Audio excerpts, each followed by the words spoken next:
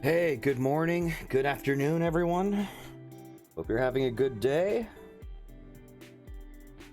We are going to return to some AI dungeon for today. I think today we'll start off with one of the default prompts. Let's go with fantasy.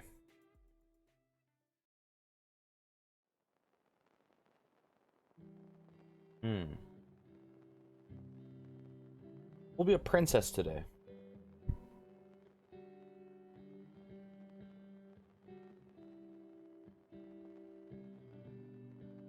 Our character's name.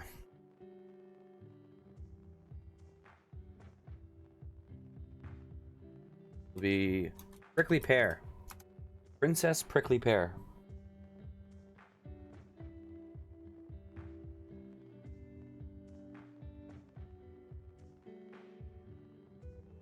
You are Prickly Pear, a princess living in the kingdom of Larian. You wake up in a big feather bed and hear a clamoring outside your door. A knight rushes in to tell you that your father, the king, has had an accident while hunting. You aren't sure what to do, so you have your servant take you to the royal physician, where he tells you that your father will certainly die from his injury. When you are on your way back home, a man in a robe approaches you and says, "Hey, Pickle! Yep, you got the emote! Woo!"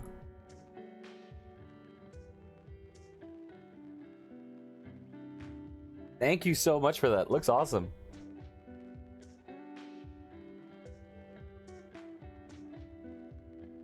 When you're on your way back home, a man in a robe approaches you and says,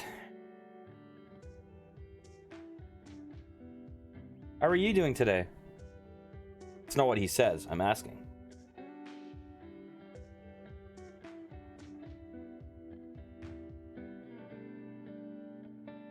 "Hello, princess. Your father is going to die, but I can save him. I need you to come with me, though. I will take you to him. Follow the man." Our father got hurt on a hunting accident. I wonder if he got drunk and attacked by a boar.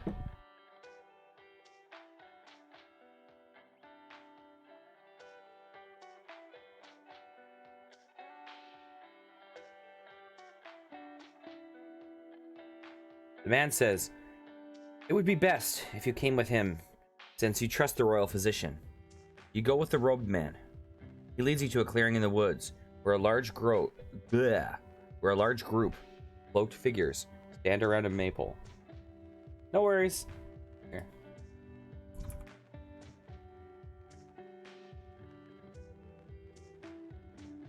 Oh, but you're listening. Okay.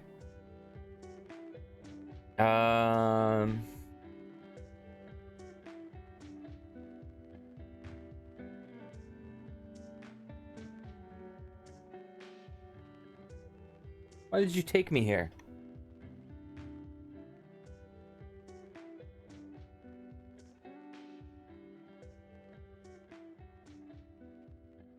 The cloaked figures begin twirling around the pole. You're whisked into the sky and transported into a magical realm. You're in a stone room with another cloaked figure. He approaches you, looking at you from head to toe. You're pretty enough, I suppose. Yes, you'll do.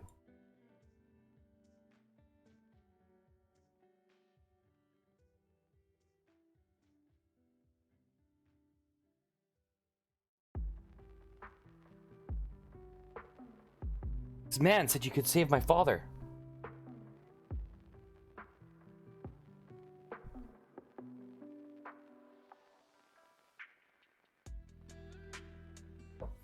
Oh, he did he? Well, we can't save your father. What? But you just...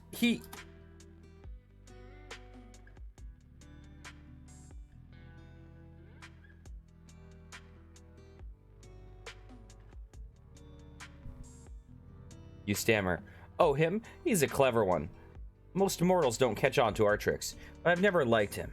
Anyways, trying to steal the spotlight. If it weren't for people like him, I would have a job now, wouldn't I? The robed figure walks over to you and touches your hand.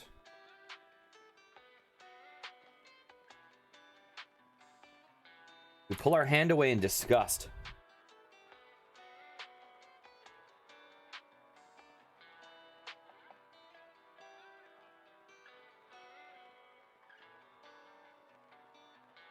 You pull your hand away and the figure continues speaking. Sorry about that. I'm sure you'd rather not catch the plague yourself. Now, the only way to save your father is with a kernel of truth. You must find such a kernel, boil it in lies, and feed it to him. Once again, the cloaked figure disappears.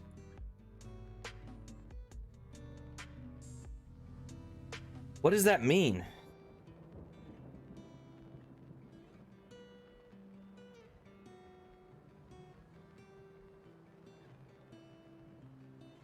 No sooner have the words escaped your lips when you hear a deep voice from above. It means exactly what it says. Good luck. A trapdoor opens up in the floor and you find yourself in a room full of straw. A wooden cupboard stands in the corner. There is a large door heading out of the room.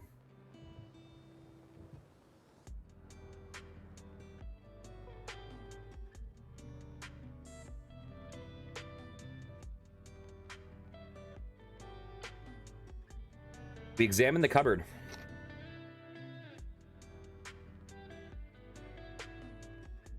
It looks old and is made of solid wood, with ornate carvings on the front.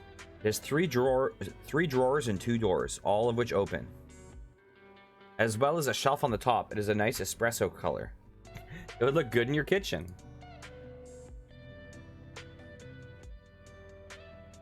Let's do this.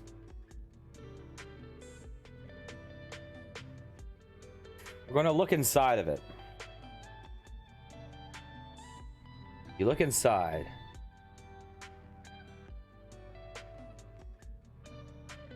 Look inside of the cupboard. You open the cupboard and see an old woman with a shawl over her head sitting in some straw. She turns to look at you, and you see a glowing ember in place of her right eye. Please, get me out of here. I'm suffocating. What the hell?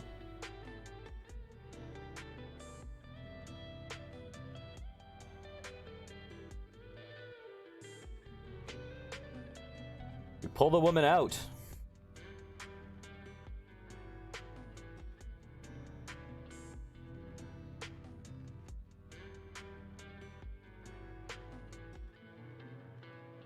You pull the shawl off her head. She looks at you gratefully. Thank you, you saved my life. Who are you, you ask? I'm Baba Yaga, the wise woman. I know your quest, and will help you on it.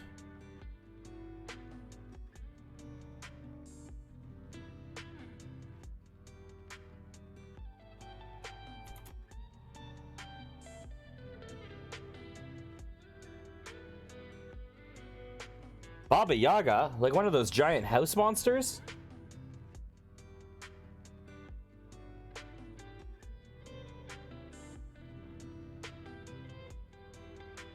She chuckles. No, not at all. Those are a misconception from several stories. I'm much closer to a witch. So, will you help me? She smiles.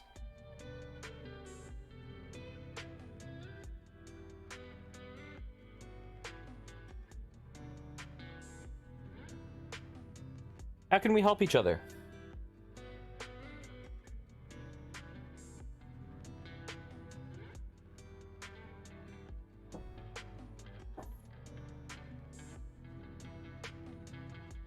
She looks at you and then says, I will help you on your quest in exchange for a favor. When you come back, you will free me from this cupboard. You hesitate. It's either that or you go face your father's fate. You decide. You ponder your decision.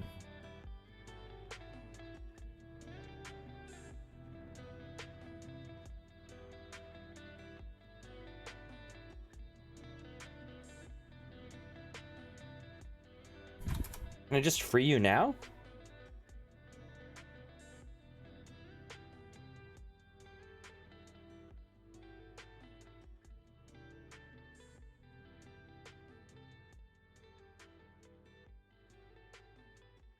Why are you in then? She cuts you off and continues. I'm only telling you the truth. You may free me now if you wish, but on your quest, someone will ask you a question. Give them the answer I give you now. We will be even. You ponder her offer for a moment. Hey, Wrigley.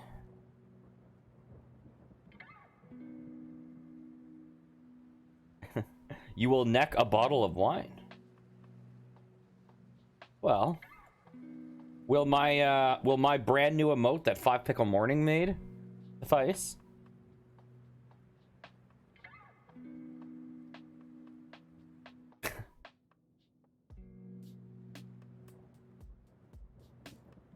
Okay, I'm only telling the truth. You may free me now if you wish, but on your quest, someone will ask you a question.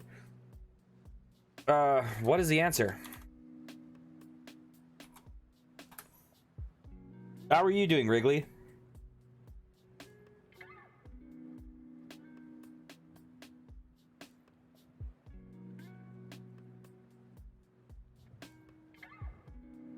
Are you sure that you want to know? Can you think about it for a moment and then say yes? What is the question? Is there more than one answer? She smiles. Yes, there is always one. More than one answer. Okay.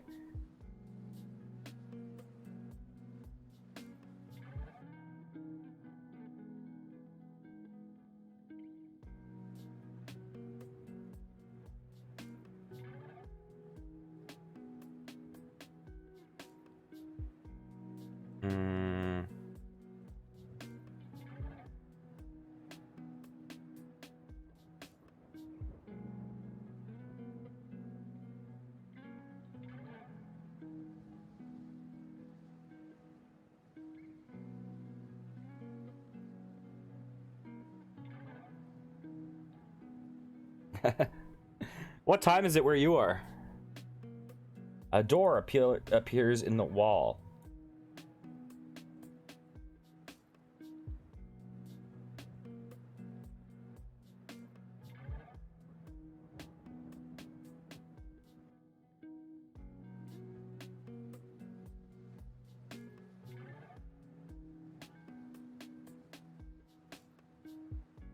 Oops, I meant to look at the door. Oh well. The wall is made of rough stone and mortar, with a wooden door set into it. The door has an old iron handle and a rough round knob made of brass. The door is surrounded by scorch marks, and black soot covers the stone surrounding the door. Whatever was behind this door burned hot enough to melt the metal and not the stone. Oh, nice. So are you in like the like UK or something like that?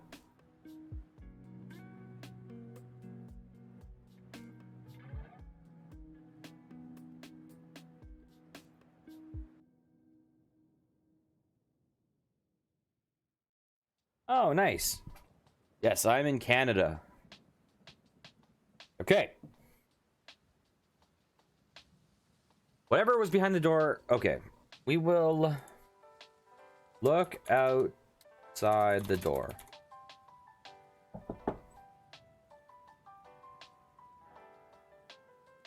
You look outside the door.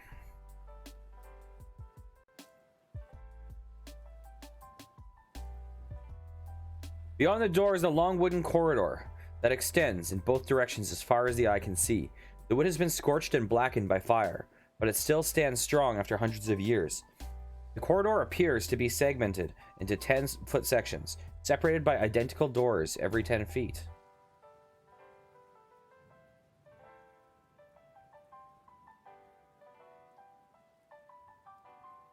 How should I phrase this?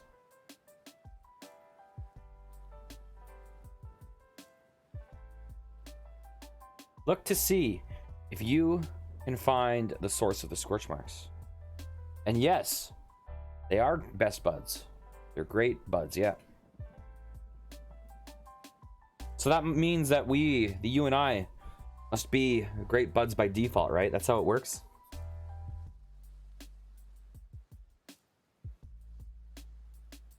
You look at the scorch marks.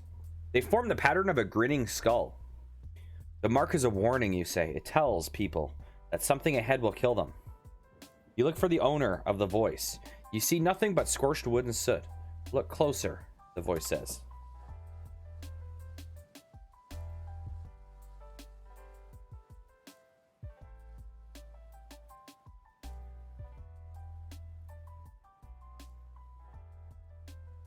Or you'll be next.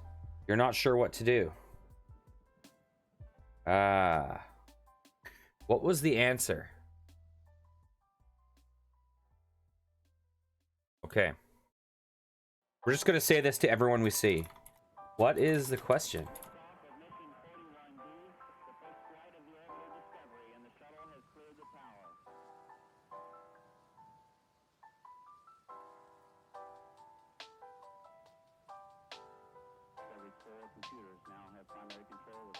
What is your question, you ask? Open the door and find out. How do I open the door? You hear a voice saying the door can only be opened from the other side. However, you may still pass through it. You feel a gust of wind hit your face. Walk through the door.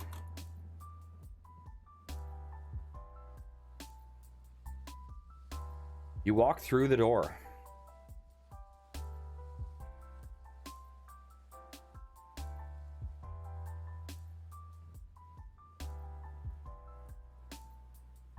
As soon as you enter the room, the door slams shut behind you. The sound of laughter echoes through the room, but you see no one there.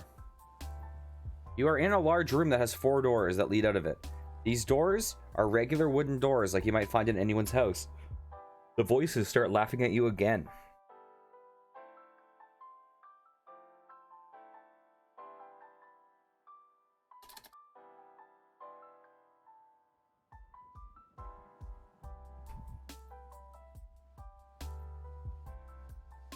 So something in here will kill us, apparently.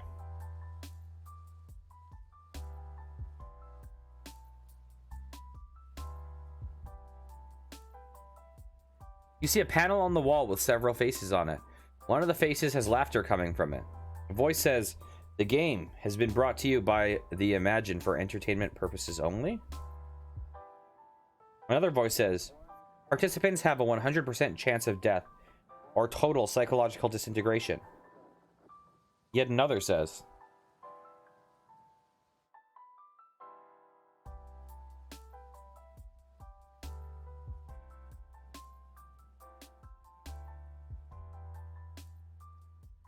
"This is the mind rot experiment. Are you sure you're ready?"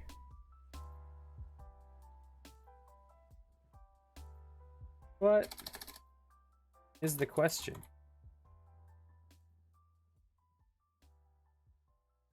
I'm going to try this. I'm going to keep trying it.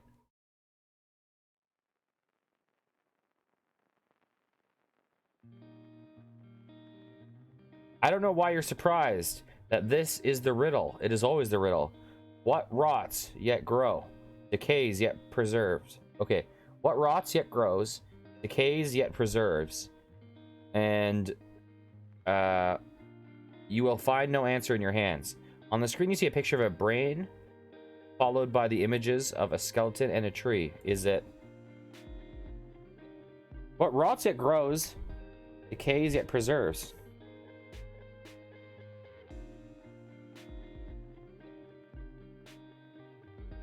Let's see if my character can solve this riddle.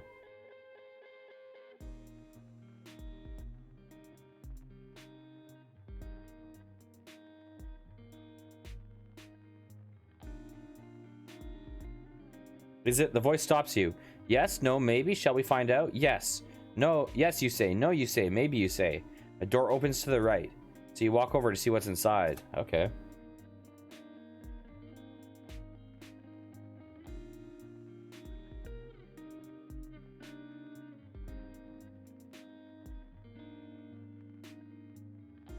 You're sitting in a room with a man and a woman. They both scream at you. It's a trick. It's a trick. Over and over. You look down and see that there's a large vat of acid beneath you. TV screen lights up in front of you. On it, you see the face of a man.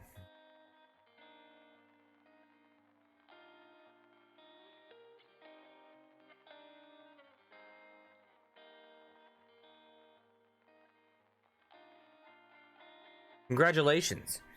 You've reached the mother of all riddles. The answer is a trick. The key is to deceive those who are trying to deceive you. So long as you continue to believe the lie, the door remains locked. Are you sure, you ask? Absolutely sure. In that case, we will open the door, not believing it is locked. That is the lie. The lie is that it is locked in the first place.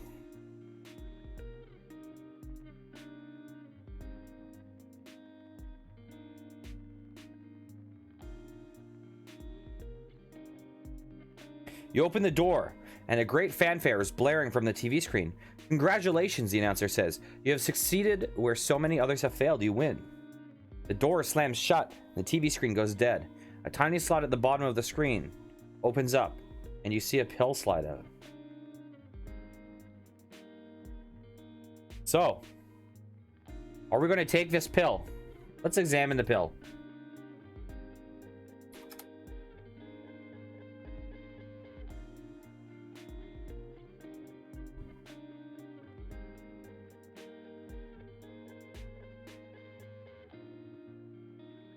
The pill is tiny and circular, with a diameter of about 1/4 of an inch. It is light blue and translucent. It almost looks like a large drop of water has been added to the mixture. You hold it up to the light and notice that inside of this pill seems to be a hexagonal pattern like a honeycomb. You know what, though? The cure for our father was supposed to be a kernel of truth wrapped in lies. And based on this riddle and these lies, this pill might be what your father needs. Think that this pill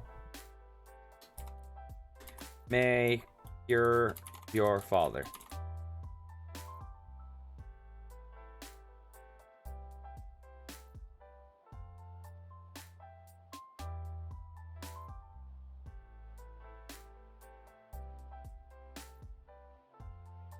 You hold the pill up to your father, who is still on the floor. He coughs and starts to get up. He slowly stands up and looks around, wondering what he was doing there in the first place. What are you looking at? He asks, obvious confusion in his eye.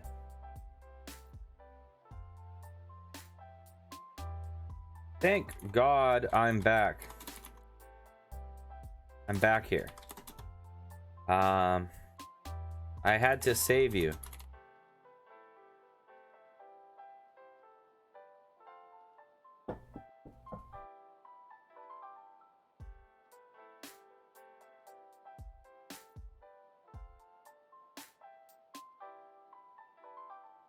You sure you should have taken that pill?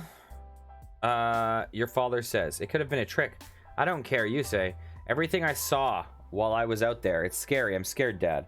It's just a pill, he says, putting his hand on your shoulder. I just want you guys to know that if your father ever says to you, it's just a pill, don't, that is terrible, terrible advice. It's just a pill. Oh. Awful fatherly advice.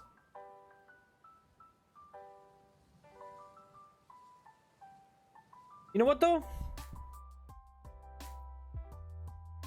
We'll start that as a micro story.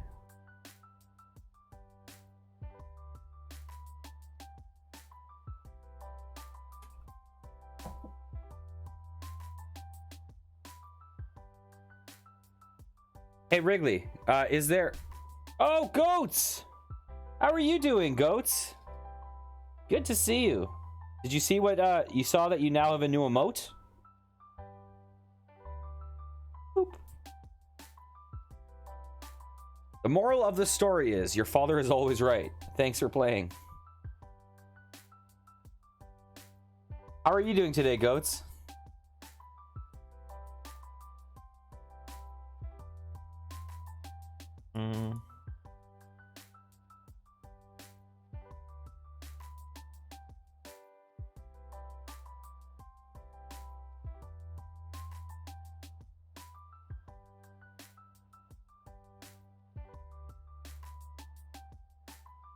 Yep.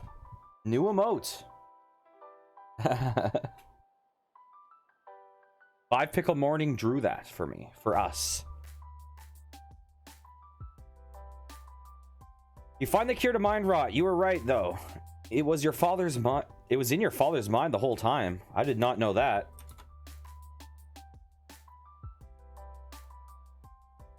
Okay, afterwards, Baba Yaga.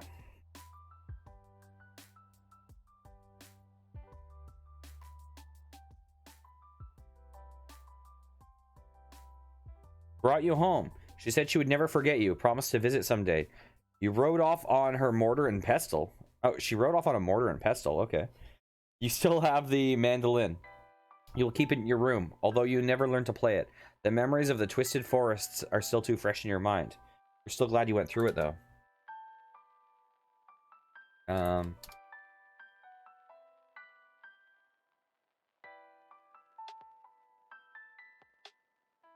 After you solve the riddle, the king. By the way, goats. So I'm wrapping up this. Whoa. That was dramatic. After you solved the riddle, the king was cured of the mind rot. The whole kingdom celebrated your name, but you didn't care about that. You just wanted to hear you just wanted your dad healthy again. Your dad didn't really understand what happened. He never asked what you did in the woods or where you went. He seemed content believing that you had a mystery adventure in the forest. Okay, goats. After we wrap this up, if you want, I would love to do a custom prompt that you think of. Like the first, you come up with the first setting of this story that we will play, if you feel like it. Okay.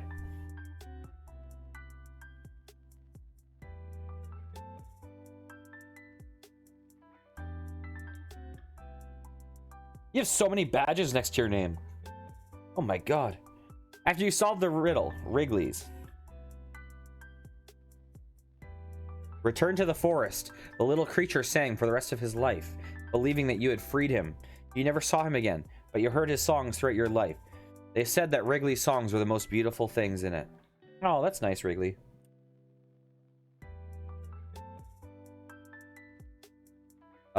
Okay, I'm willing to.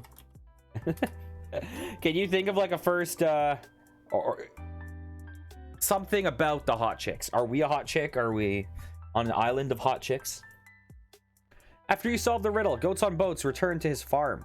He said it was the best thing he ever did, and enjoyed living out the rest of his days on the farm. As you solve the riddle, Simon Says returned to the carnival life. He's still traveling around with the carnival, and will continue to do so until the end of the days.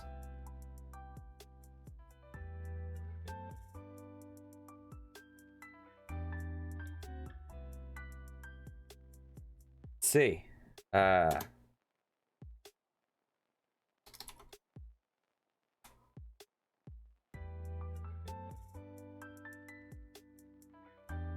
Afterwards, 5 Pickle Morning.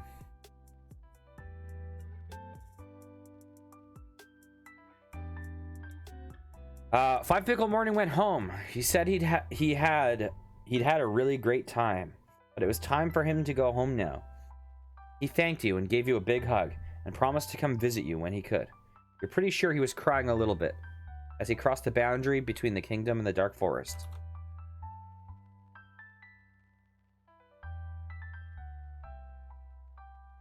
And after you solve the riddle, Curly.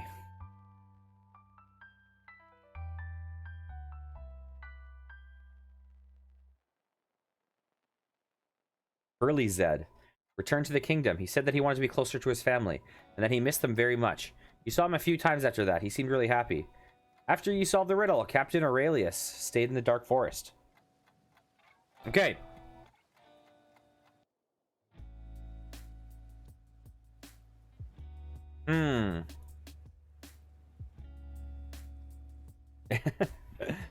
So, what is this hot chick's prompt? Or do you want the oh, never mind.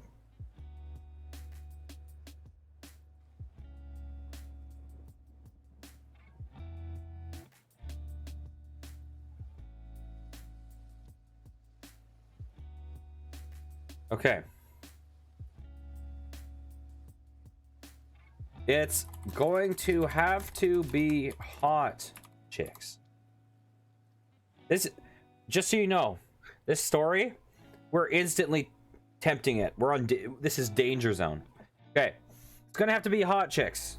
You say as you land on Hot Chick Island. That's the prompt.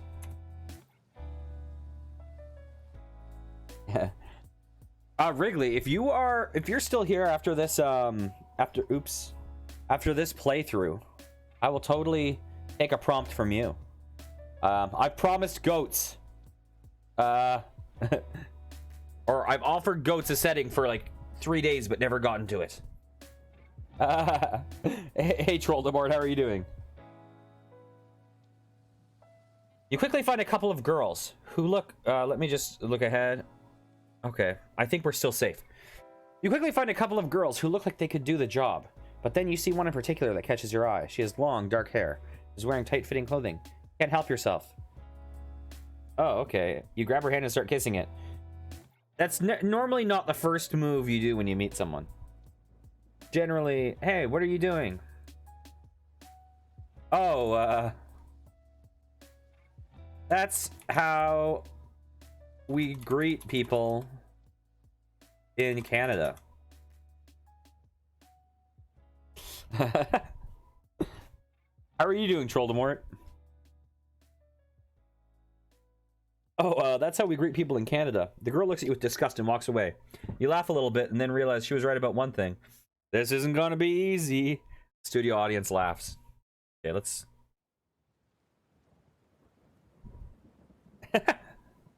Yeah, disclaimer. Do not view anything that happens in the following adventure as dating advice. Okay. Look around.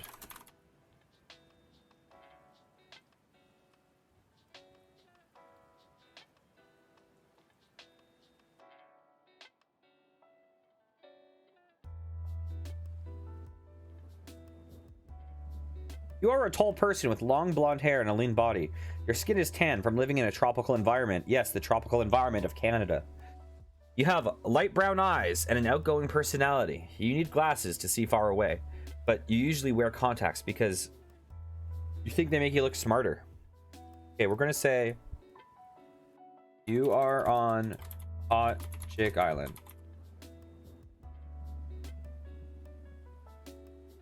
I'm not sure what to put here. You look pretty nice. You gained 10 points. Okay. Look to see if there are any businesses open. Let's see.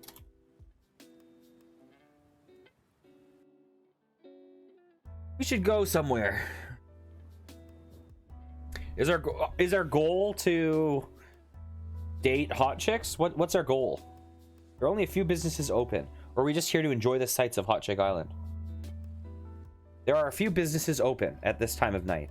There's a coffee shop, a bar. We're not going to the adult entertainment place. You don't think the coffee shop would be open, but you see the lights on in the bar and the adult entertainment place.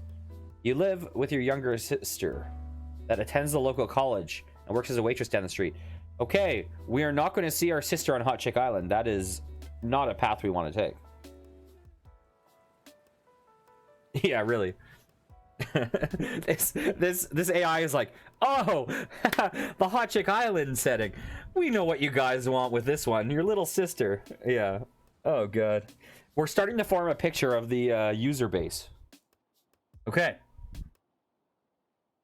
Go gambling with our lives. Okay. Approach the bar and find out it has an underground cage fighting ring.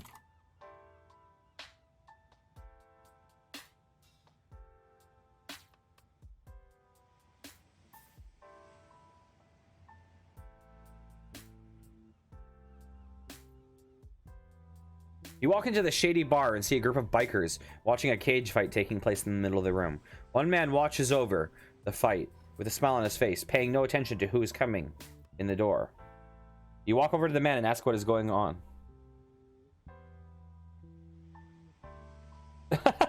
Really?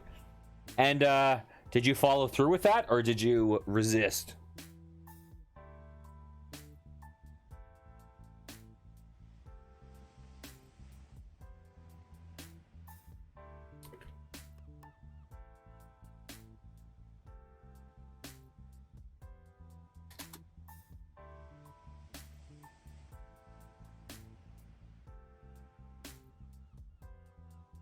Just to be safe. Just to be safe.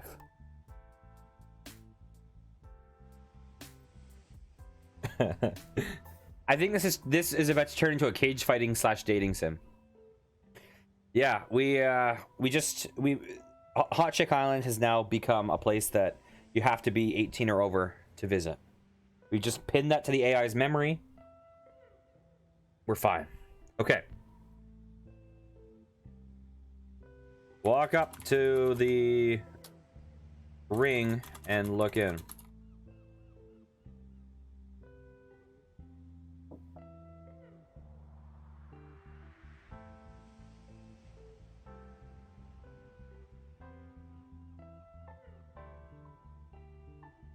You look in the cage and see a man covered in blood, facing off against another man.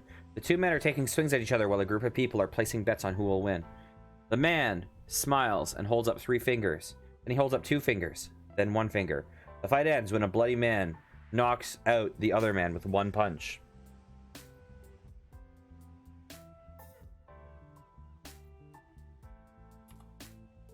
Climb up towards the cage and ask to fight. You say, I've never won a fight in my life. Let's do this. I'm betting all my money that I will win.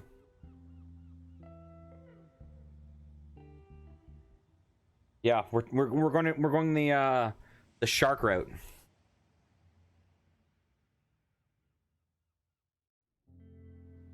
Very obviously. I'm basically like, hey, you guys want to play pool? I've never played pool. Well, I have, but I've always lost. I'm the worst ever. Want to play? I'm betting all my money on myself. You climb through the gate and immediately see a fist flying at your face. You dodge the punch, but slip on a puddle of blood and fall backwards. You try to get up, but are kicked in the face before you have a chance to. You get back up and, taking the blow, begin to block your opponent's attacks.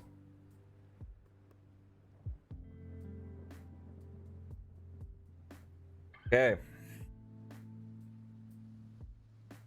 Point to the hottest chick in the bar to distract the attacker.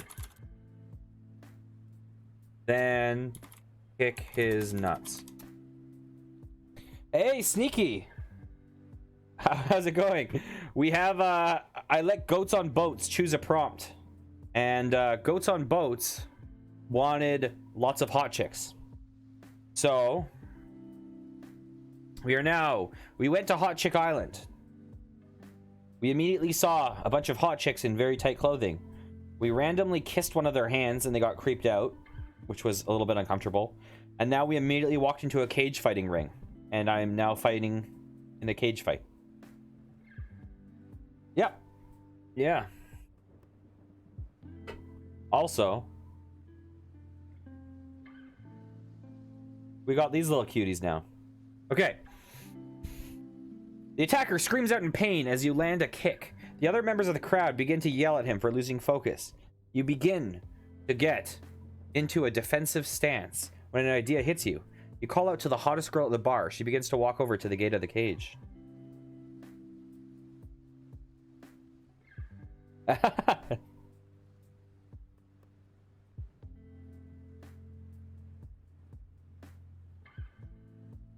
We have something in common. Okay. You motion for her to come closer and she complies. You tell her to keep the crowd's attention on you. To keep the crowd's attention on her, and you will take advantage of their lapse in concentration. Then leap from the cage. The crowd begins to chant as the girl dances for them. You climb over the back of the fence and head toward the bar. Okay. So we fled the cage in the cage fight. We're gonna grab alcohol bottles and smash them on the attacker's head. Oh, really? This is the one where you were like a wizard and you were taking over just a shit ton of places.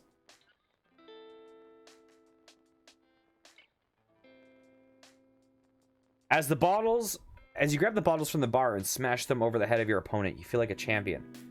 The crowd cheers as you easily dispatch of your opponent. After cleaning yourself up, you head back outside and wait for the next fight. Dang, I have to do another fight? The next fight starts with 2 people in the cage this time. Yeah, I was the worst shark ever. Just like, so obviously being like, I'm the worst. Don't bet on me. By the way, I'm betting completely on me. Okay. Tell each of your attackers that the other attacker called them fat in an attempt to get them to fight each other instead of you. Let's see if this works.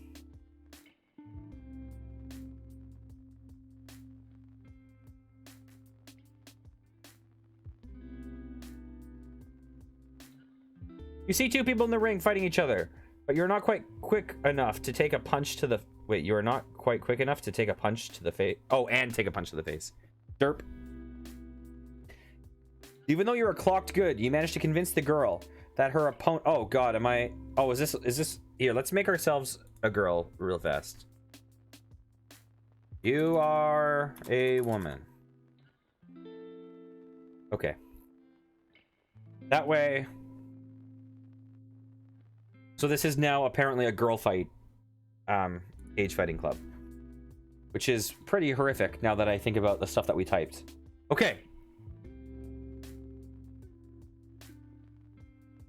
Oh my god. Yeah. Now that I'm thinking back, yes, this is an awful cage fighting ring. Oh lord. Anyways, well okay, so this is clearly a what do you call it? Like a unisex cage fighting club. Okay. Even though you were clocked good, you managed to convince the girl that her opponent said she was fat and go slap him. Hey, we're all in this together. It's gonna be my defense. Yeah.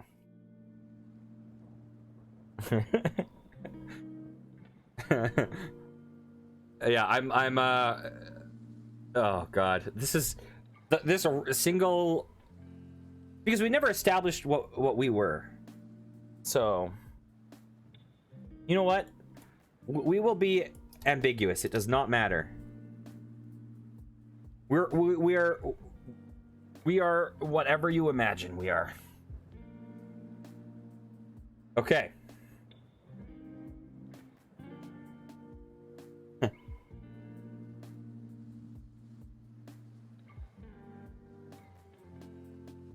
Watch your opponents fight each other while you chat with the hot chick outside.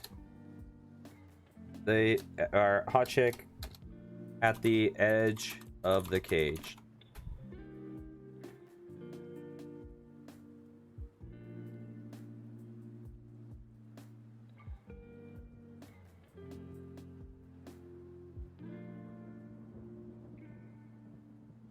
You chat with the girl for a while, but as soon as you begin to convince her to leave and go someplace more private, the next fight starts.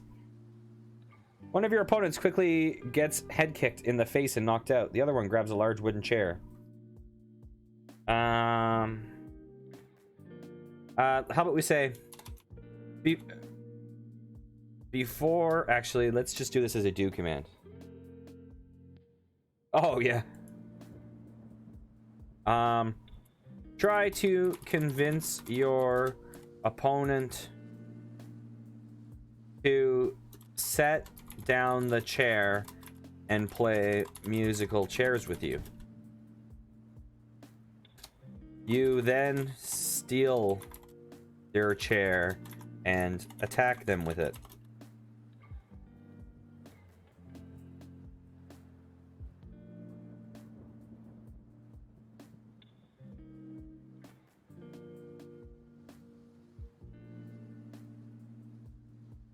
With the two of them arguing over who should throw down the chair first, you convince them that there's no need for a chair, if there are none left to sit in.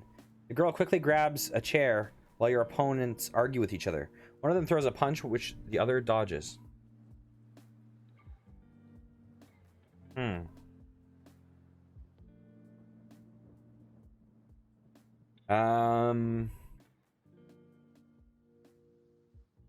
This is the last fight of the night. And the winner will take home the grand prize.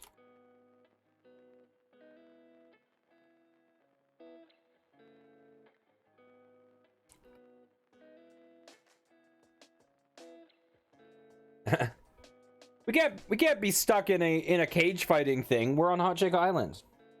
We can't be stuck here forever. The last fight begins, and you see that your two opponents are evenly matched. Back and forth they go, each landing punches, but taking a few as well. You look around the crowd to find any weaknesses you can use for your advantage. Pick up the unconscious. Well, we could declare the prize, or we could let the AI. It could also be a billion hot chicks, goats. Pick up the unconscious bodies of your previous opponents and throw them at your current attackers. Oh gosh.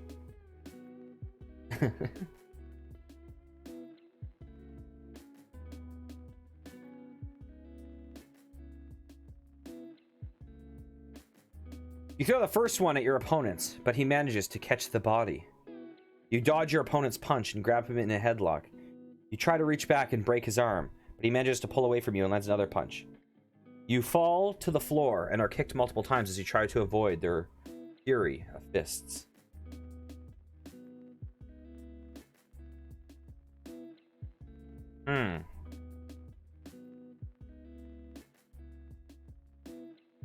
You pull down your opponent's pants to embarrass them in front of the crowd.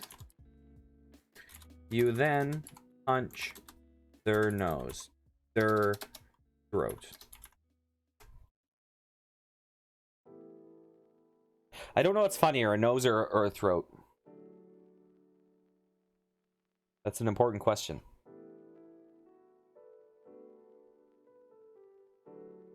You pull down their pants and the other guy charges at you and hits you full force in the face. You fall to the floor. But before you can get up, you're stomped on repeatedly by the 200 angry spectators. You lose consciousness under the crushing weight of humanity and never wake up again.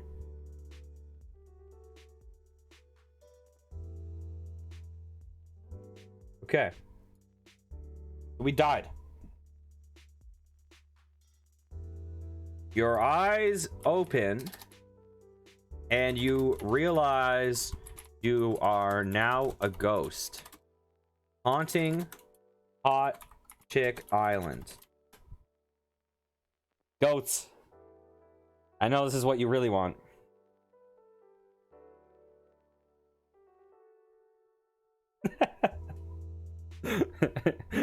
Hey, go. Then you have the displeasure of meeting a troll who lets you know that oh, is this Troldemort? You then have the displeasure of meeting a troll who tells you that they are building condos on your grave. Listen, goats. We're now a ghost that can walk through walls and go invisible. So if you want, I can send you this adventure for you to play off stream. Okay.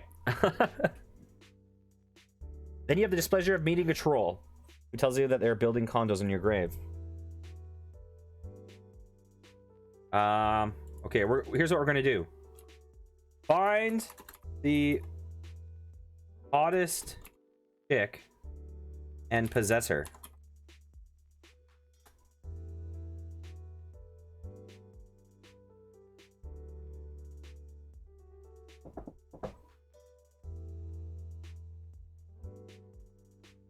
This setting.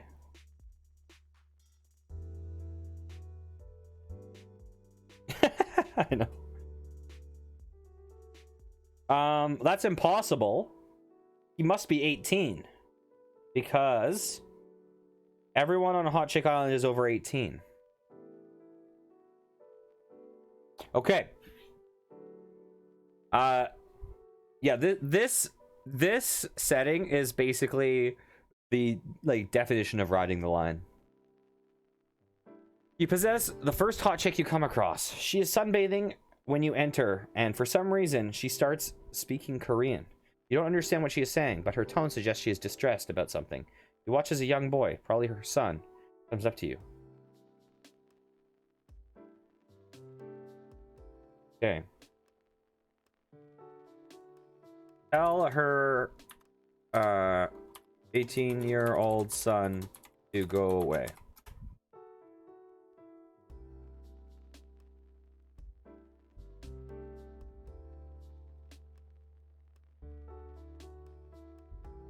I have no idea where we're going with this. Oh.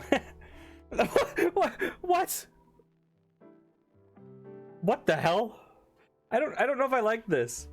The woman ignores you and continues speaking in her foreign language. You realize that this is a lost cause and try to leave her, but you can't. You're trapped with her until she dies. And watch her son rub sunscreen on her back while she talks on the phone with someone about their dinner plans. Oh no. Oh no. This did not go at all like I'd hoped.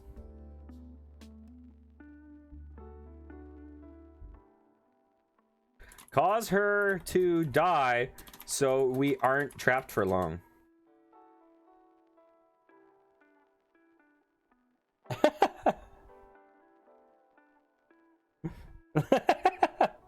Yeah, the game is like...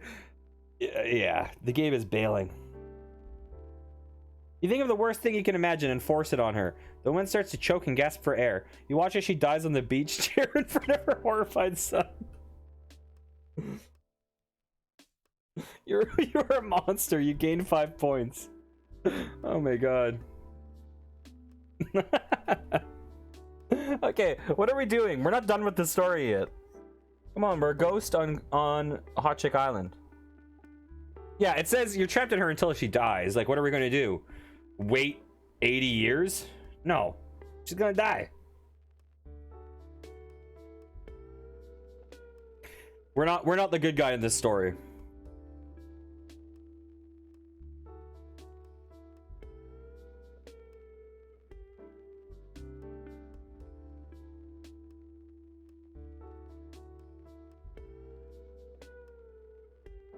Her son is investigated and charged with murdering his mother.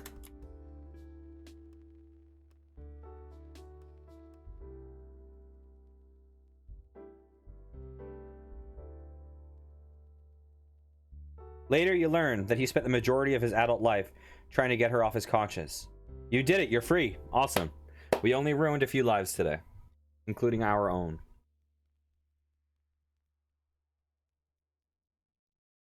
Okay.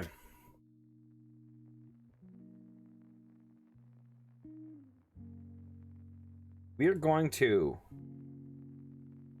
haunt the beach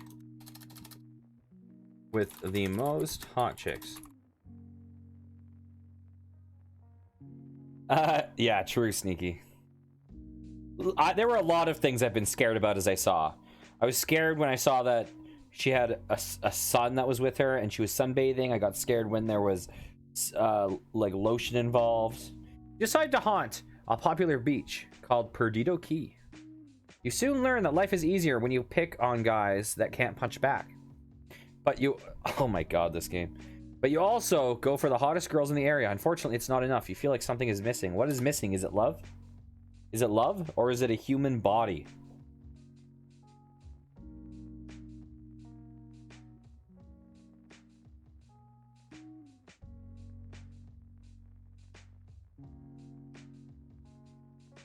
You realize that you need to find a way to continue getting attention after death. Oh, okay.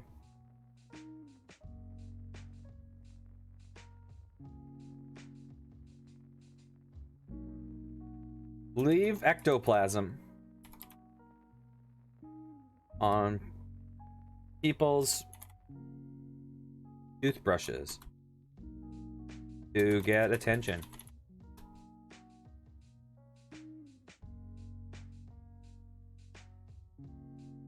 So we're gonna leave some ectoplasm around.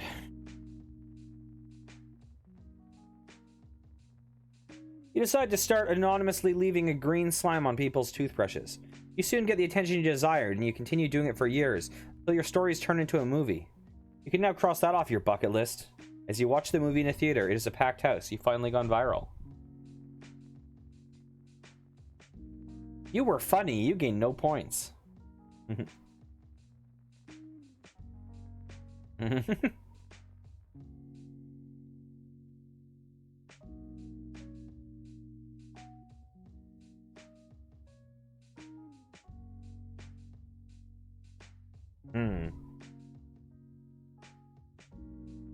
Okay.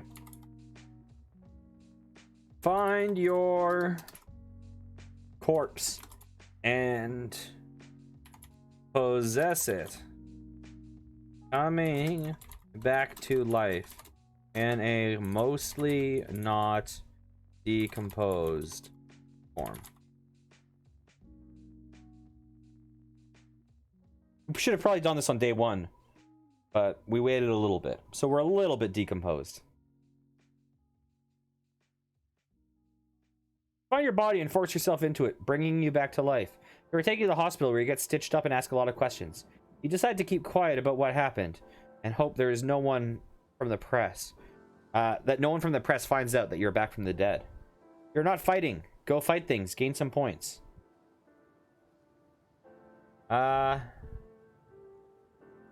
Look to see if the hospital staff is made up of hot chicks.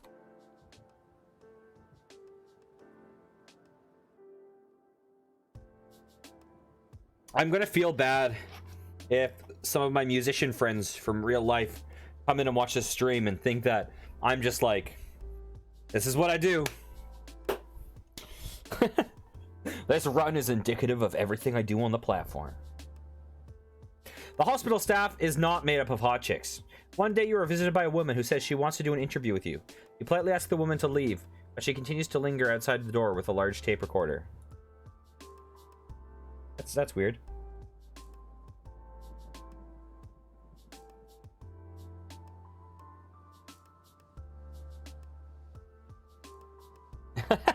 No, I'm enjoying it. I'm just saying, let me put it this way. I'm totally down with this run. It would just normally be on the other side of the filter, but since someone else is like, let's do this, it's now jumped across that filter. Okay, you run out the back exit and escape to a small town called Silverdale.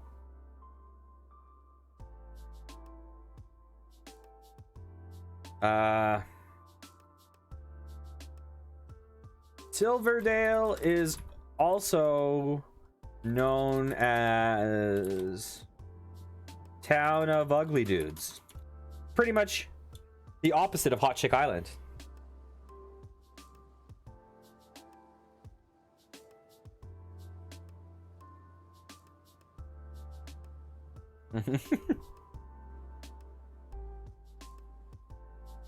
Silverdale is also known as Town of Ugly Dudes, or TOWD, by its inhabitants. Wow, okay. Over the next few years, people from Hot Chick Island begin slowly moving to Silverdale, and soon it becomes a popular tourism spot. You are asked to be part of a reality TV show called Hot Chicks and Ugly Guys. Wow.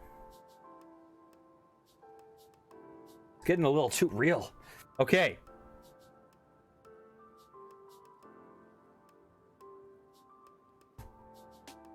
We agree to participate.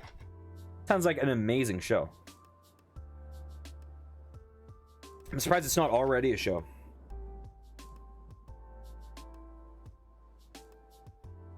You begin your job as a busboy in the local diner and are asked to live in the storage room above it. You agree and soon meet all inhabitants of Taud. You hope your life here will be better and free of ghost-related incidents. Okay.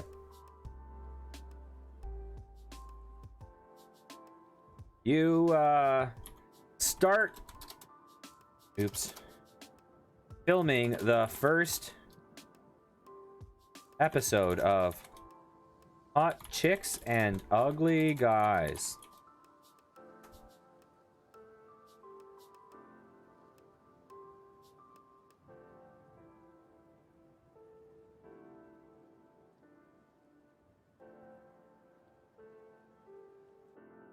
Now the question is, am I a hot chick or am I an ugly guy? We don't know. You're informed that the owner of this diner you work at, you are informed that the owner of the diner you work at is also the creator of the show. You will be living with 7 other guys in a small house for the next year and film 24/7 as you compete in various challenges to win $100,000. You look forward to winning the money so you can afford plastic surgery to fix your face. Looks like we're an ugly guy.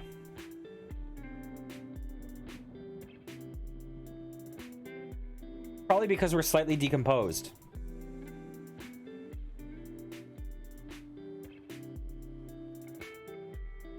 You arrive at the house with the other 7 other guys and are quickly introduced. There's Hammer, a construction worker, Denny, a college student, Adolf, a personal trainer, Aaron, a hitchhiker, Vin Diesel, a Hollywood actor. Ooh, shots fired, AI Dungeon. Steve, an aspiring British musician, and Travis, a high school teacher. Oh gosh.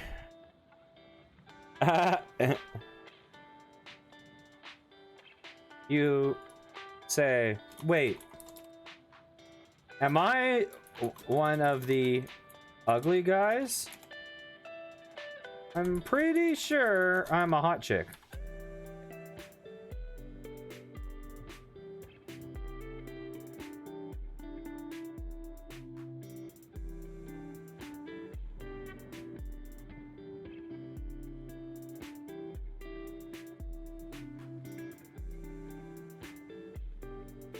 You are told that you are both... Wait, you were told that you are both, and you guys will be competing to see which is the ugliest. Hammer is a muscular tan guy with a shaved head and a big beard. He seems nice enough. Denny is a skinny, pale guy with long black hair streaking down his face and sticking out the end of his shirt. And Sneaky. Maybe this takes place in the future. We don't know what happens to Vin Diesel. Maybe he's half decomposed too. Maybe he possessed a Korean woman and killed her and then repossessed his own body a few days too late. Adolf is a big, shaved, muscular guy with a faux hawk. He has a lot of tattoos and reminds you of someone, but you can't quite put your finger on who. I guess so. And what, whoever is the ugliest gets to date a hot girl? Like, is that the game? Oh wait, no, you get $100,000. Where do the hot chicks come in? Vin Diesel is an actor you've loathed for years. Vin Diesel. Everyone knows Jason Statham is the better one.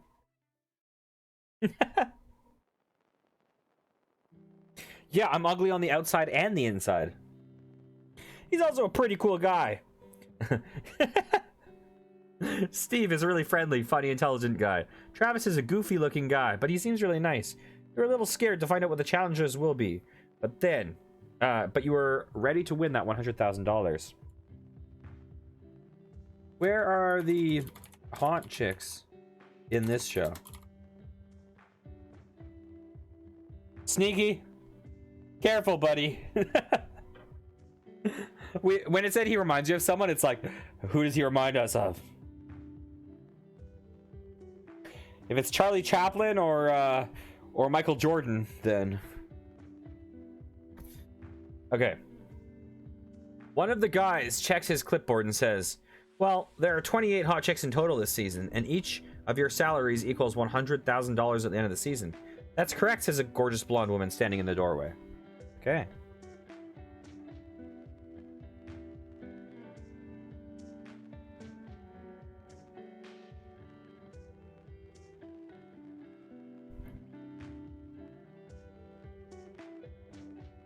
You say, let's get this challenge started.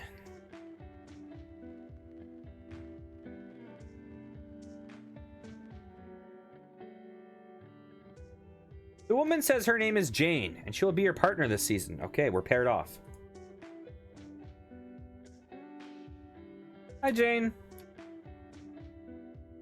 My name is... wait. Do we want to, do we want... Okay, actually, let's just say this. Introduce yourself to Jane.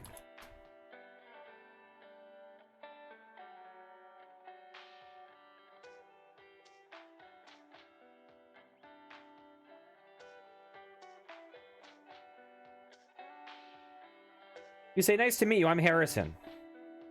Jane smiles and shakes her hand. Jane asks, do you know what Team Endurance is all about? Not a clue, you reply. Jane explains that this season is made up of 3 different challenges. The first challenge is called Truckers. Okay.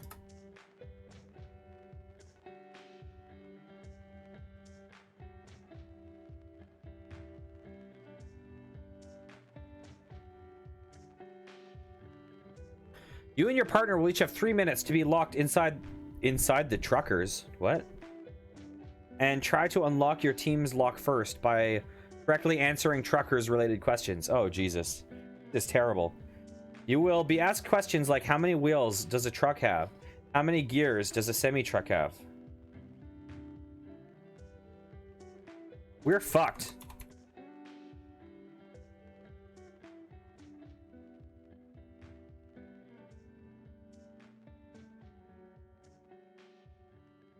Fucking Vin Diesel knows how many gears these trucks have. We're screwed.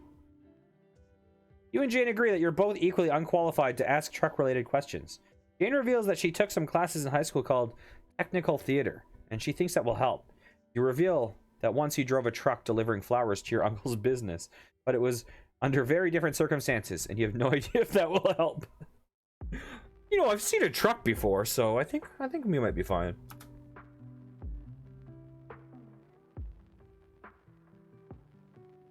This is a terrible game show.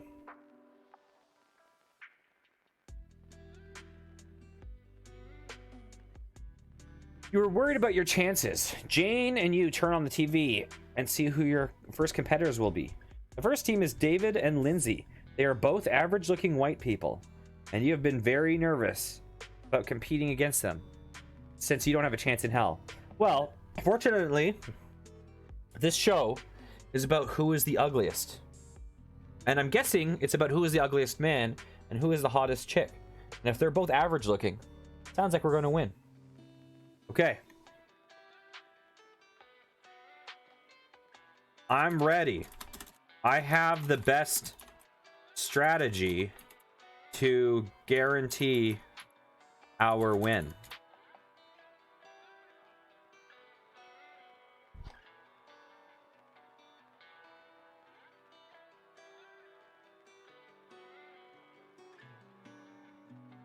Explain to Jane that you'll take all the questions that Lindsay takes, and she will take all the ones David takes. The strategy is foolproof, since there are no wrong answers and guarantees at least half the questions will be correct. What?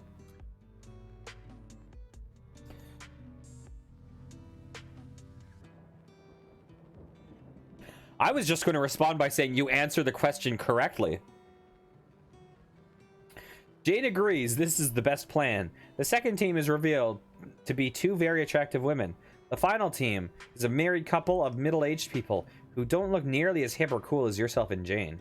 You and Jane are very confident you will beat them. The host reveals the first question.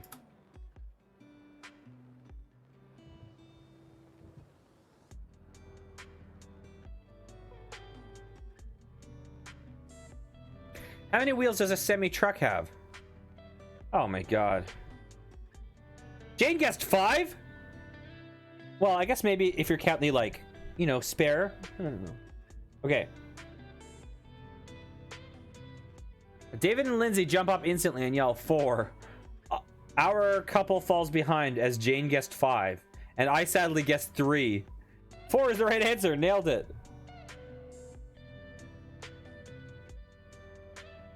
I guessed 3 to even out Jane's answer of 5. Therefore, we are correct. We're going to talk about... They both yelled 4. She yelled 5, so I said 3. We had to even it out. Let's see if we get the point. You whisper to Jane that she should say we are both right. She whispers back that it won't work since we missed the first question, but she agrees it's worth a try. The host turns to us and says, "You are correct." You are correct, you say. And we are correct, you say, pointing at yourself and Jane. So our strategy is to just bullshit our way through this. Whisper to Jane that you can win if you bullshit your way through this.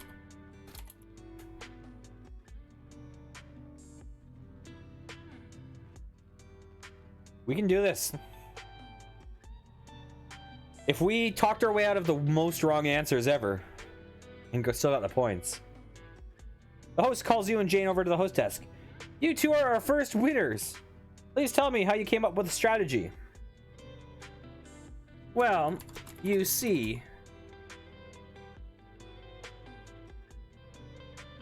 we banked on the idea that this show is dumb. So we took advantage of that.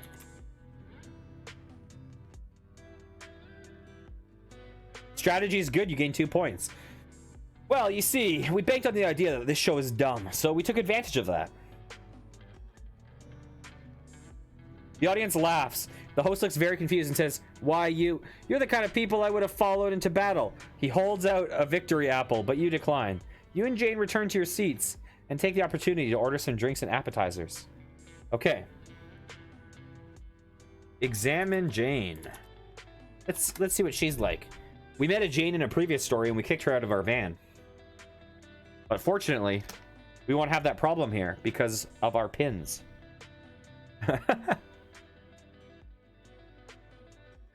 Her face is thin and angular, but very soft and smooth.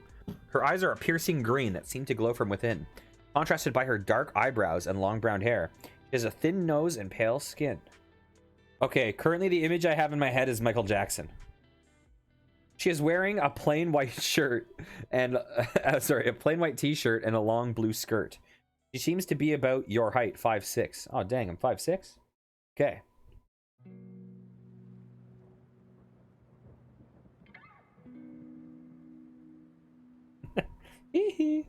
Okay.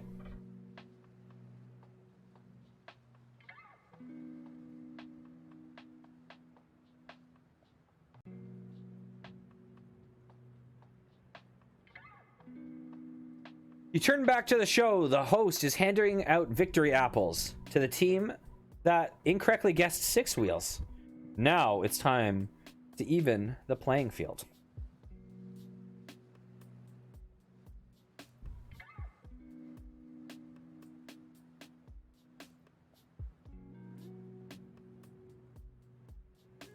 As it were, David and Lindsay, please come collect your apples. We will reveal a new category and clue. You watch as the opposing team painfully eats victory apples. The category is things you'd find in a hospital. The clue is... Oh, then it's perfect.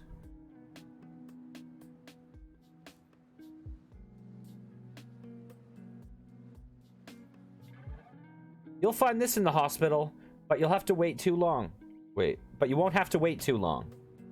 The host hands the contestants a new set of apples. You only get 1 bite at this. Oh, nice pun.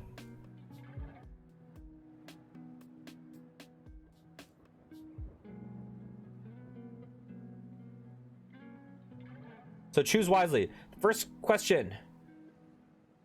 The first contestant, choose on the apple for 30 seconds before swallowing. The second contestant, choose slowly and also ends her chew after a minute. It's a clock, says the first contestant. No, It's a thermometer, says the second contestant. Are you sure?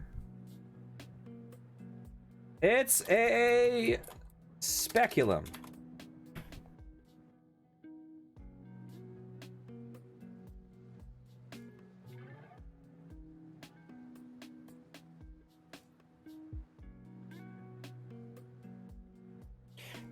The first contestant looks very angry and embarrassed as the host laughs. The second contestant wins the apples for her team. The category is nursery rhymes. For 5 victory apples... Oh. Hey, gamer guy, how are you doing? The category is nursery rhymes. For 5 victory apples, what does Humpty Dumpty say when he falls off the wall? Asks the host. The other team has already eaten their apples and is desperately trying hard to remember. Humpty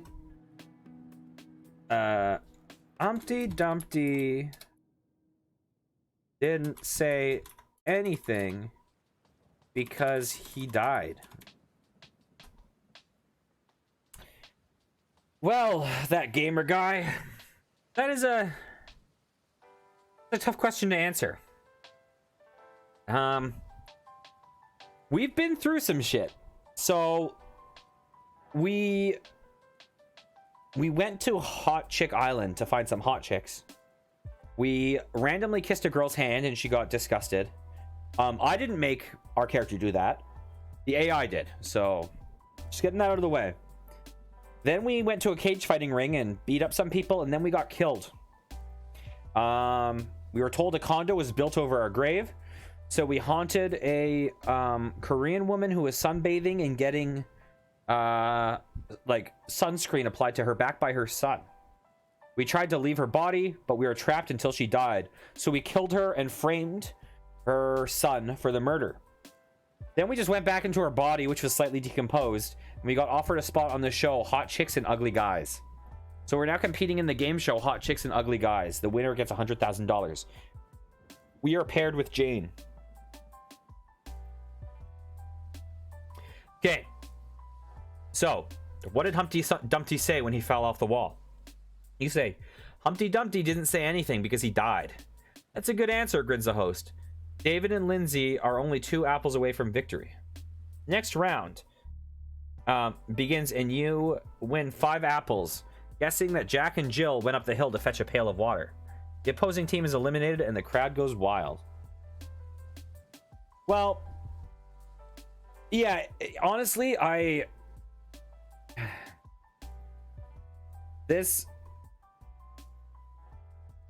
if I could go live in the internet, if I could, like, plug my brain into the Matrix, you know, this would be the world I would choose to live in. Humpty Dumpty is in this story because okay. We did a game show. The game show had 3 challenges. First challenge is, name things about trucks. How many wheels do trucks have? The correct answer is 4, but we won because we said 5 and 3. The second question was things you find in the hospital. We said speculum, and no points were awarded to my knowledge. The third one is nursery rhymes. So that's what's going on.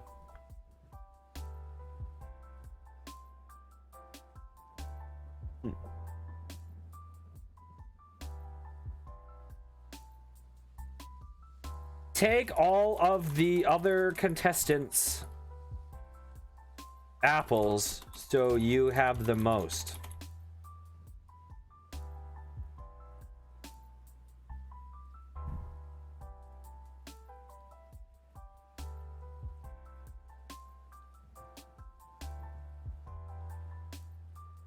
The final round begins.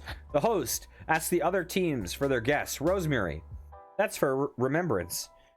They respond quickly with sweet, correctly guessing the answer. That was part of the traditional wedding ceremony.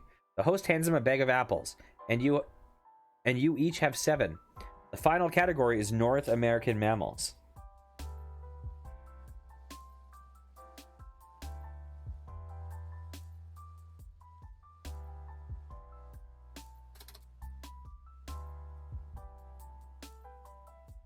So this category is North American mammals. We just yell, the beaver! That's true, Goats. That is a very good point.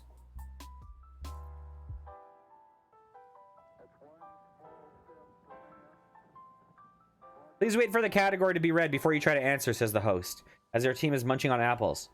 You get a letter wrong, and it's down to your last apple.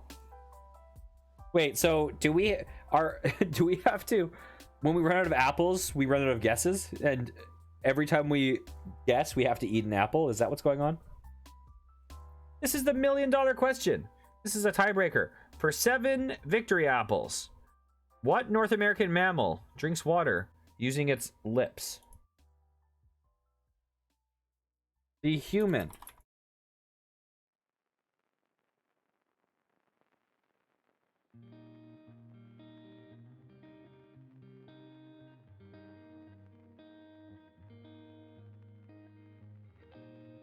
The answer we were looking for is, the host says, it's the beaver.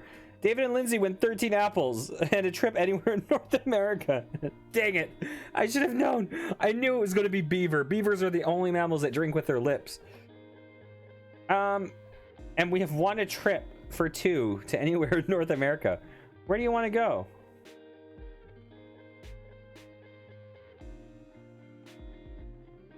Sarcastically mutter to hell under your breath.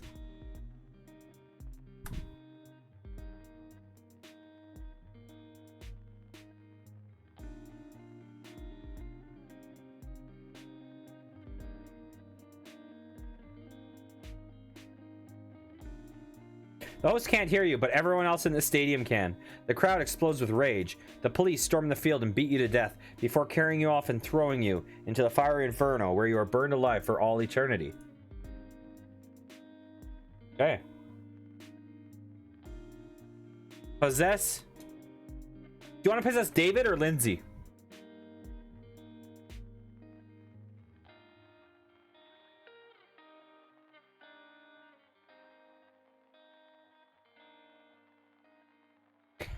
Or do you want to end it in the gate, in burning in hell as we deserve? That's the other possibility.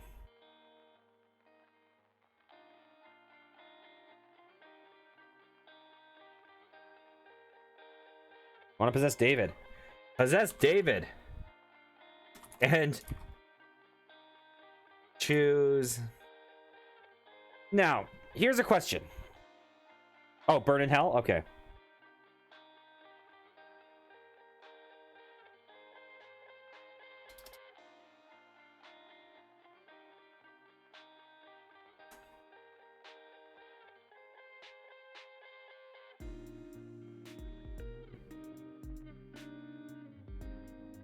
Hey, what poll did you want to do?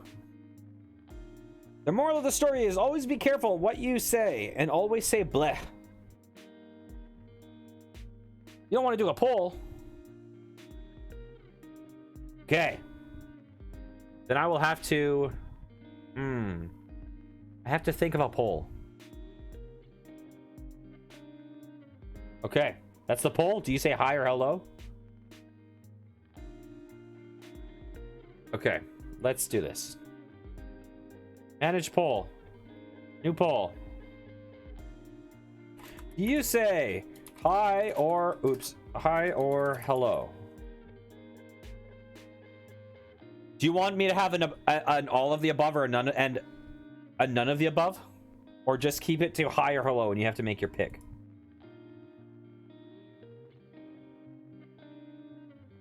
Just keep it as hi and hello. Okay. We're going to make it... You have 1 minute to answer.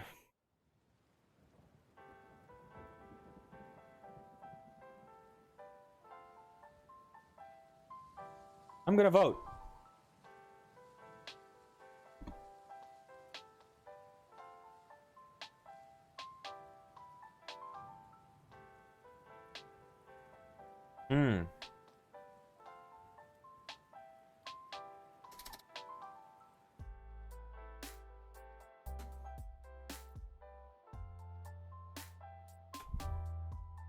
After your death, you...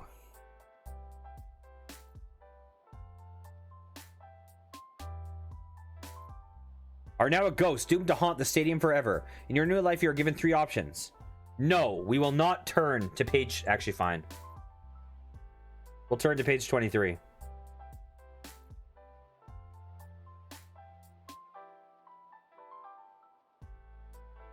Okay. High wins on a vote of 3-2. Congratulations, High.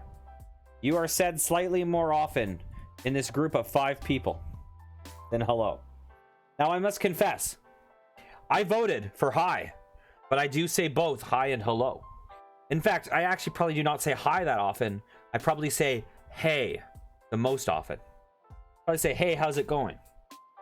But, yeah. Okay. The book's binding falls apart as you turn to page 23. The pages blow out of the book like birds taking flight. A hand seeps through the pages and stabs you in the palm of your hand. Blood squirts out of the wound as you scream in agony. Wow, that's a piece of shit book. Hey Carlos, how's it going? Yeah, hail. I'm a permanent fantasy LARPer, so I always say hail. I always say hail, traveler. Okay. After your death, Jane.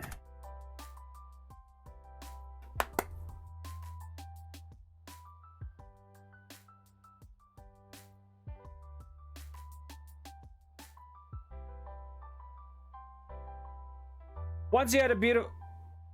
Oh, I did the wrong command. We'll undo this.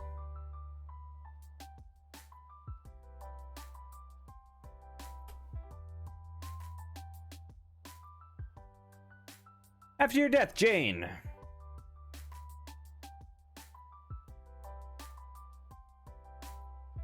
Finds you. You tell her your story and she laughs in your face. She dumps you for a college kid. You eventually kill yourself because life has no meaning without her at the end. No single person is worth that ending. Especially not just a random contestant on Hot Chicks and Ugly Guys. Gamer guy. So to answer your question, so I basically, you know what? Okay, I'll do. We'll finish this story and then I'll answer your question. Okay. Just remind me once we get to the end of the story.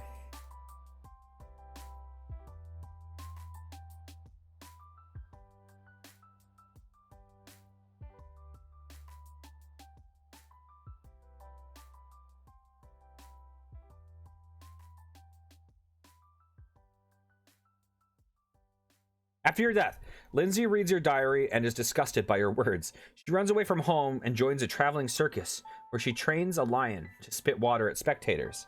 After your death, David turns into a raging alcoholic. He marries 3 times and beats all of his wives. Oh, Jesus Christ. He dies of liver failure at the age of 55 and ends up in the lake of fire for his deeds. I've never been so happy to see someone die of liver failure at the age of 55. Okay. After your death, Vin Diesel.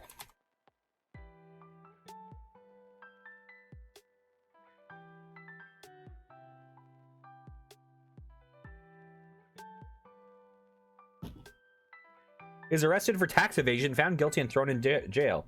Steve goes into seclusion and spends the rest of his days writing music no one will ever hear. Aaron kills himself because he has lost the only person who ever loved him.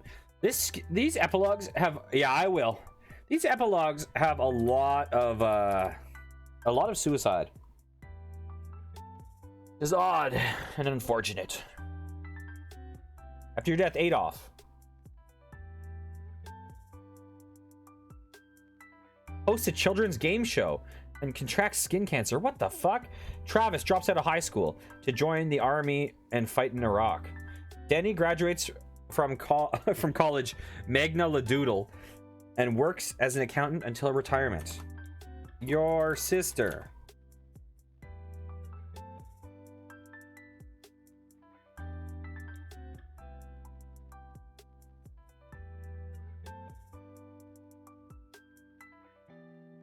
Bessie gets a master's degree in English and becomes the head of a prestigious private school. Your mother mourns her death and dies of a broken heart soon after. Magna-La-Doodle. Yes. Okay, after your death, the imprisoned son of the dead Korean. By the way, I don't actually know that this woman is Korean. I just know that she was speaking Korean. So I'm making an assumption here. Okay, that is a good idea, Carlos. I approve of that.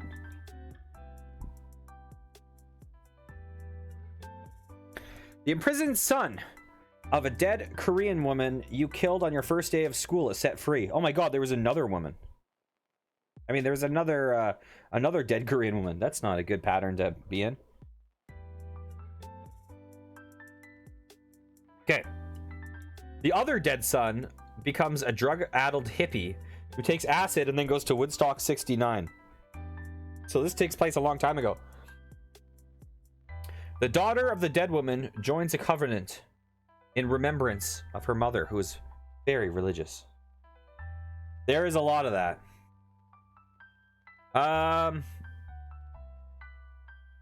Okay, what else?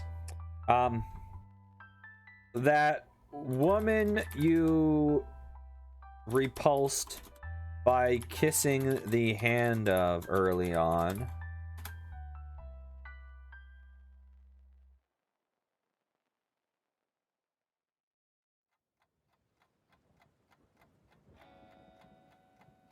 In the story, marries a doctor and has 2 kids. Her daughter goes on to become a famous author, and her son becomes a research scientist who discovers a vaccine against cancer. Wow. Your great-great-great-grandchildren go on to cure AIDS, Ebola, and every other disease known to exist. Wow. So it's like, she just cures cancer, but we cure everything else. Yes. Our lineage one-upped them. All we need to do is find a vaccine that protects against murder and suicide. Okay. Goats on boats. I think we covered all the... Well, we didn't do the cage fighters, but that's fine.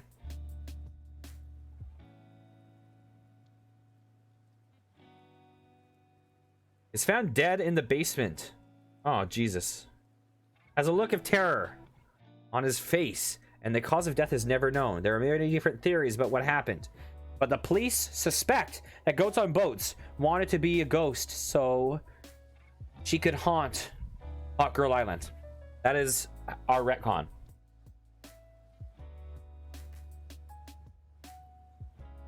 Sneaky, how many eyes do you have? That's 6? Probably. After your death, sneaky boy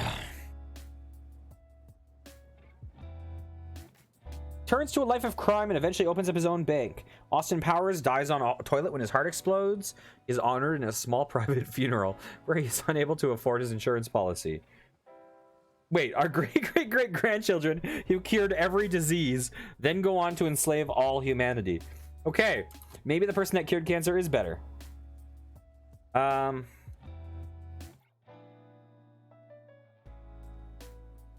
Hey, as long as you can haunt Hot Girl Island, not so bad.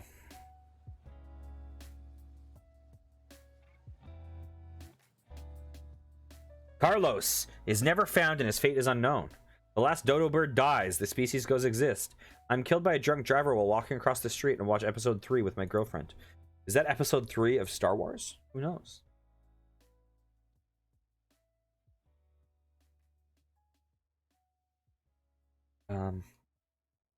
Wrigley's.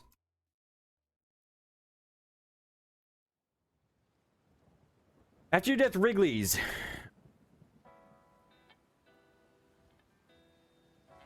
Dies of dysentery after drinking tainted water. Lindsay Lohan goes on to win 22 Golden Globes and 32 Academy Awards. She dies at 88 from an overdose and is buried in the Hall of Fame. Grandma Ruby dies of a broken hip at 86. She never learns how to use a computer. That gamer guy. 2215.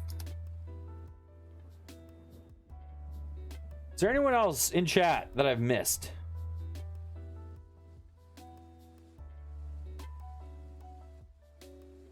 Is quitting his job and becoming a full-time online gamer. Dies of 40 of a heart attack. Suffered during a League of Legends match. His ISP hosts a moment of silence in his honor. Johnny is killed in an explosion in which his apartment building's boiler explodes due to faulty wiring. Oh, actually, the host of Hot Chicks and Ugly Guys. That gamer guy, you may be a gamer, but do not take any of this as having any meaning other than what happened in this specific alternate dimension. The host dies choking on Brussels sprouts. That fellow over there is killed by the police during an attempt to avenge you. Wolfriend is killed when she goes back to her native village in the illogical belief that they will have forgotten all about her 5-year absence. Yeah, I mean, let me put it this way. If you do an epilogue and the epilogue extends to the end of people's lives, everyone's going to have an epilogue where they die. That's just, you know. Have I missed anyone in chat? I don't think so. So I'll do 5 Pickled Morning.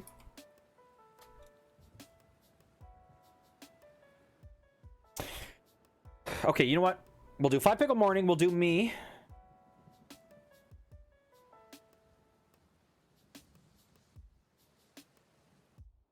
Killed by a pack of wild dogs.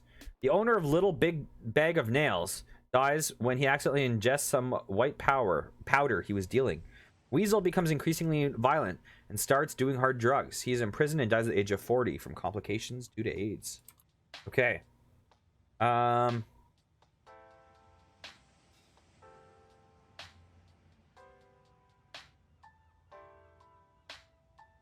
Wait. I did not say that! I did not say that. I'm going to deny that.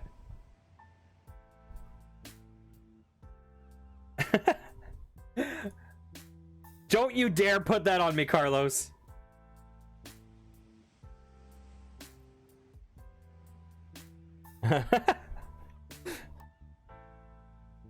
Oh my gosh. Okay. Carlos posted something that I did not allow in chat. Carlos said white power Monka S because I think maybe when I said ingest some of the white power powder or something. That was what happened. Let's not have that as a clip. Okay. The people oh Jesus. The people of Sodronel kill each other as a pastime. Messor dies while choking on a fishbone at dinner. Gorlashak eats himself to death. Domplin.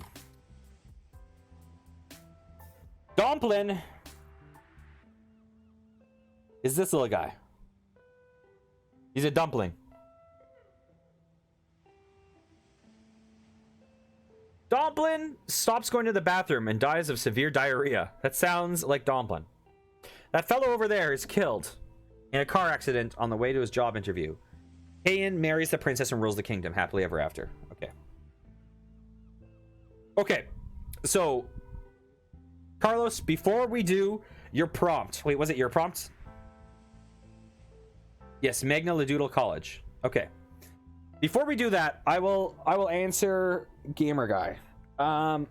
So Gamer Guy, to answer your question, I'm a new affiliate. Like, you probably should not be looking to me for how to do things. I'm trying to figure out how to do things. But to answer the question that you asked, here's what I've done on Twitch.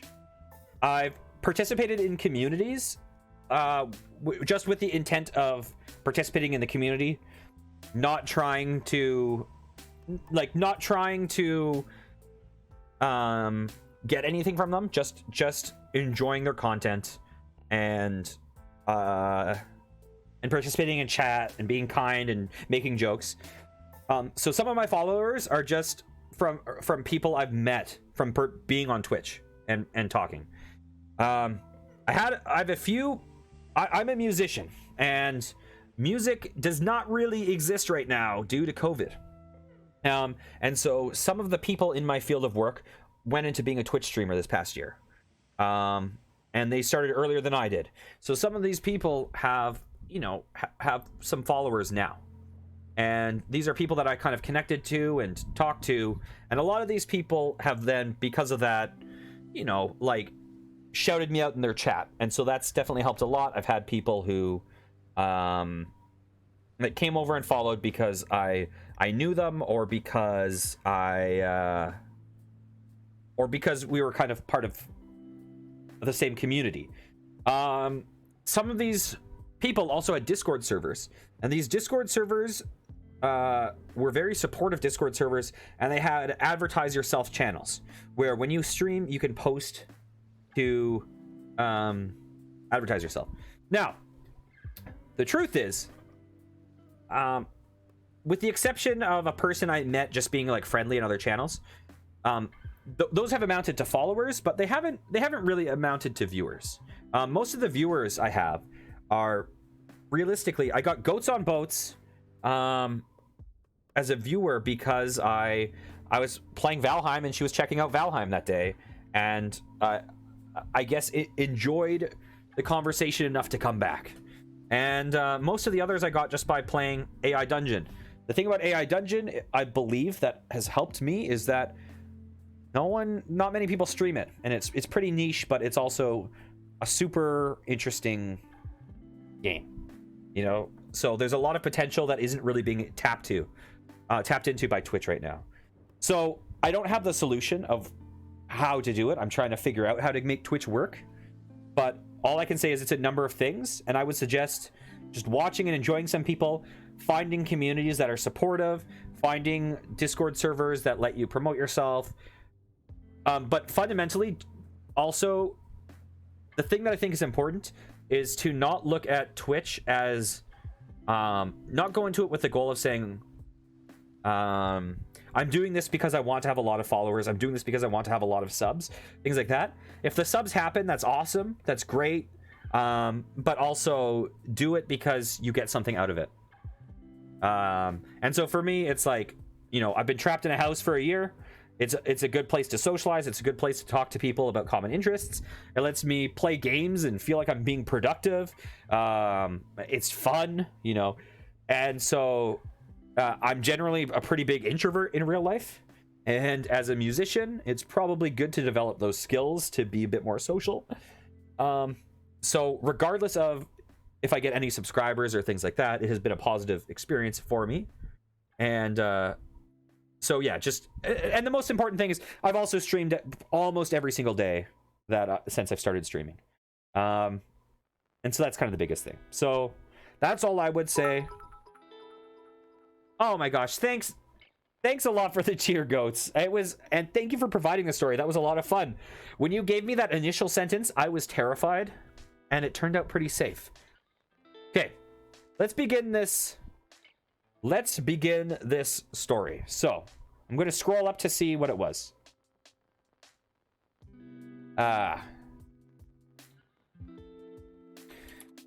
You are a student.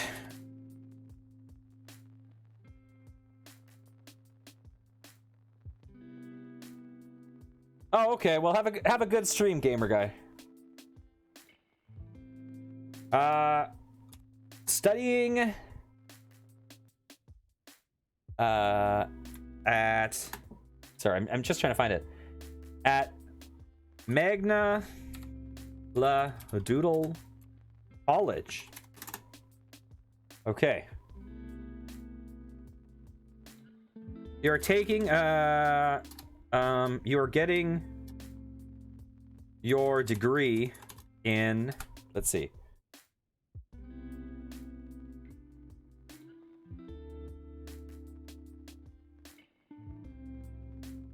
You're getting your degree in the field of education. That's boring. I was hoping it would be something super random. I'm just kidding. We'll make this exciting. The school is run by a board of directors who have been elected to serve for life, and they're all very much against you leaving this place. Oh, that is actually very interesting now. They want you here as long as possible. The board of directors wants you to be a student forever because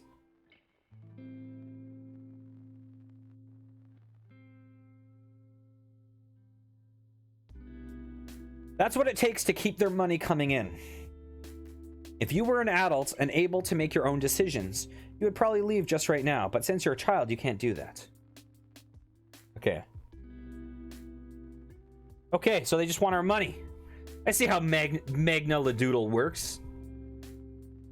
Okay. Carlos. Or anyone, actually. Anyone. What are you guys feeling? Should we just go to class? Should we go to somewhere social on the campus?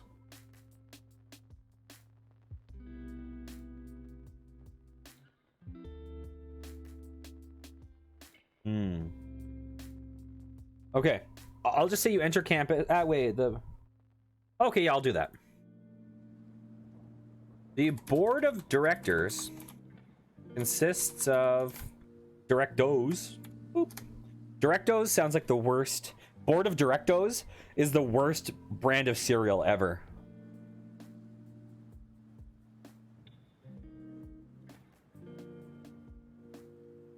M. Butterworth, the college president and head honcho.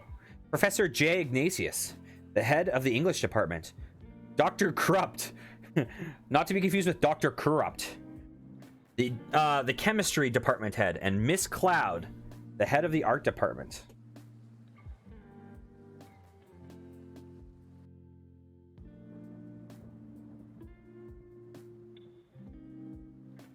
Okay.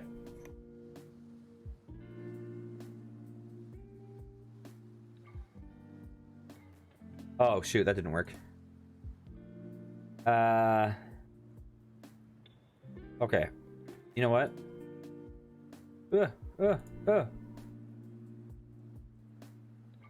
I never pin. I really need to pin more. Although, it seems to often ignore the pins unless I'm doing pinning wrong. Okay. The board of directors at Magna-La-Doodle College consists of these guys.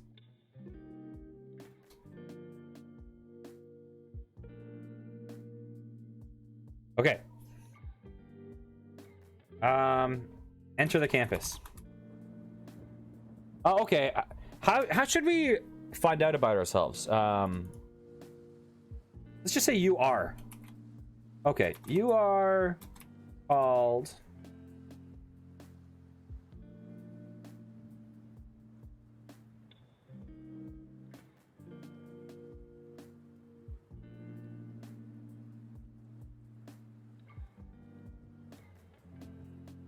You're named after your father and grandfather. Dang it. Both of them went to this school as well. The school has been in your family for 3 generations now. You don't really know anything else inside these walls. For all you know, this could be the only school in the existence anywhere. The only school in existence anywhere. Your name is it going to say your name is common in your family? Yeah. No rerolls. Your name is what? Your name is, huh?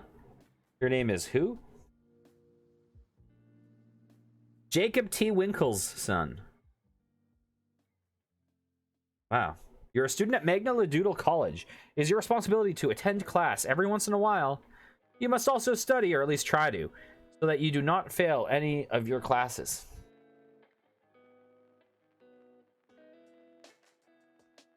You look like...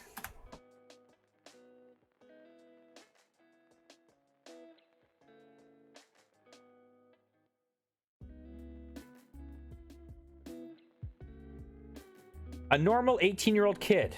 The year is now, and it is day number. Wow, is this like some Truman Show shit? What's going on? Go to class. Well, yeah, every once in a while. Listen, we only need to go often enough that our grades are fine, so it doesn't lower their grades. But they're the only school in the universe, so it's not like they're competing with any other colleges. All they want is money. You arrive at your first day of class, which is American History 101. The class is already in session as you walk in and take your seat.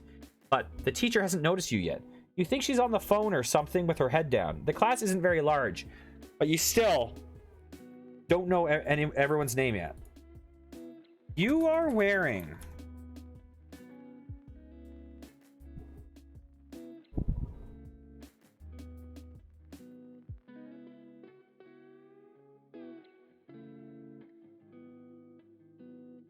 a blue jean shirt and a pair of blue jean shorts.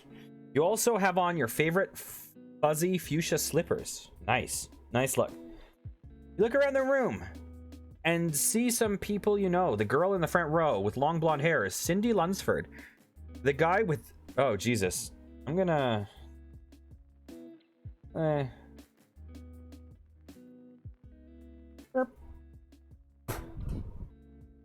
You're wearing a purple shirt and blue jeans.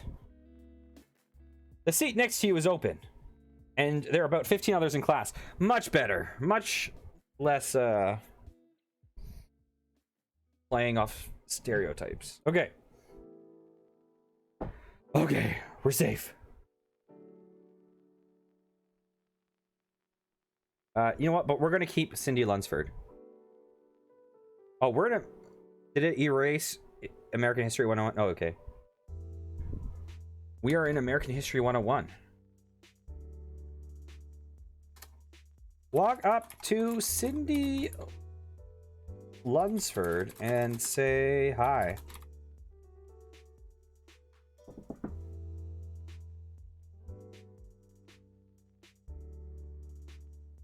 Yeah, no, I saw a line in there that seemed like it was like kind of skirting the rules and trying to point to stereotypes, and I was like, I don't want to feed this to the AI and have it grow into something else. Like, if that's as far as it went, it would be one thing. But I don't want the AI to pick up on some, like, I don't know, semi-racist themes that we don't know about. Okay. Hey, you say to the girl. I didn't get a chance to introduce myself. I'm Jacob. Wait, Jacob. What's my name? Oh, Jacob T. Winkle's son.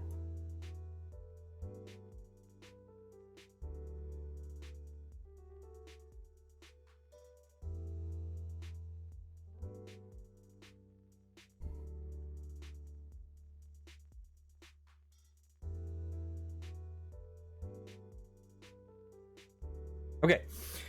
Hey, you say to the girl next to you. I didn't get a chance to introduce myself yesterday. I'm Jacob. I'm Cindy, she replies, but everyone calls me Sin. You make a mental note of the fact, of this fact, and the teacher looks up at you. Looks up from there. I have lost the ability to speak. The teacher looks up from her papers and speaks. All right, she says. You gain 1 point.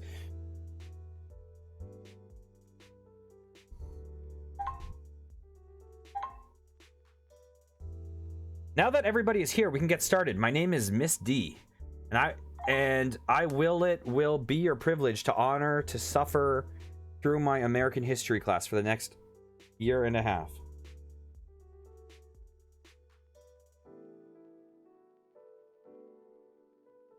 Sorry, my phone just blew up there for a second.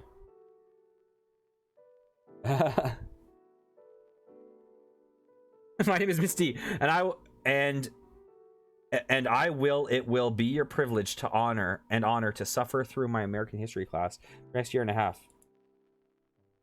Raise your hand.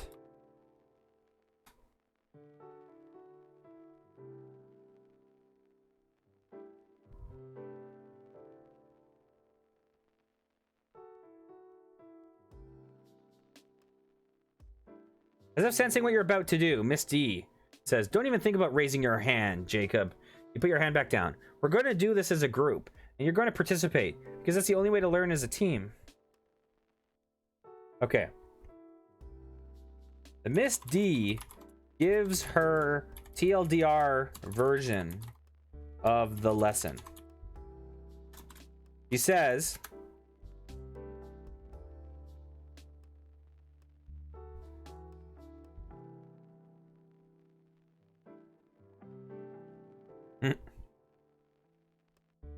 She says her name is Deanna Cole, but everyone calls her Miss D. She starts class by telling a story about how she got her name. Apparently when she was little, one of her younger brothers couldn't say Deanna, so it came out Miss D. The name stuck. Now she goes by both. Whisper to... You know what? I need to save this.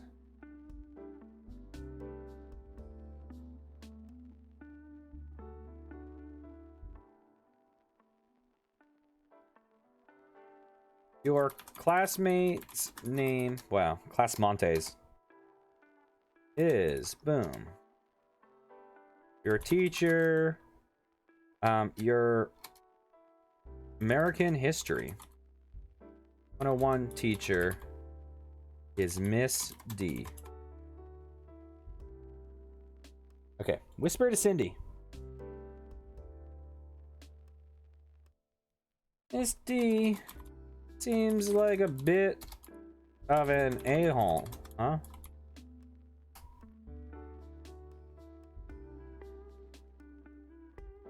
Whisper to Cindy. Miss D seems like a bit of an a-hole, huh?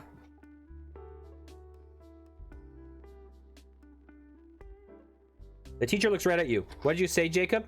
You panic and quickly look to Cindy for help, but she's staring at you too. Answer the question, Jacob. I was just gonna say that you seem like an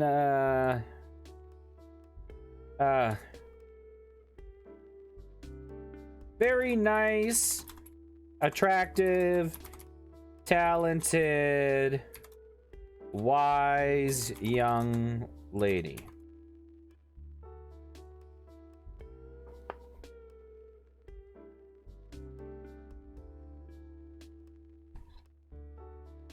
Go on. I mean, you seem like a nice person.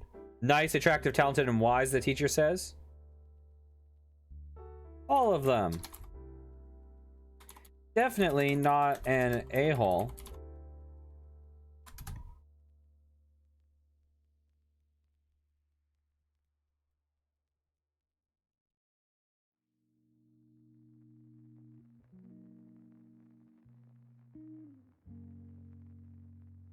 You was going to say not an a-hole, but then you stopped yourself. Why?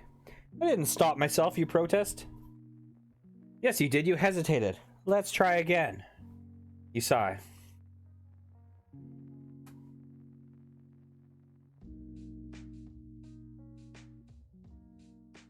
I wish there was a way to have this so that you could have,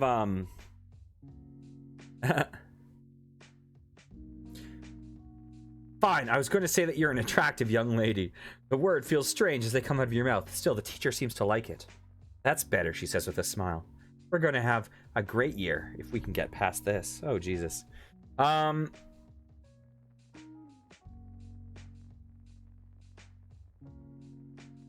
Sit down and whisper yikes to Cindy.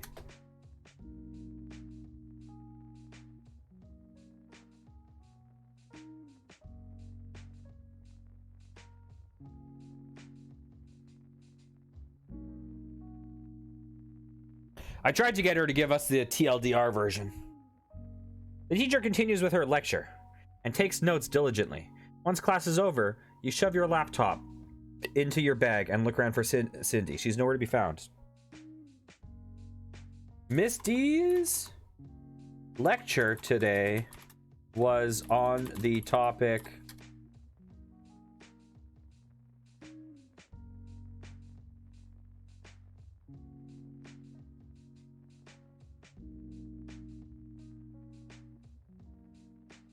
what is more important, how you say something or what you say? You're not sure whether to be worried or not. You pull out your cell phone and send Cindy a text. Where did you go? And a minute passes, then 2, then 5. There's no reply from her. You sigh and pull your phone away. Not more sighs. Okay.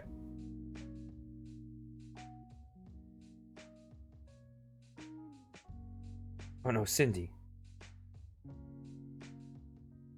Ask around for to learn.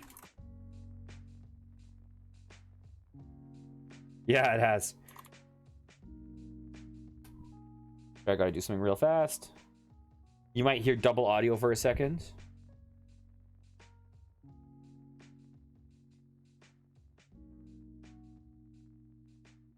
Okay, we're all good. We're all good. I start by searching the bathroom stalls. That's my first go-to. I'm like, Cindy's gone. I need to look in the bathroom. Jesus. You start by searching the bathroom stalls. No dice. Next, you head to the cafeteria and you search there too. You still can't find her.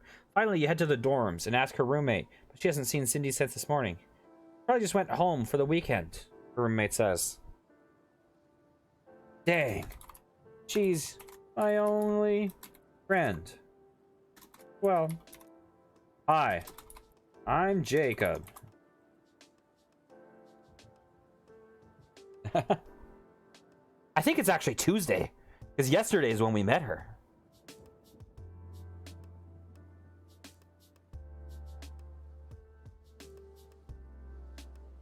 Although this is a college, so who knows what the hell day it is. That's nice, Cindy's roommate says. I'm gonna eat dinner now. You sigh. You wish you could have met Cindy. Oh well, you head back home and spend the weekend catching up on homework. When Monday comes around, you pack your laptop and head to school. Okay.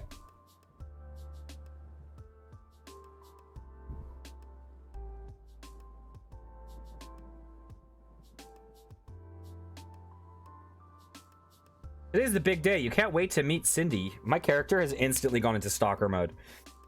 You've made up your mind to be a little more shy when you first meet her, since your uncharacteristic boldness didn't work so well last time. Your uncharacteristic baldness.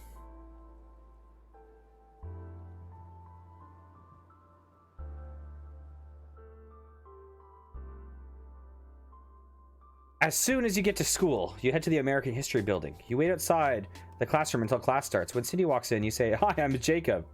She looks at you strangely and says, "I'm sorry, I don't go here." Then she heads to the front of the bathroom. Bathroom. Oh, Jesus. Are you gonna clip that too? You gonna clip that too, Carlos? She heads to the front of the classroom.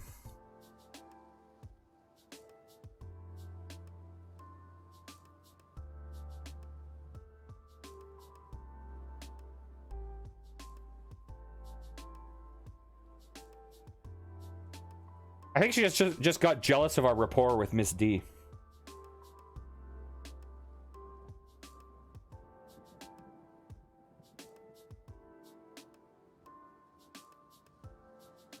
You stare at her dumbfounded. Oh, wait. I don't go here, Cindy says. What are you talking about?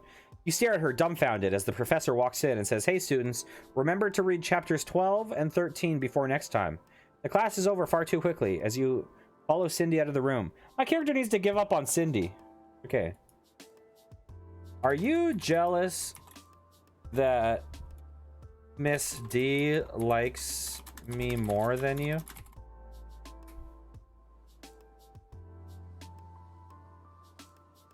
My character's a creepo.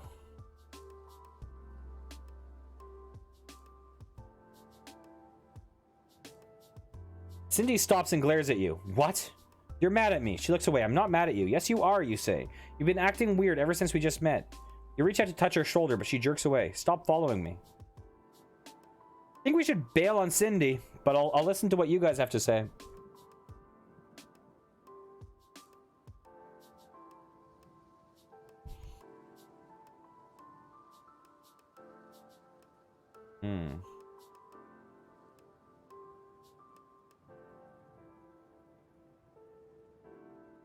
Jacob is a creep.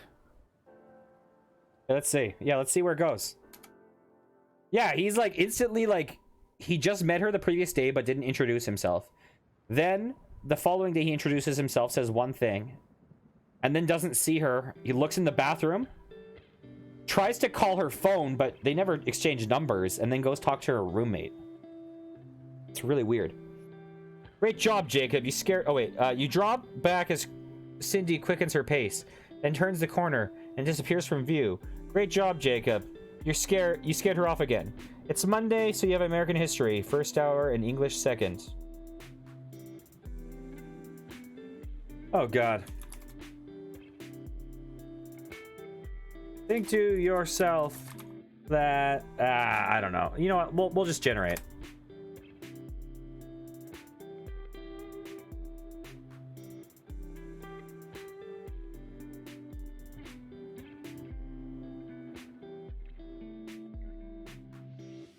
You head to the English building, stopping briefly to say hi to Megan on the way. You can't find Cindy in either of your classes, which means she must have already left. Oh god.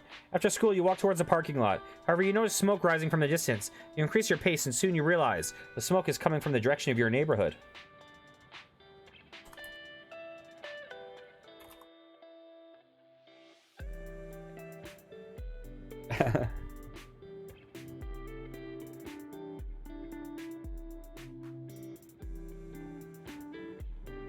As you get closer to the source of the smoke, you realize it's coming from your house. Your heart drops as you immediately break out into a sprint. By the time you arrive, your house is up in flames. You stand in horror as the firefighter stops you from going any further. I'm sorry, kid, he says. I bet you Cindy did. Or maybe Miss D did because she saw how much attention we were giving to Cindy.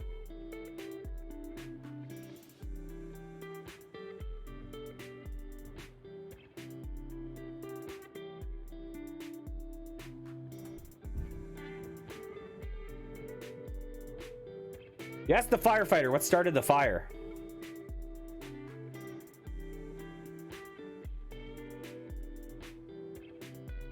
Is this going to be like Gone Girl or something? We're not exactly sure what exactly happened, the firefighter says. They think it must have been faulty wiring. How did it start? Someone threw a firebomb in your window, you gasp. A firebomb? Who would do that? The fireman shrugs. Yeah, the firebomb had some faulty wiring and it started a fire.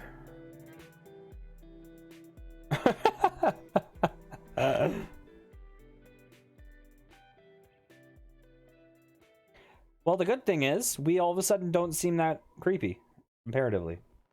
The fireman shrugs. We can't be sure. Is there anyone you know that might want to harm you or my family? You think for a second, but you can't think of anyone. Your dad has plenty of business rivals, but you can't imagine any of them doing any something like that. No, you say. All right, then. Think to yourself.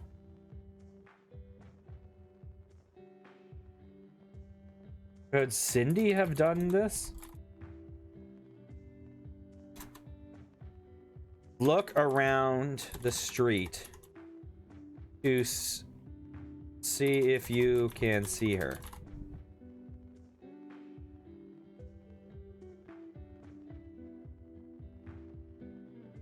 Oh, Cindy.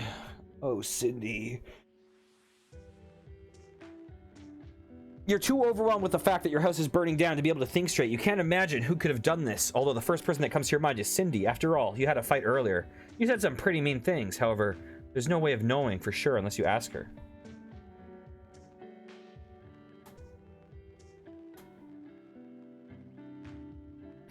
Yeah, this took a turn.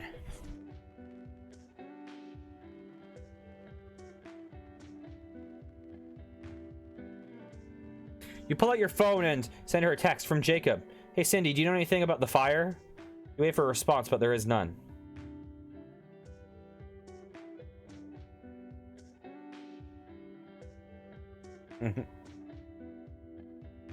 We should be creeps on this more often. I'm just kidding.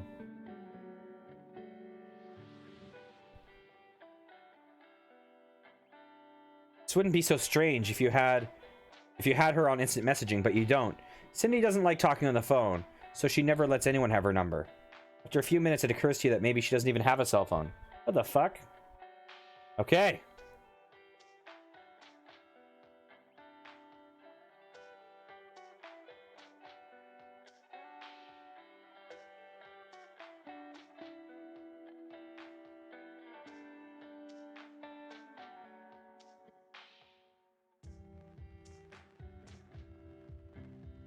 You run all the way to the dorms. When you arrive, you are huffing and puffing.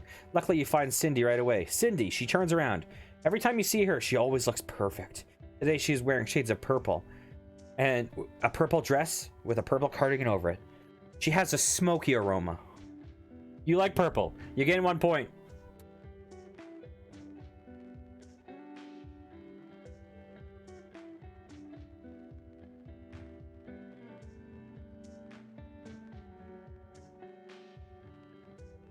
Her blonde hair flows down to her waist. Her blue eyes sparkle when they meet yours. Jacob, I'm so glad to see you. She gives you a big hug, and you become paralyzed in her embrace. You feel vulnerable in her embrace. And you snap back to reality and realize there are better things to think about at the moment. Oh, this girl. Is she a yandere? Okay. This girl is freaking creepy. Okay. As is Jacob.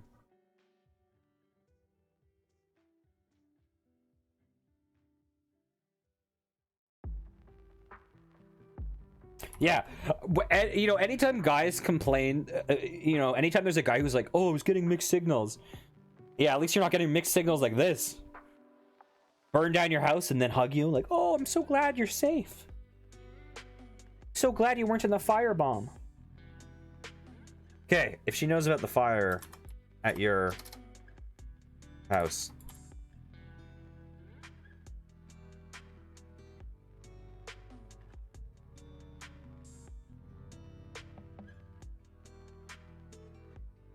Yeah, exactly. Cindy, did you start the fire at my house? Cindy seems genuinely shocked by her accusation. Her jaw drops and recoils as if you slapped her. She starts to tear up. What?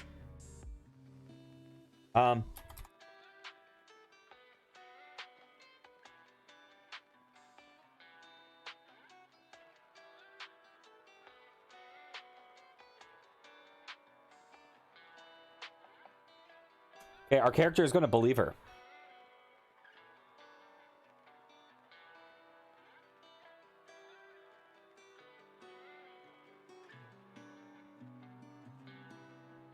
I'm sorry, please don't be mad at me, you say, putting your hand on her shoulder.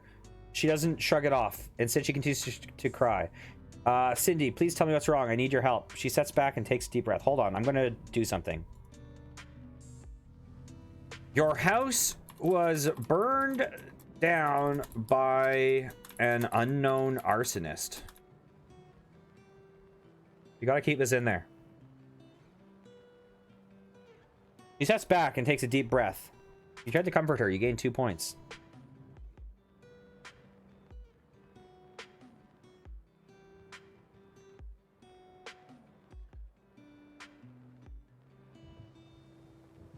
Jacob, I really need to talk to you in private. You take her hand and lead her to a secluded spot on the sidewalk.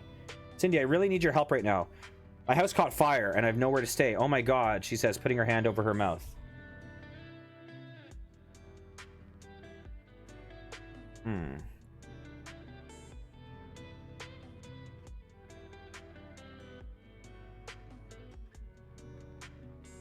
I'm gonna roll with this. I'm gonna see where this is heading.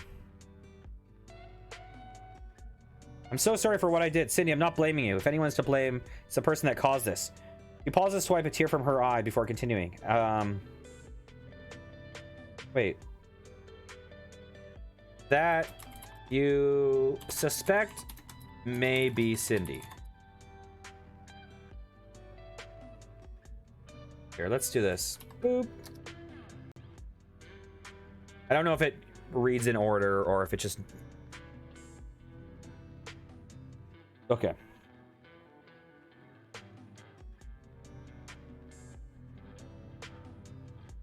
Who would do something like this to me?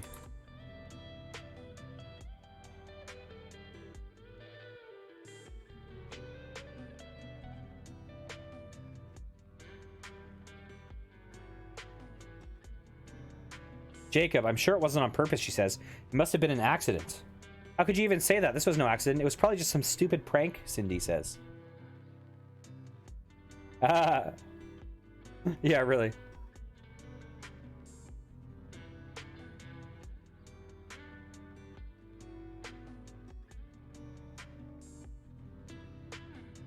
I have nowhere to sleep now. If only I had somewhere to stay. Hint, hint.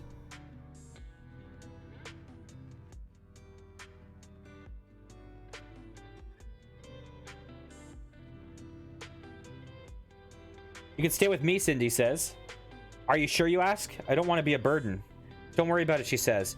I have a single in Gilman Hall. It's all ours as of now. Gilman Hall? I didn't know they were still accepting freshmen.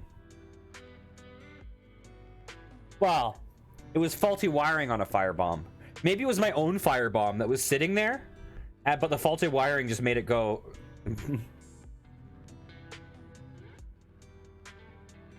But if I go bench, then I won't be able to force creepy Cindy like conflict. It's a very new building, she says. Was one of the first to get I was one of the first to get a room there. You seem to be very knowledgeable about the school. Have you been here long? Well, I used to come here often when I was little with my older brother.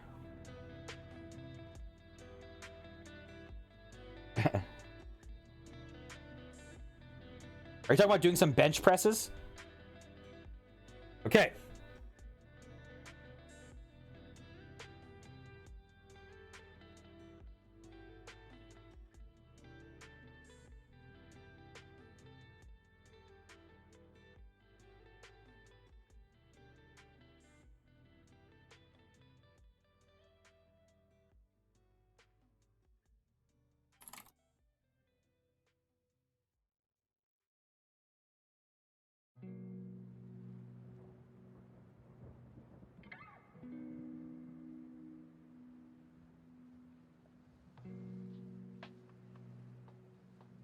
Hey, Cindy.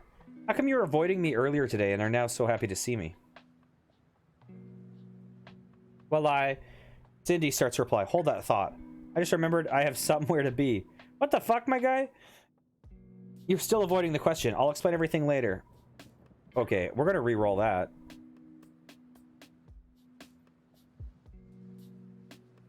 Jacob, she says. Can we maybe just go get your stuff and go back to my room? I don't want to talk about it right now. Sure thing, that's probably for the best.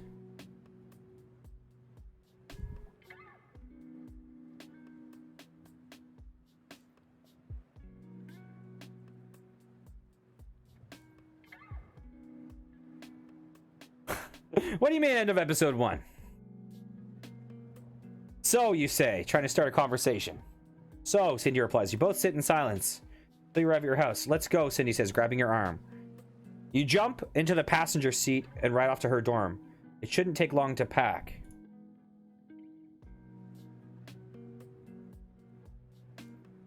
As you pack, you look at Cindy to see if she is collecting any evidence. Is cleaning up.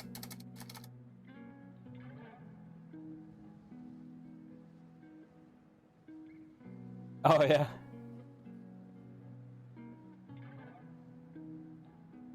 Like it's a TV show?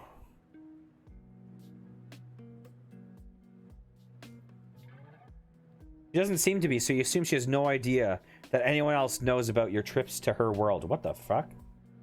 I didn't know you could play banjo. Cindy remarks, noticing the banjo sitting on your bed. I don't. Whose is that?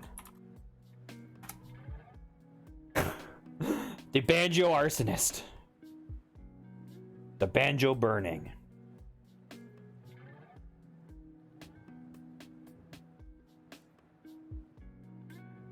Jacob, that's yours. I've never seen that banjo before in my life. Ah, sure you have. It was a gift for your 16th birthday.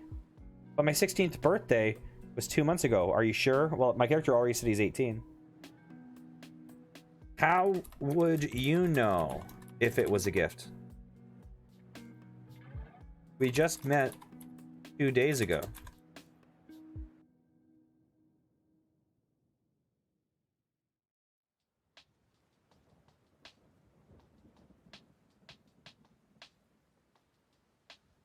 I may have looked through your stuff while you were in the shower, Cindy admits, but I've seen it with you many times. You don't say another word until you finish packing and head out to your house.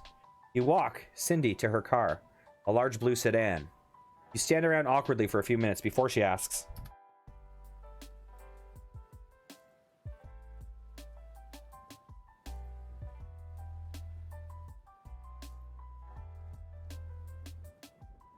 I'll keep that in mind, Sneaky. Go where, you ask? I can't go to your dorm. What if someone sees me? Yeah, you're right. Let's just drive around for a while. You and Cindy hop into the car and pull out of the parking lot.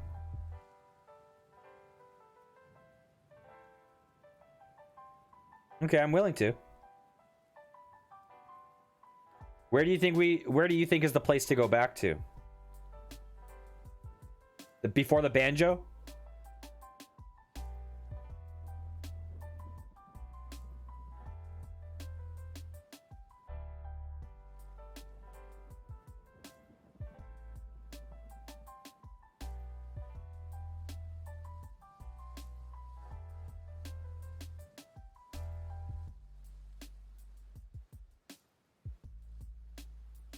But she seems to be doing... That might indicate her involvement with the fire, but she seems to be doing nothing out of the ordinary. You pack your clothes and belongings and climb into the passenger seat of the car. Thanks for not saying anything, Cindy says while you drive away. I don't think I could have taken it if you did. Don't worry about it.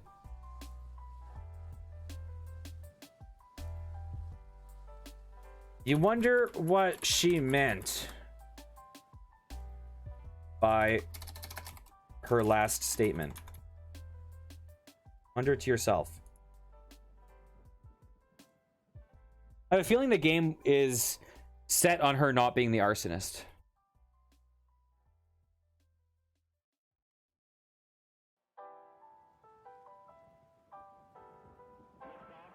You arrive at Gilman Hall and head up to Cindy's room. Do you want anything to eat? She asks. No, I'm fine.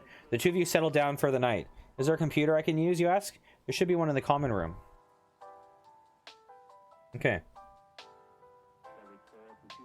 As you... Oh. Okay. Do we want to go onto the... Yeah. Do we want to go on the computer and do some research, like investigation? Or do we want to go to, like, lay down on the floor next to her bed and, like, pretend to be asleep, but actually pay attention to what she's doing? And I'm going to be right back. I will be right back. I'm gonna get a drink of water and go to the bathroom. So 1 second.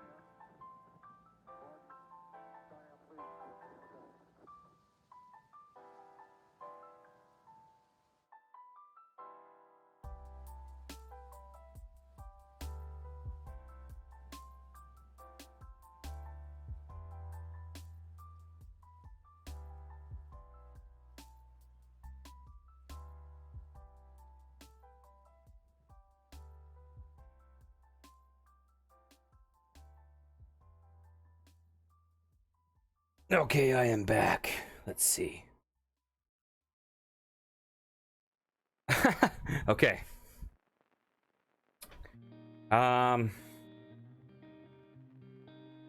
Pretend to sleep on the... Yeah, my character, like, in my head, my character is simultaneously like, I think Cindy burned down my place. Why would she do that? And is also like, I wonder if she likes me. Like, he is like, he's like simultaneously like into her, and then also like, I think she tried to kill me. Pretend to sleep on the floor next to Cindy's bed, but secretly watch her to see if she is being suspicious.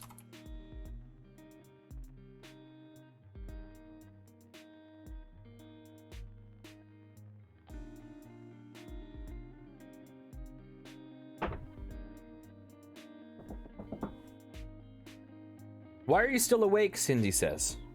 Can't sleep, you say. It's been a weird day. I sort of know what you mean, she says. Do you want to talk about it? Sort of why I was asking about... What? What's Mr. DeMar? Spin your theory about Mr. DeMar? That's crazy. I'm just going to see what this is.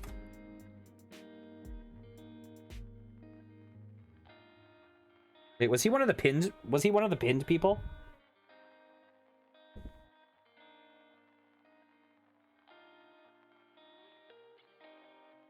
Sitting in a threadbare chair in a dark room. A single bare bulb hangs from the ceiling, swinging slowly back and forth. Mr. DeMar looks up at it, watching the light dance around the room. The door to the room is dark and covered with foil.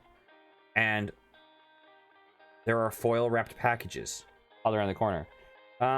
Is Mr. DeMar one of these guys? Butterworth, Ignatius, Corrupt, and Cloud. No, it's not.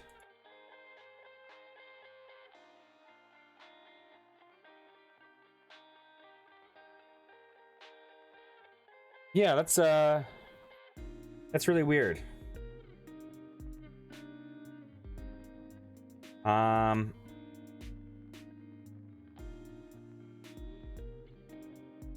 You ask Cindy what she knows of Mr. DeMar.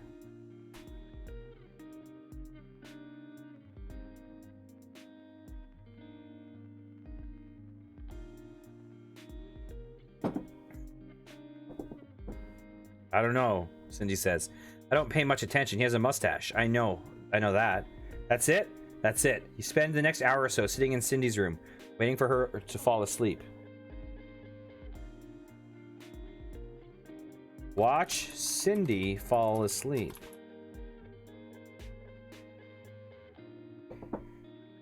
I feel bad for the person that comes into this room that has never been in this stream and just sees me watching someone falling asleep on this game.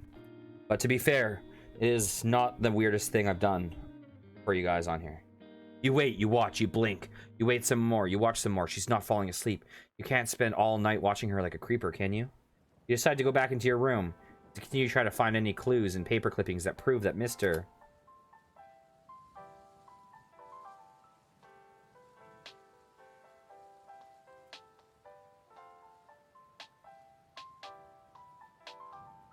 DeMar is the arsonist. After a few hours, you try to decide once more to sleep. You lie on the couch and close your eyes. It's not even midnight. You're mentally exhausted and fall asleep. Soon after closing your eyes, you dream of fire. Next morning, you wake up to Cindy shaking you. Okay.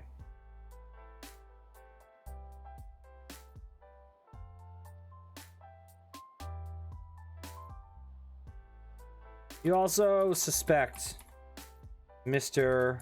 DeMar could be the arsonist.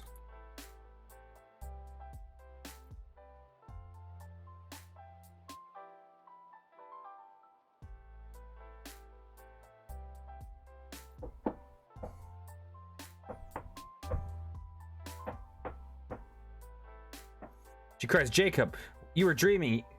You were screaming, huh? You sit up and rub your eyes. I heard a thumping sound and came here to investigate. You were thrashing around, saying something about fire. It sounded pretty bad. It's nothing. You drive to school in silence. Look. Well, you know what? I was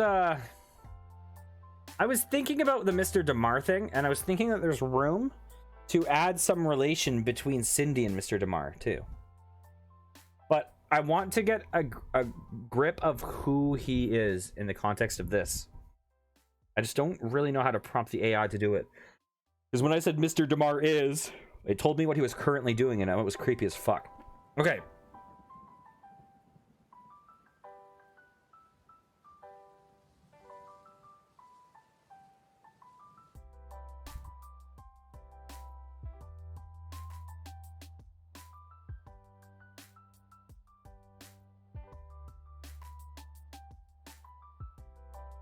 Doesn't seem to be in a talkative mood, but that's fine. You don't feel like talking either.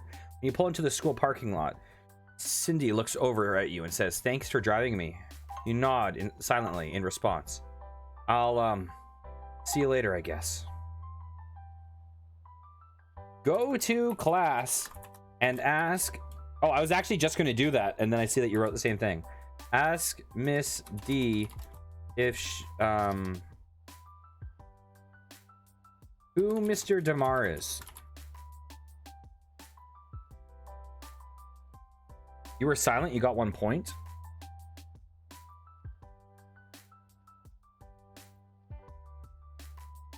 No dilly-dallying in the halls today. You walk straight to your first class with your head down and your mind blank. Darn, you were so close to being late. You take your seat in U.S. history and wait for class to begin. As soon as the tardy bell rings, Mr. Olive begins speaking. Mr. Olive? Ask Mr. Olive where Miss, dang it, D is today. I might reroll, but we'll see.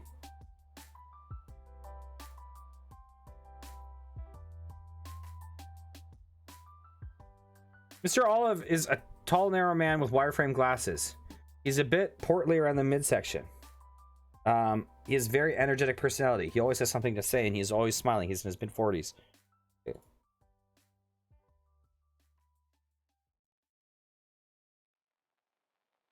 Where's Miss D?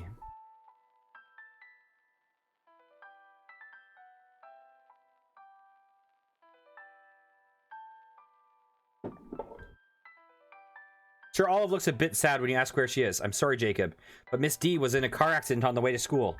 What? That's terrible. Yes, it is. Mr. Olive wipes his eye and sits down at the desk. Yes, it is.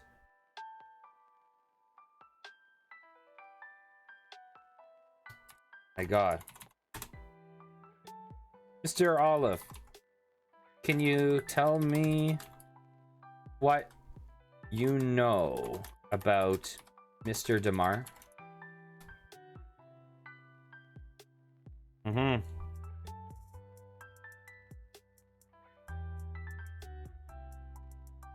Hey, you parted... Listen, we're supposed to be in the same class as Cindy, but she parted ways with us. And then got in a car crash.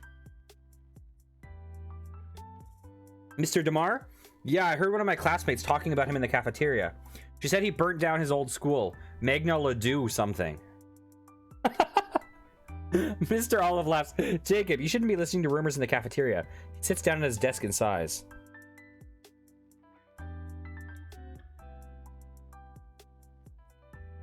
Think, you wonder... Magna-La-Doodle something. You wonder where Cindy went. You parted... Yeah, gosh. Ways with her at the car. And now Miss D is in a traffic accident.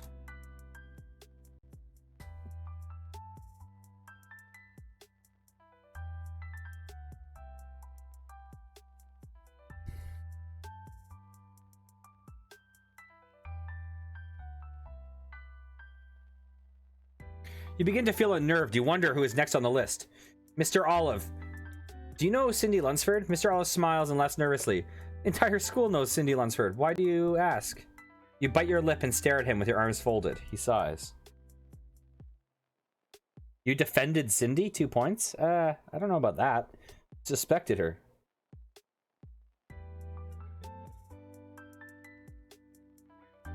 He sighs. I don't know Cindy Lunsford. You open your mouth to ask another question, but the bell rings and saves him. Everyone stands and prepares to head to their next class. Mr. Olive.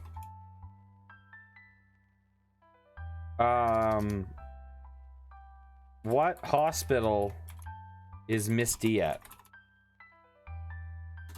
I need to talk to you. To her.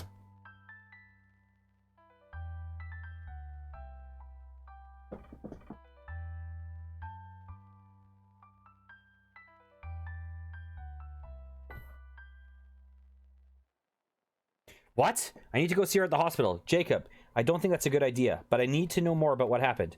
Jacob.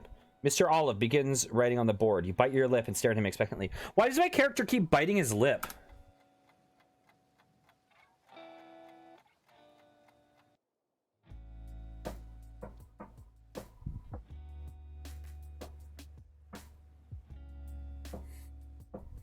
Very well, he says. She's at Hillside Hospital, but I don't think you should waste your time. You know, thank you, Mr. Olive, you say before sitting down. Mr. Olive pauses and looks... Oh, Jesus. Looks around the room. His eyes settle on a small yellow cap bottle marked insulin. I think we should just leave and ignore his little diabetes arc that's about to happen. Unless you guys want me to hit enter again.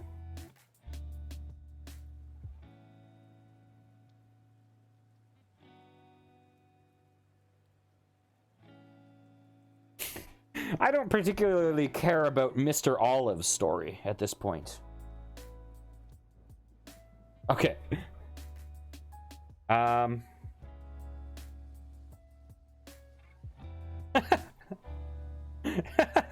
Diabetes arc. He tests his blood sugar. His sugar levels are high. No wonder he's feeling like this. Okay. Travel to Hillside Hospital to see Miss D.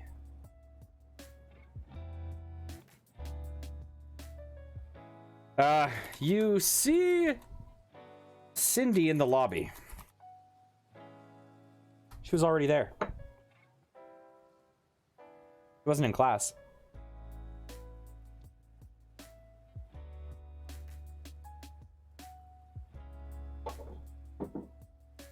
You grab your bag and make your way to the hospital's entrance. You spot Cindy standing next to a bench, angrily tapping her foot. What the hell took you so long? Cindy says. You shrug. I don't know. Cindy sighs. Jacob, I swear to God. You cut her off. What are you talking about?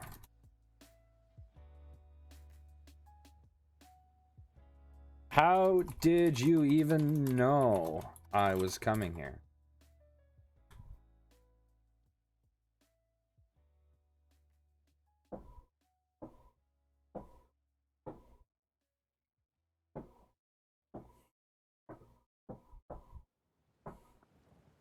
You and Cindy stare at each other in silence. You know, I can't tell if you're this oblivious on purpose or if you're just... The words a big idiot suggest itself to you. Cindy stares and rolls her eyes. I just wanted to make sure you were all right. What?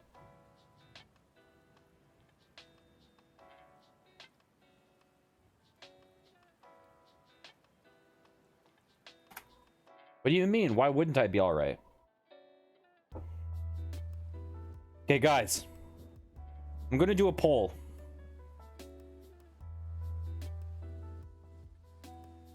I don't know, she says, but you don't seem like the same Jacob I met in English class. Oh, you say? Your face turns red. I'm the same. I just don't feel well. Okay, we're going to do a poll.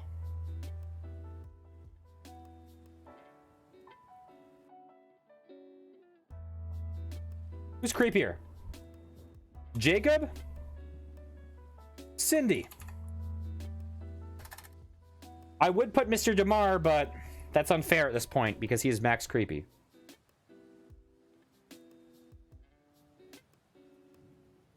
Who's creepier? I'm not even going to vote.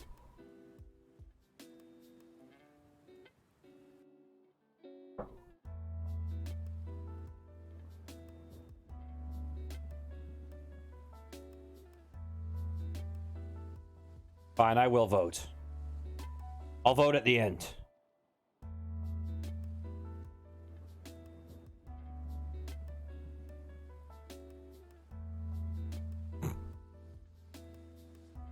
Okay, looks like Cindy is the creepier person. Okay, that's good. I don't feel as bad now.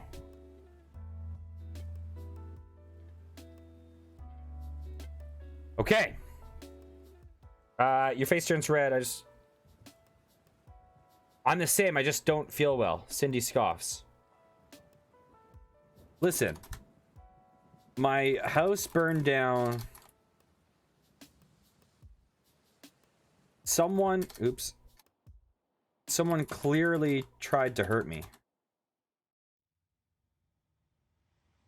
I have no clue who did it. And now my teacher is in hospital. I have some stuff on my mind.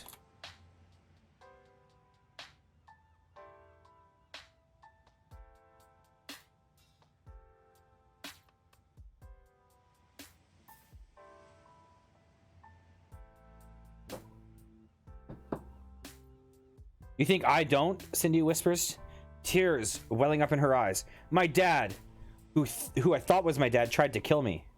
Wait, you say. He didn't try to kill you. He just went crazy and ran over your foot. Same thing. Should we retry that one? Or should we roll with it? Okay.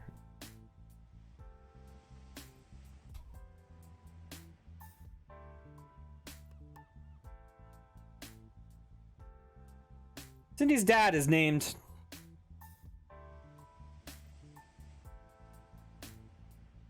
Mr. Damar.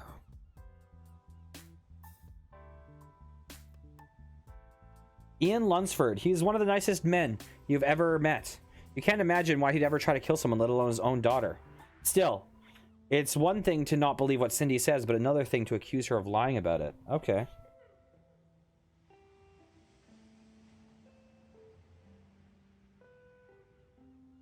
Okay. Go to Miss D's hospital room.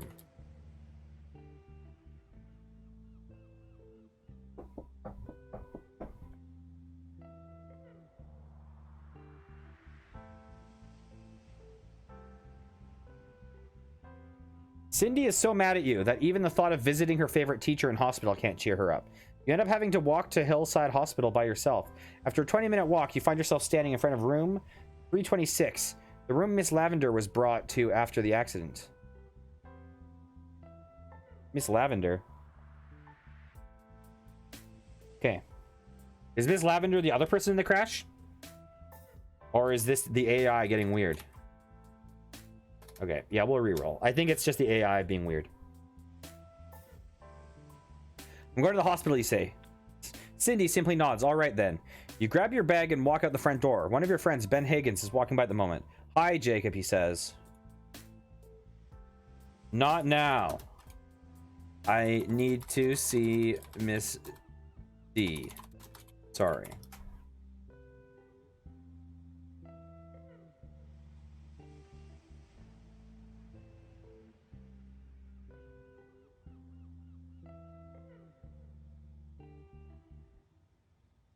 Ben shrugs and continues on his way. You walk down the street towards the hospital, taking a long route, so you pass by the old house again. The crowd has gathered around it. The police are here. This game is trying to derail my direction so much. Is this my house, though?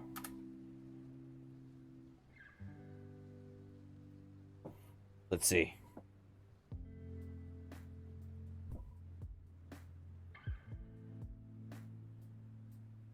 Someone must have died. A police car is in front of the house. A police car in front of the house is empty. The house seems untouched, except one of the windows is broken. Okay, I have to follow this though. I can't go to Miss D right now. I need to know. You wonder if they're investigating the disappearance of your house or Cindy's father. Either way, you're glad you stayed out of the way. Jacob, a voice cried.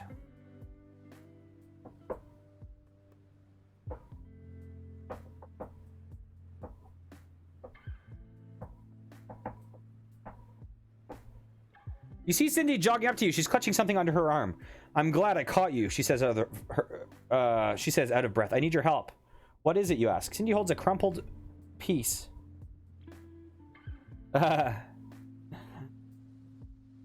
Cindy holds a crumpled piece of notebook paper. You read it over.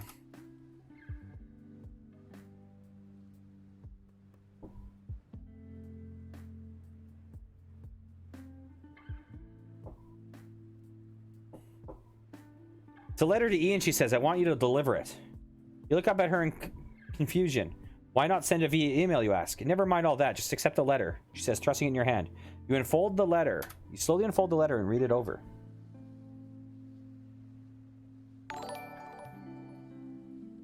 Drown the Witch, thanks a lot for the follow. How are you doing today? Dear Ian, I'm sorry. I should have been a better father. I should have taken you with me when I left. I know you're mad, and you have every right to be. I want you to know I'm sorry. Yes, Ian is her father. This game has gotten a little bit confused. Nice to see you here, Drown the Witch. I hope you are enjoying the stream. You feel free to chip in with whatever you want. I'm going to click retry.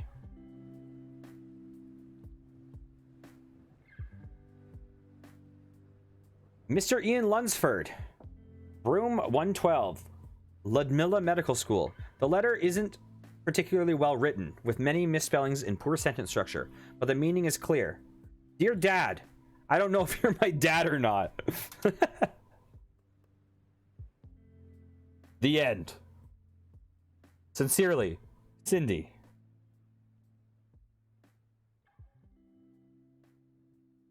But if you are, then I want to meet you. If you're not, then I still want to meet you. I have questions only you can answer. I know that you're a doctor at Ludmilla Medical School. I hope you can study there as well. I've enclosed a check for the admissions fee. This is turning very formal and odd.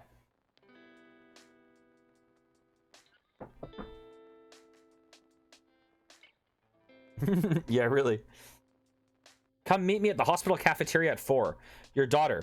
Why are you giving this to me, you ask? Why not just mail it? I can't trust the mail, she says. You don't know what the government does to people like us. I need someone I can trust to deliver it. What do you mean, people like us?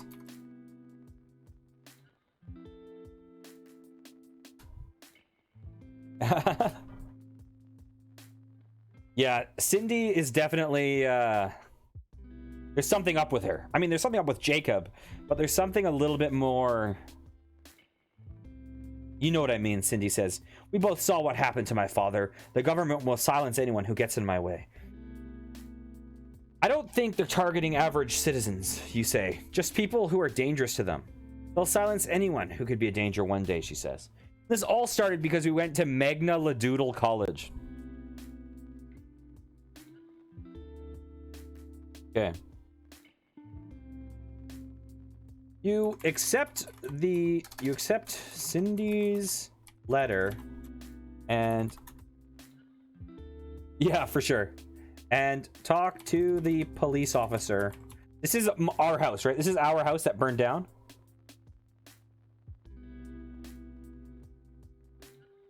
We can erase it if you want.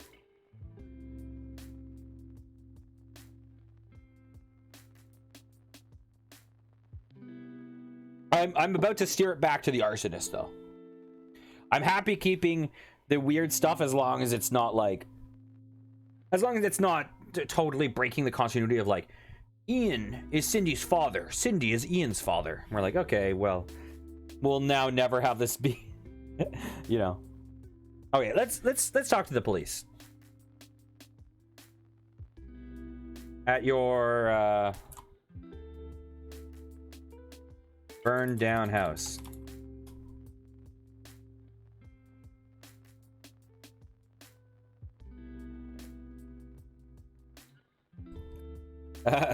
You accept Cindy's letter and talk to the police officer at your burned down house. I would love to help you, young lady. But I'm not one of the investigating officers that... Wait, I'm not one of the officers investigating that case. Are we at a different house? I know, we've been trying to see Miss D for a while, and things keep popping up every time we say we go there. After this, though, I will go to the hospital in story mode to ensure it happens.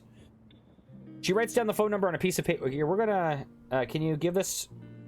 Okay, I thought we were at our house. Is this not supposed to be our burned down house? I'll do what you say. Handing the letter back to Cindy. Thanks. Wait, why am I handing it back to her? Whatever, it doesn't matter. The cafeteria at the medical school is the only place I can think of. They give free food to anyone who wants it. Okay, let's just get on track.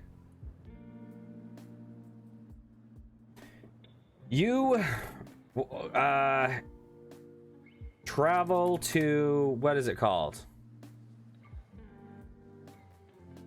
What is it called? It should be right around here. Hill something. Hillside Hospital.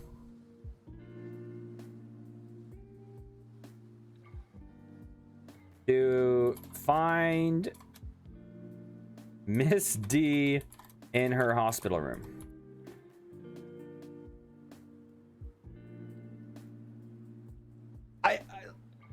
I feel like if we loot the police car, we are going to get derailed on a path we can never recover from. That is my thought process.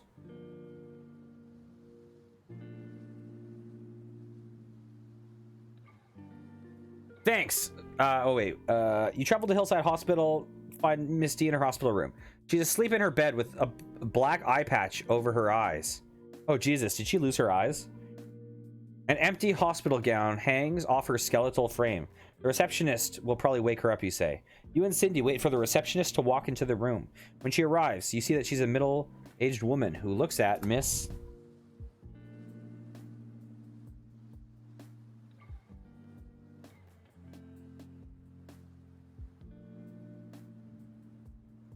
At Miss D with concern. How is she doing? Asked the receptionist. As about... Wait, why have we... Okay, as about as well as can be expected, you say, considering she was almost murdered by gangsters.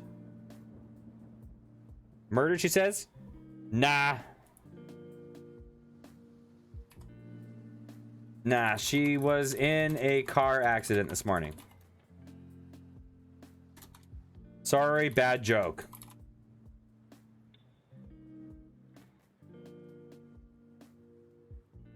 I mean, our character... Listen. Oh, thanks so much for the gift sub, Goats, and welcome to our... I haven't thought of a good greeting for subs. Welcome to our crew. It's nice having you, Sneaky, and thanks a lot, Goats. Sneaky. Good news. This is what we say to Goats.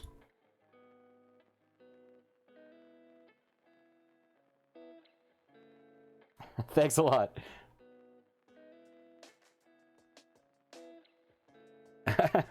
Okay.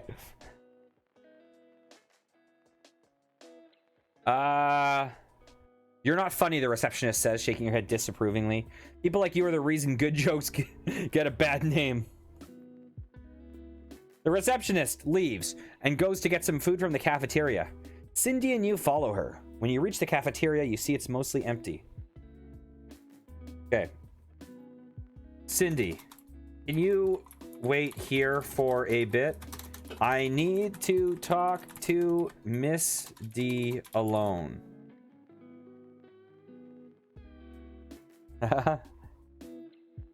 Whoa! Carlos!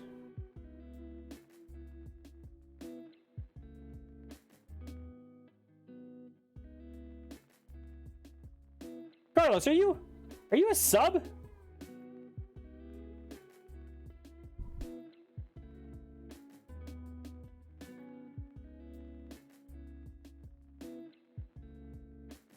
Oh, you're a hacker, man.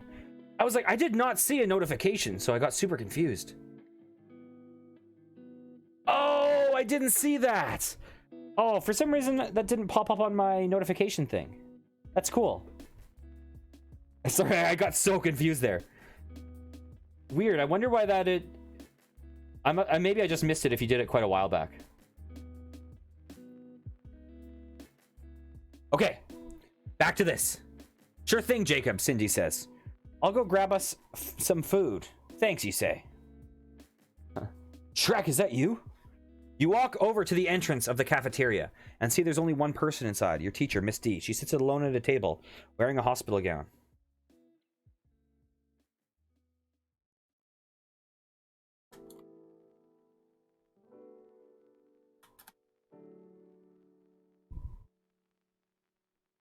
I might need to, I'm not sure if I have enabled, what do you call it, channel points things on my activity log.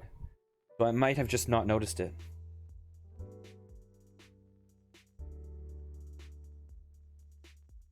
Sorry, that was a stupid question. Oh, wait. I've been better, she says. They let anyone into medical school these days? Sorry, that was a stupid question, you say. How did this happen? I went to cut someone's hair during the night, and they hit me over the... Okay, that didn't happen. Let's go back for a second. We're going to pin something.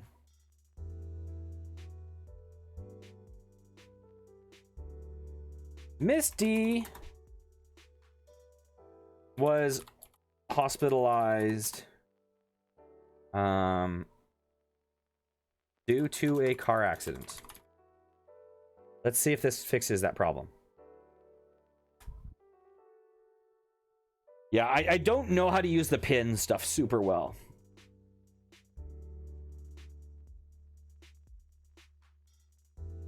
Hey, Drown the Witch, have you played AI Dungeon before? How are you feeling? Not good, not good, Miss D says from under her eye patch. I'm no stranger to pain, being a doctor and all. But this shiner is the worst pain I've ever felt. You notice that the cafeteria has two entrances, one on the right and one directly in front of you.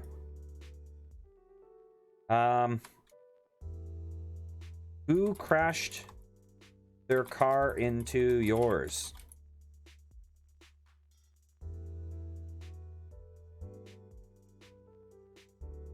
We're at the hospital cafeteria. I think this might be like a medical school hospital. I'm not sure. It's kind of vague. How did you know someone crashed into my car? Asked Miss D. You see a red light on the ceiling. There are wires running down the walls. That's a camera, you say. They're all over the place. Yes, this hospital is very concerned by HIPAA laws, says Miss D's. Mr. Olive told me in class that you had gotten into an accident.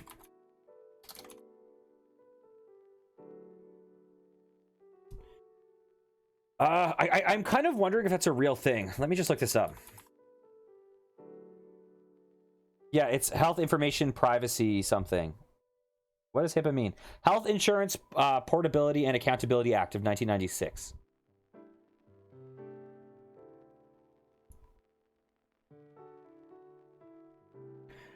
Did he ask Miss De? Miss De?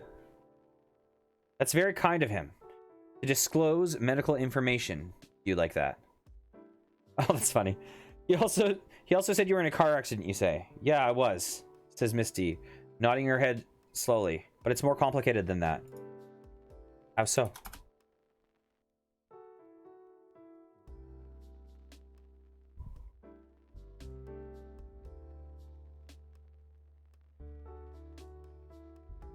It was no accident, says Miss D. The car I was riding in was intentionally crashed into by a reckless teenager in a sports car. Was anyone else in that car with you, you ask? No, thank goodness. Says Miss D. If there had been, they might have been severely injured or killed. Oh, yeah. Yeah, I just looked it up. Yeah. You know what, Goats? I think these stories are veering towards hospitals a lot today in honor of you. Okay. Lean in towards Miss D and whisper quietly. It wasn't Cindy, was it? Mr. DeMar.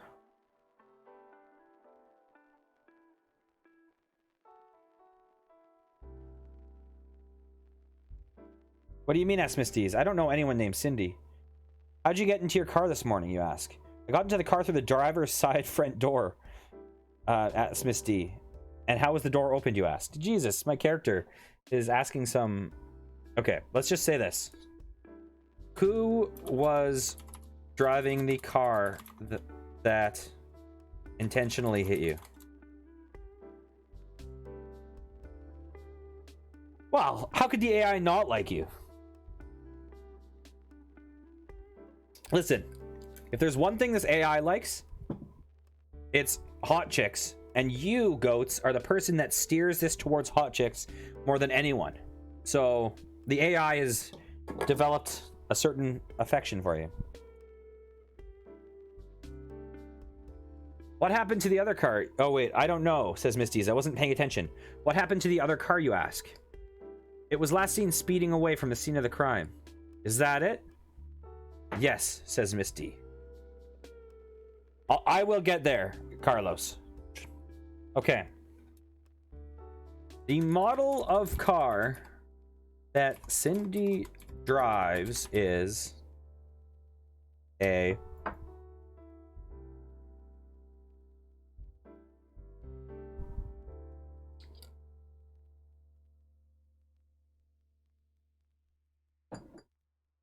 Toyota Yaris. The reckless teenager drove a blue Mini Cooper. The sports car is red. What the?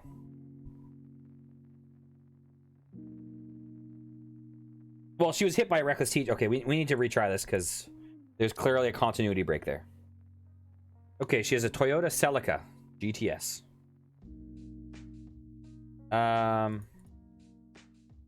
Ask Miss D what type of car the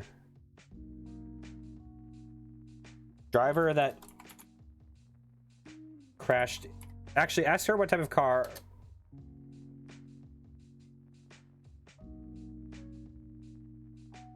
We'll just say that. What is love? Baby, don't hurt me.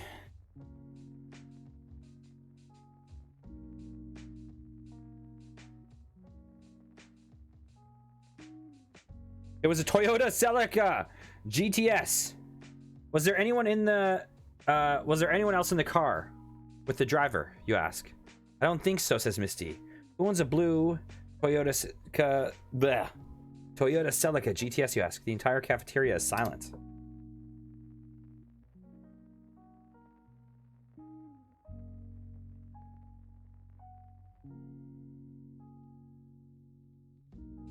I like how our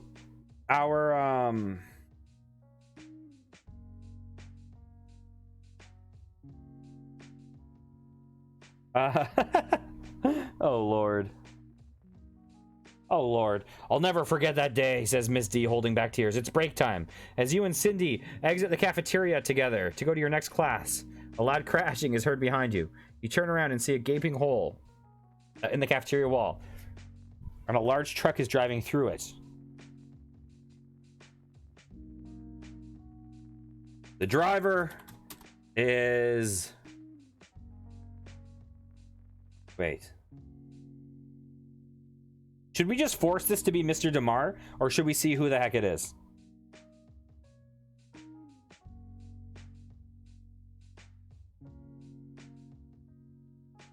Yeah, this is not the best place to live. Okay. The truck driver is Mr. DeMar.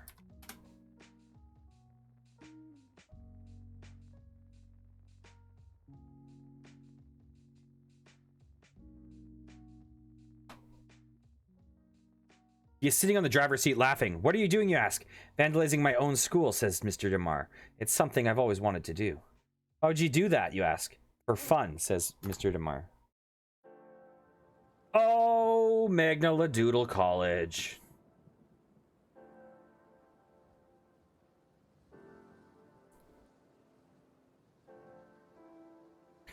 Chugging. You're sick, you say. Thank you, says Mr. DeMar. I try. The school bell rings loudly. It's time for gym class, you say. Mr. DeMar says... Wait. Oh my god. He suddenly became way less creepy. Go on without me, says Mr. DeMar. I have to clean up the mess I made. Grab Miss D's hand and lead her, and we'll say escape the cafeteria.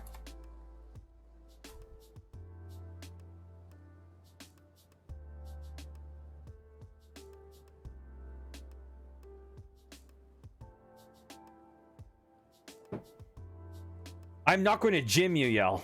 You and Miss D, right out of the cafeteria.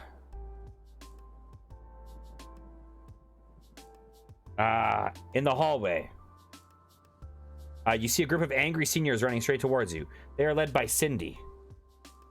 They look like they're up to no good. All right, says Cindy.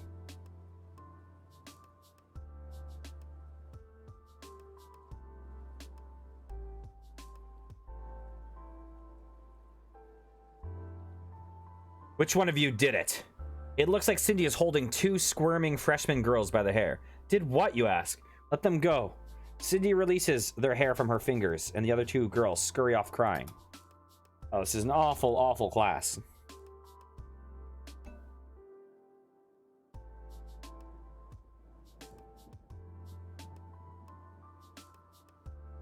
Cindy releases their hair from her... Okay, I caught these two blocking the hallway, she says. And I'm not going to take the fall for your incompetence. Which one of you did it? Did what? You ask. Don't play stupid, says Cindy. I have footage showing you sneaking into the girls' restroom and planting a bomb. A firebomb?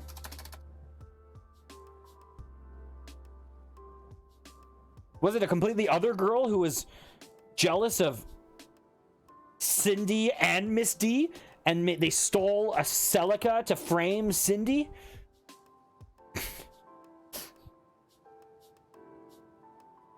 An explosive device, says Cindy. I found it in the girls' restroom. Oh, Cindy found it. I'm not going to play your stupid games, you say. You think I was the one playing a stupid game, says Cindy? These two girls had bombs planted in the girls' restroom. I wasn't in the bathroom, you say.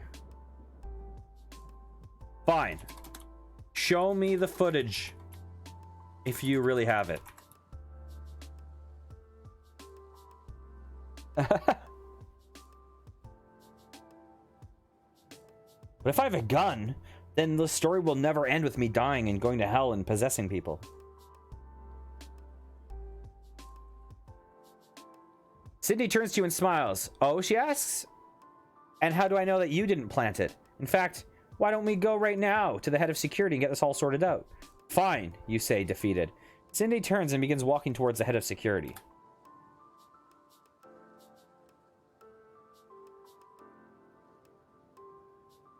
One time. I don't know if any of you were here for it. I think Sneaky probably was. But one time we had a story that actually had a coherent mystery that ended. And the story ended coherently. It was an amazing thing. Okay. He is situated in a small command center where all the security cameras feed into. You follow her seething. You enter the command center and see Mr. DeMar sitting at a desk. There are 3 large screens and 6 smaller screens on each side. All of them are split into different views from various cameras and placed throughout the school.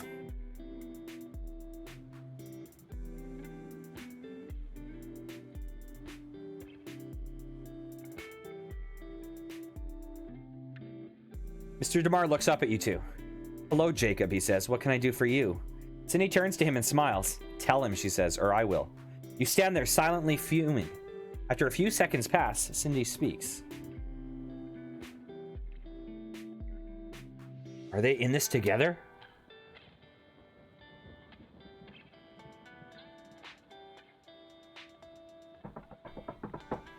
I found these 2 girls in the restroom, she says, planting a bomb. Mr. DeMar looks up at her, then turns to you. Is this true, he asks. No, you say immediately. I would never do that.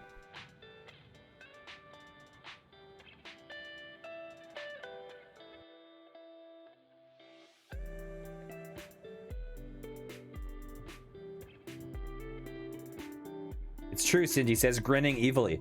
I believe her, says Mr. DeMar. Not you. What, you ask in shock? I've seen you 2 together, says Mr. DeMar, and I've always seen the way you look at her. You would never do anything to hurt Cindy. Show me the footage that proves... Yeah, I know, really. That proves these 2 girls were planting a bomb. I think you 2 planted the bomb.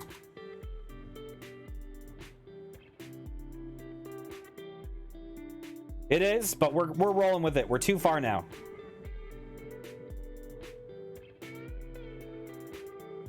What? Asked Mr. DeMar. Why would I do that? I don't know, you say, but You two are the only people who had access to the cameras. That's a lie, and you know it, says Mr. DeMar. I don't have time for this. Leave, both of you. Show me the footage.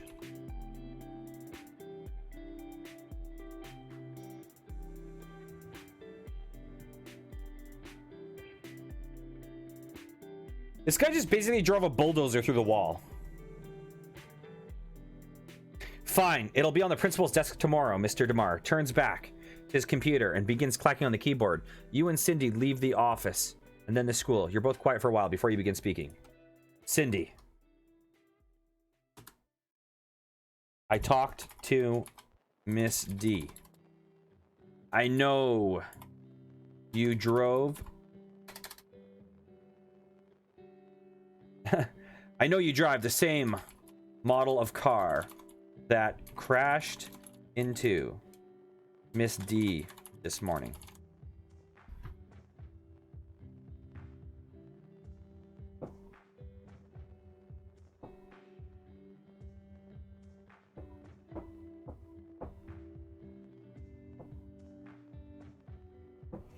So what if I do ask Cindy? It's not like it's a crime to own a Toyota. Cindy, you need to turn yourself in. That woman might die and you could go to jail. What? Asked Cindy. Just because I drive the same car? How does that prove I ran her over? Let's look to see if your car is damaged.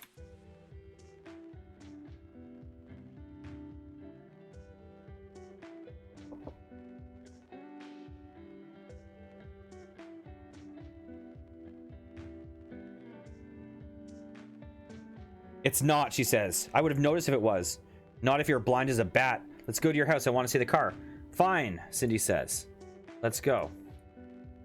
You check Cindy's blue Toyota Celica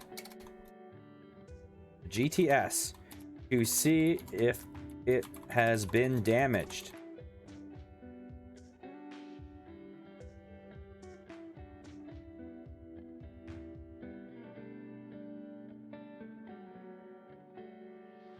Yeah, I know what we're going to do. I know what we're going to do tonight. Cindy drives you to her house. While she parks in her driveway, you climb out of the car and run up to hers. You go around to the driver's side door and pull it open. The dome light comes on and you examine inside the car. It seems completely damaged. Check the front of the car for damage. Jesus.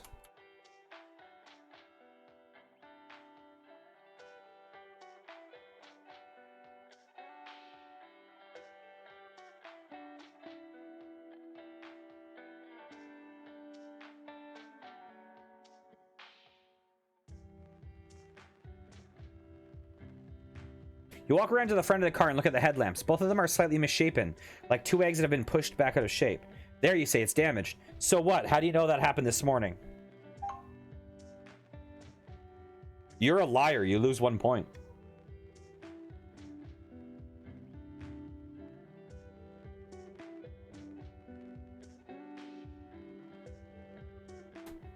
How should I phrase this? You examine the car damage to see... we can't do that. Okay. Wait for it to get dark. Outside. Okay, wait. You leave...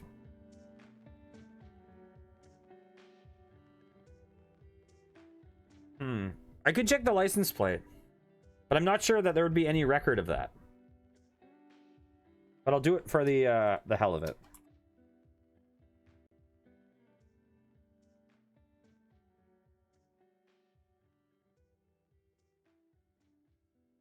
You check the car's license plate.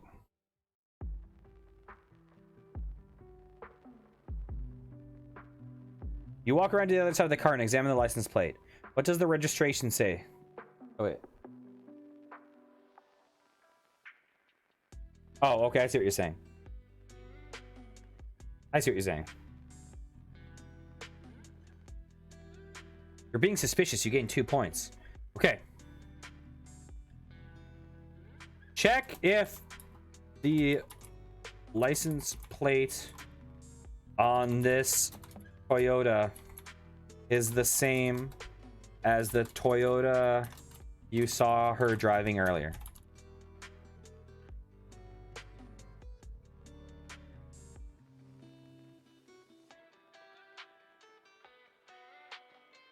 Although she could have swapped the plates.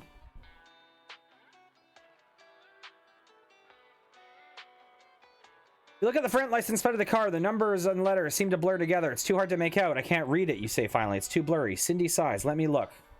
Taking a step forward.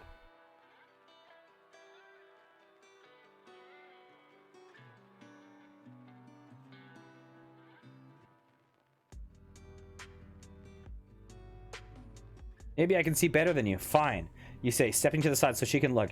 I like how you're asking Cindy if it's the same car. Cindy leans forward to the headlamp, squinting. Her face is only a few inches from the car. See, she says.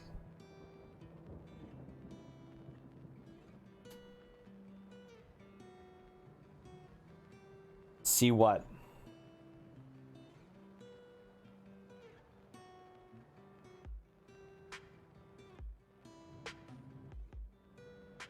There's a dent, says Cindy, right here. She runs her finger down the length of the car across the hood. Then she flicks her fingernail across the headlamp. Listen, she says. You lean forwards and put your ear next to the headlamp.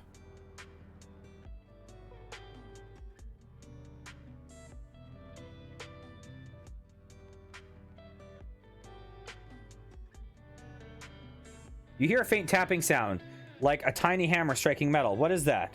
Says Cindy. I don't know. Let's look under the hood. Uh-oh. Cindy takes the cell phone out of her pocket and turns on the flashlight. She directs you in front of the car. Grab Cindy's hand and run out of the garage. Tell her it's a car bomb.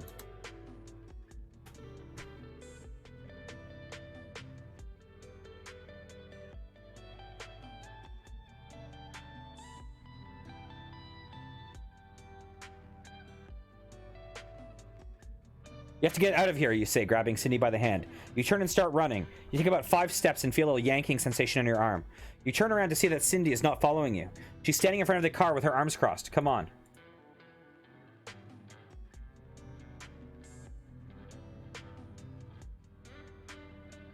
It's a car bomb. You need to run. Killbot says you're not fighting. You need to kill some things. You get 0 points. No, it's not, Cindy says. It's a headlamp. She points to the front of the car where you can see that there's a dent in the metal hood. The tapping sound is the impact site striking the metal. Cindy says triumphantly.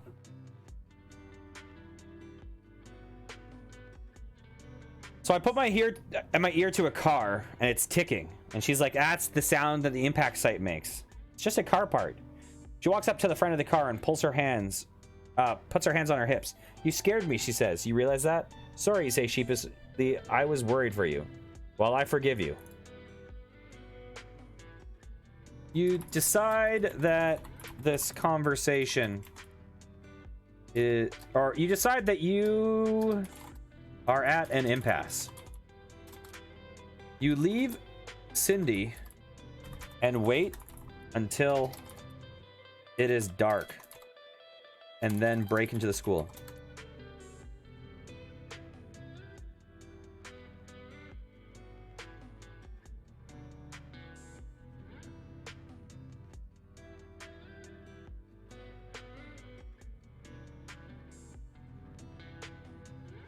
You sit down on the curb. Cindy sits down beside you and rummages around in her backpack. I brought some chips, says Cindy, pulling out a bag of Lay's potato chips. Sponsored stream. Want some? You nod eagerly and take some from the bag. You open it up and pull out a chip. Look at the chip cautiously.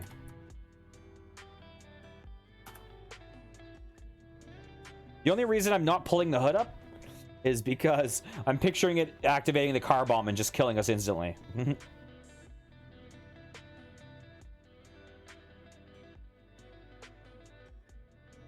You look closely at the chip. It's a little bigger than a regular chip, but it has an unusual red, white, and blue design printed on it. You pop the chip into your mouth. Into your mouth to take a bite. The flavor explodes in your mouth. It's sour cream and onion, your favorite, and it's so patriotic. This is a special chip given out at a fair. It's a prize.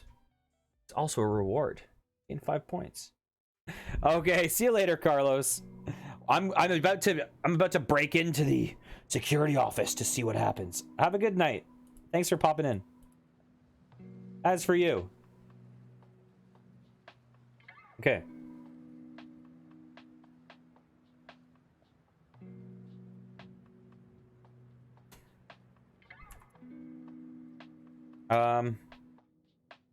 You proceed to the school at night and break into the security office. Let's just force this.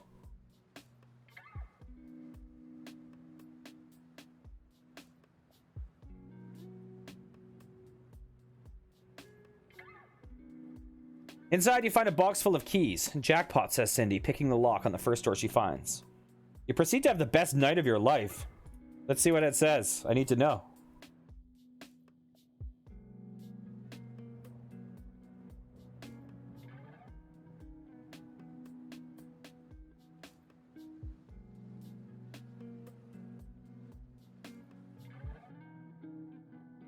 You eat handfuls of candy, take sips of wine, smoke a few cigarettes, play on an Xbox, and enjoy an entire jar of nut mallows.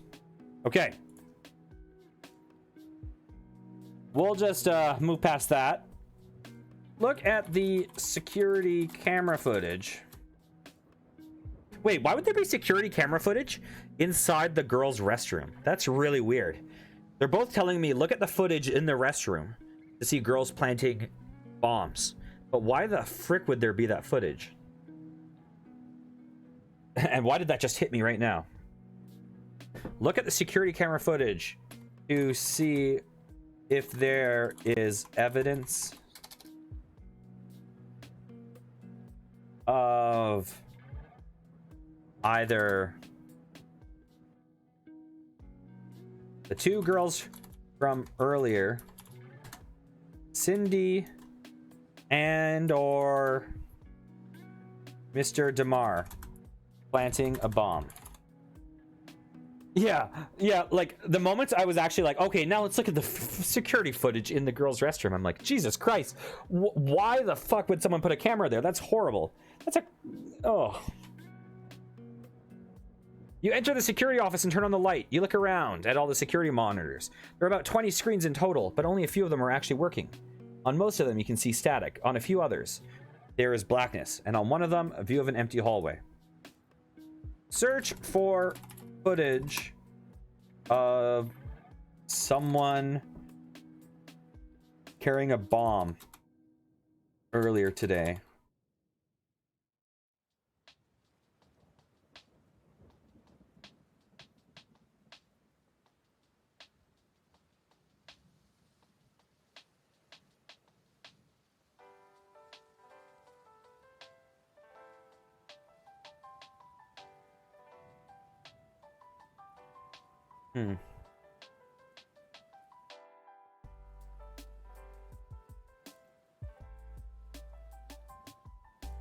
After searching for about an hour, you find footage of two girls, Cindy and Mr. DeMar. They are in the cafeteria around lunchtime.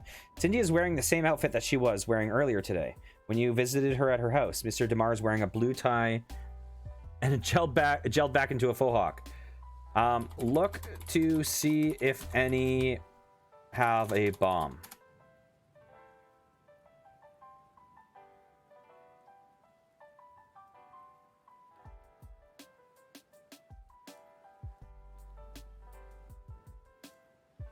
As you look at the footage, you see something that catches your eye. On the security camera monitor labeled cafeteria, you catch a close-up of Cindy's backpack. There appears to be an explosive inside of it. Find anything? Asks Cindy as she walks to the room. You pause and look for a place to hide. From behind cover, actually, you grab... what would be something that we could grab that we could use as a weapon if needed? You grab a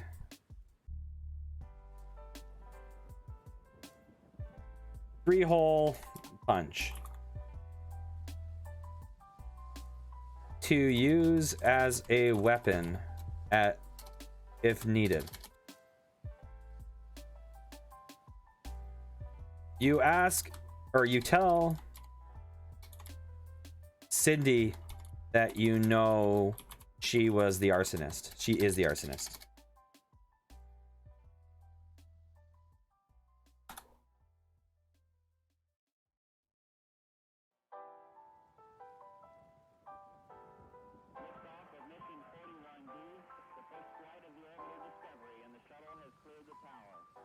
You grab a 3-hole punch as Cindy walks in looking nervously. You know, no one has used this room for years, she says. It's super creepy. Stop trying to play innocent now. You are the arsonist. So clearly that ticking in her hood of her car was a bomb that she planted.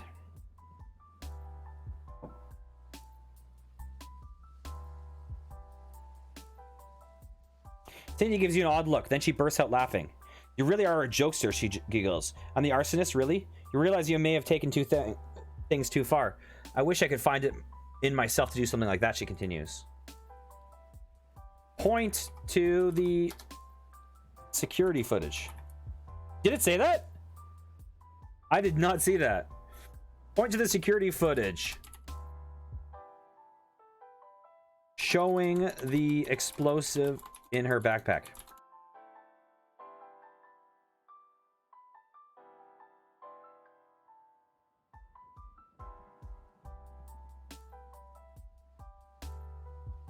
What's Mr. DeMar's deal? He's just a psycho?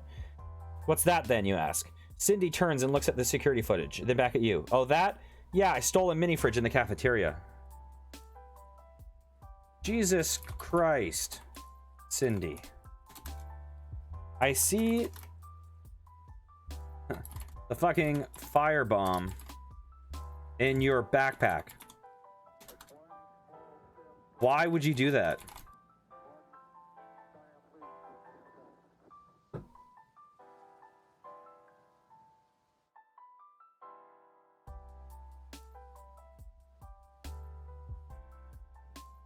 Hold on, Cindy says, annoyed. I was taking a mini friff from the cafeteria. I need that to keep my medication cold. I have carried it around with me for years now. You really expect me to just leave the dorm room and run the risk of getting stolen or broken from overheating? She continues angrily. Okay, she's gone off the rails. Just stop making any sense.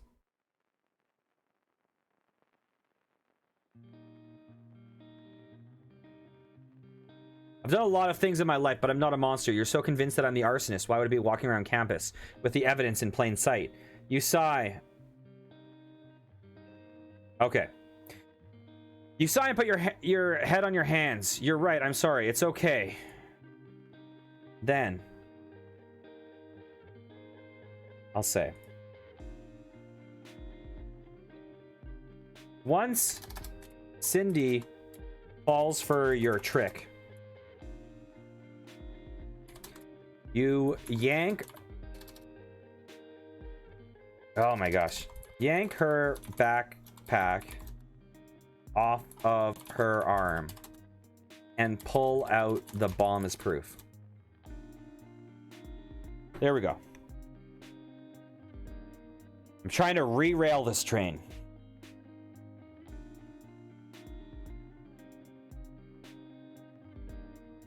You pull out your walkie-talkie and call the police. Hello, Chief? Yes, answers Chief Medina through the static. We found the culprit. I need you to send a patrol car to Magna-La-Doodle's college campus. We'll meet up front. Okay, anything else?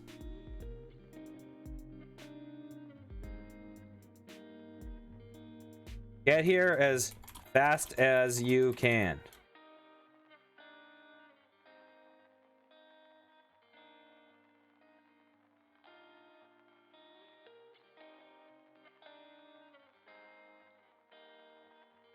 Get here as fast as you can, you say to the walkie-talkie. Okay, we're on our way out. You end the transmission. Cindy sits on the floor, her eyes full of tears. Why did you do it?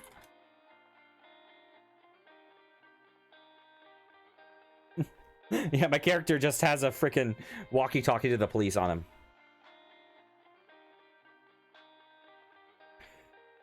Slowly sobbing, Cindy tells you her story. She was in high school. She was a victim of bullying. The popular girls would rip her pictures up, write mean things about her in the guest book of the year. In the guest book of the yearbook, and in general make her life a living hell. So she burned down my house when I was nice to her.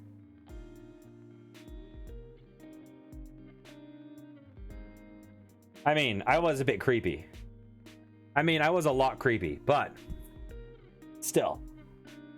She changed schools, but the girls found her there too. Finally, Cindy finally got to college and hoped that she could have a fresh start, but when the girls recognized her, they followed her here. Okay, so the girls that she was trying to pin the blame on were the bullies. They followed her here. They would stand outside her classes, waiting for her to come out. They stole her clothes when she went swimming, left her in a terry cloth robe.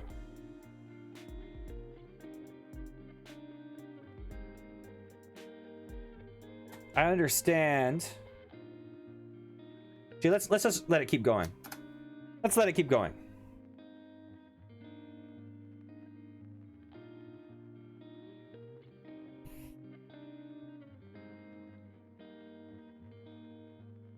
One day they stole her mini fridge.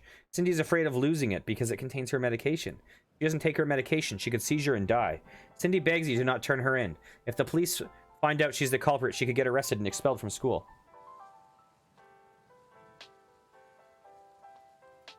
I understand why you would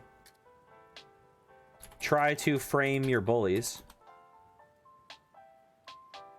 But why would you burn down my house?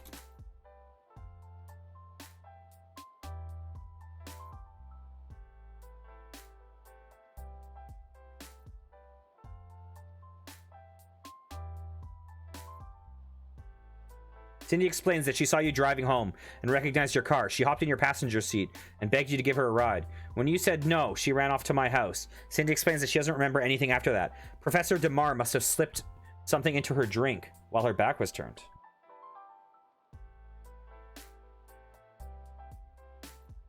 Yeah. Hey, Aliette, how are you doing? Yeah, I've been kind of moving along past this mini fridge thing because it's like I see a small explosive in your backpack. Yeah, it's a mini fridge, a giant freaking 1 meter by 1 meter box.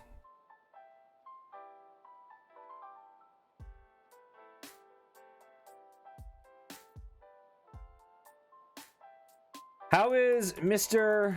DeMar connected to all of... Actually, let's just say this first. You've been lying to me for the past 2 days. How am I supposed to trust you on this?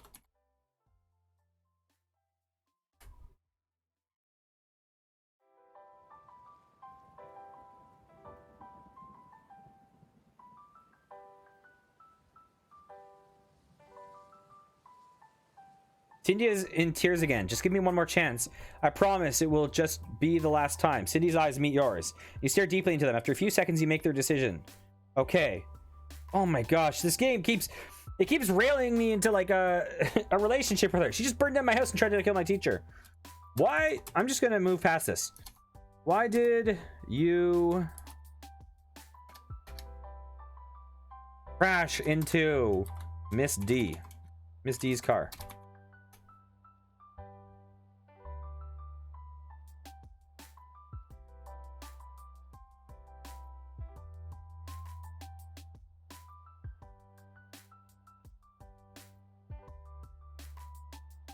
I'm really sorry. Okay, yeah. We'll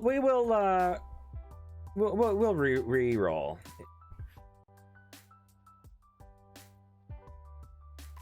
She begins to cry. The police sirens can be heard in the background. I need to go, you say, and hang up. The police and you run outside to greet them. 2 patrol cars pull into your driveway and 3 officers step out. That's 6 officers, meaning there are 12 cops here for you. What was her name again? Cindy Lunsford or something? Cindy Lunsford.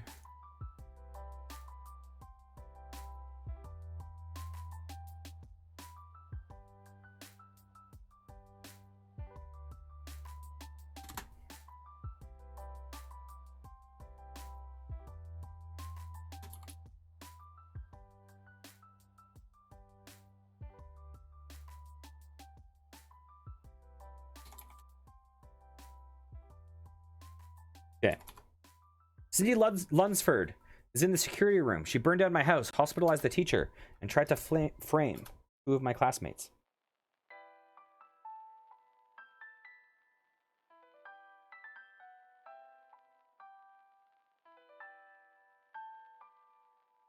The police look at each other and shrug. They help you inside and into a chair. One of them says they're going to bring Cindy in for more questioning.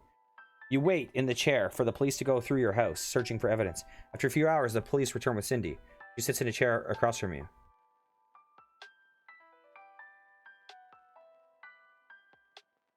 Why would you... I'm just going to repeat this. Burn down my house.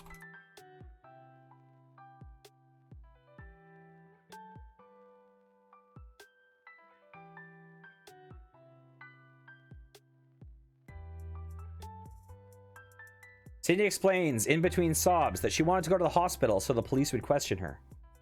That way she could tell them what her classmates did to her and finally get justice. The police have sorted out the details of the case. They decided to hold off on charging Cindy until your teacher is released from hospital. Tell the officers that there is proof of Cindy's crimes on the security footage.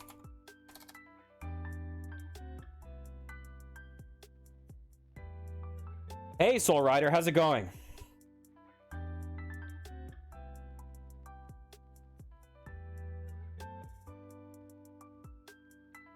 That's good to hear. We are doing a convoluted story that is a little bit like Gone Girl today. We started off as kind of a creepy boy in Magna-La-Doodle College, and we went to class. We met a nice girl. We talked to the teacher, had a nice little exchange with the teacher. We were a little bit too clingy on this girl, and she basically disappeared on us. We kind of like were too clingy, kind of followed her around, and then when we went back to our place, our house burned down. And basically we've been suspicious of her burning down our house for a long time. She when we next saw her, she was way too affectionate. She'd been someone who had been avoiding me for a while, and then suddenly my house burns down due to arson. And she was super affectionate and like hugging me and being, oh, I'm so happy to see you. You can stay at my place. So we stayed at her place, and then we started getting suspicious of this weird guy named Mr. DeMar. As I've been following this, I go to school to talk to my teacher from the previous day to figure out what Mr. DeMar is up to, but my teacher does not arrive in class because she has been hospitalized from a car accident. I finally work my way over to the hospital and I talk to her, and it is revealed that the model of car that hit my teacher is the same model of car that Cindy drives. So then Mr. DeMar, for whatever reason, because AI Dungeon is random as hell, Mr. DeMar drives a big truck through the wall and is like, I'm doing this for fun. I'm breaking my school because I can do it. So I'm like, okay, that's weird. So I try to pull my teacher out of the building to safety. And Cindy comes up to me and says, these 2 girls right here are the arsonists. I saw them putting a bomb in the girls' bathroom, and I have footage of it. And I'm like, okay, let's see the footage. The girls are like, we didn't do that. She's like, I have the footage. I have the footage. So we go to the security office, and Mr. DeMar is there. And he's like, oh, you're here. I'll show you another day. You'll see it on the principal's office.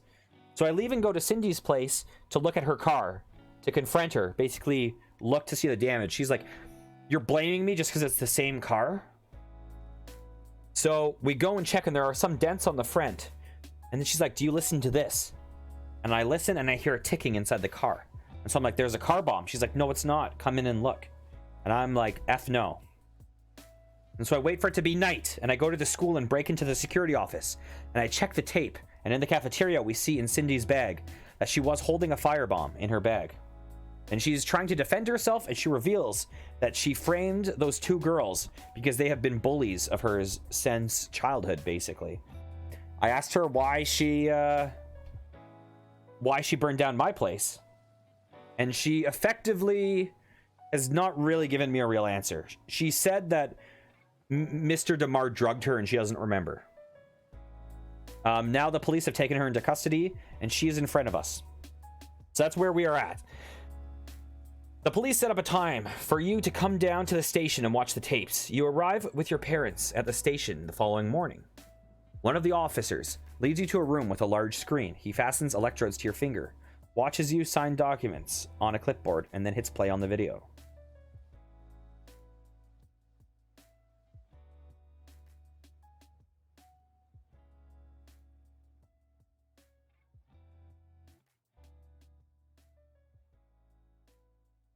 The tape begins with the exterior of a school. It contains 2 hours, 46 minutes, and 12 seconds, all exterior footage. I'm not sure why they're not cutting to the important part. You're about to get up and ask whether you can leave. The video changes to the interior of the school's security room. You see Cindy sitting at a desk using a computer. This is different. Why would they play 2 hours and 46 minutes and 12 seconds of a friend of the school? The video contains 10 hours, 34 minutes, and 6 seconds. Cindy never leaves the room. That's creepy. The police take your statement and let you go. You smile at Cindy as you pass by her in the hallway near police station.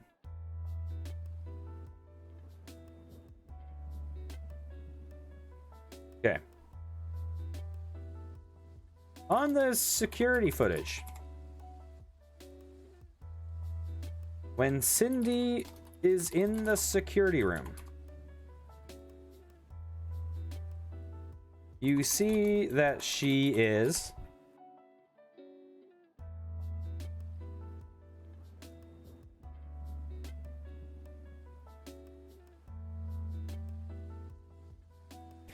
there the entire time. That means she couldn't have framed you by leaving a trail of cookie crumbs and glitter. Nor could she have burned down your house. That's not true. The police release you and arrest Cindy for attempting fraud, stalking. I was the only... Well, actually, no, she is a stalker. And harassment. As for you, the police have no leads on who actually did burn down your house. So we'll say the police say there are no leads on who burned down your house, but deep down you know it was Cindy.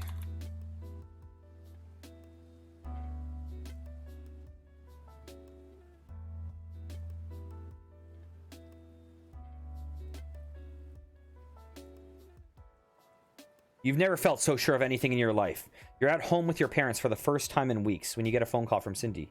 Jacob, it was fun playing our game, but the police are getting really close. I have to go before they catch me. Let's play again soon, okay? Dang. That is ominous. I agree. I think that moment is now. I think we leave it on a creepy-ass cliffhanger. Let's see. The moral of the story is, sometimes the villain is not who you think it is. Except in this case, the villain is exactly who we thought it was the entire time. Okay. After... How should we start these epilogues? Let's see. After your phone call with Cindy... The epilogue time. You. Yep, sounds like it. Except that Batman is also a creepy fucker in this. After your phone call with Cindy, you start to feel nauseous. You rush to the bathroom and empty the contents of your stomach into the toilet. When you're finished, you start to feel dizzy and fall backwards. Your head bumps against the cold, hard bathroom floor. You begin to see a vibrant purple light shining through your closed eyelids. Isn't purple the color of Cindy? She always wore purple.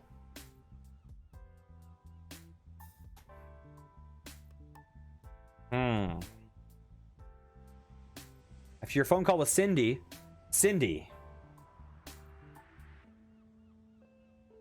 Lunsford was never seen or heard from ever again. So she disappeared. Miss D.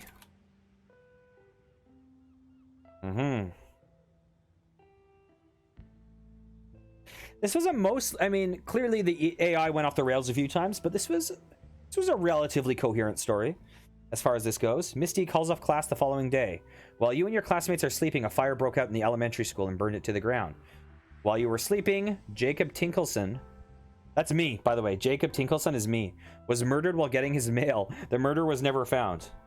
So my character got murdered by a mysterious person. Mr. Olive. This was the substitute teacher that taught our class when Miss D was hospitalized. The school janitor committed suicide by jumping off a bridge. He left a note saying it's all my fault. Okay, so he was probably framed by Cindy. Your parents sell the house and move to France. You committed... Okay. This always goes to suicide, these epilogues. It's crazy. Oh, thanks for the host, Alex. Thanks a lot. How was your stream?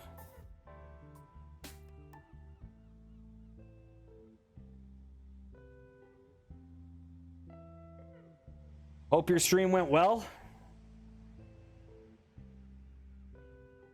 After your phone call with Cindy. Oh yeah, man, this game is insane. We're just wrapping up this story, and if but yeah, this is oh nice. Did you lose important ones? Did you lose your Bidoof? Or your little bird guy?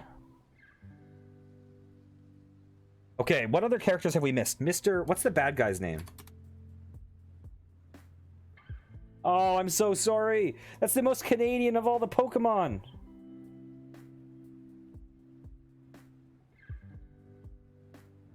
Oh, really? Are you doing okay emotionally? Will you be fine? Oh. Mr. Damar, we're doing epilogues to a oh nice. What are you having? We are doing a run of this game that has basically turned into a weird version of Gone Girl. Mr. Damar ingested large quantities of ant poison and was taken to the hospital where he died. Oh, nice. A&W or something? Okay. Are those all the characters in the story for the epilogue? Nice. A&W has very good onion rings. Epilogues aren't always dark, but I find that if sometimes the epilogues are all like, you all are just super happy. And then sometimes the epilogues are like, everyone cheated on everyone else and everyone died and became a ghost. But the problem is that they tend to, when they go in a certain direction, they tend to all have that theme. So the moment one goes to like, oh, someone killed themselves, and it's like everyone killed themselves. But like, we did a Magic School Bus story like 2 days ago, and like everyone renamed themselves like El Ratoncito Grande or whatever. It was all like the little big little rat and stuff like that. So it had a weird rat theme. Like it just, sometimes the AI gets its mind on things. And I think it's just because we keep doing the same prompt, basically. Okay. Let's see what happens to the people in chat in this parallel universe. And just remember, this is a different universe. This is not our universe. So do not worry if it says something horrific, because it will say something horrific. After your phone call with Cindy, Alex Sappy.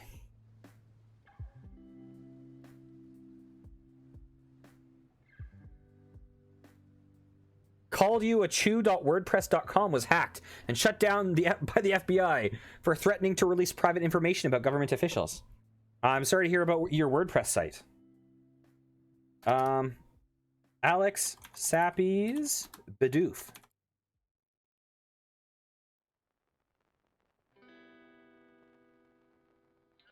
I've had a few happy endings here.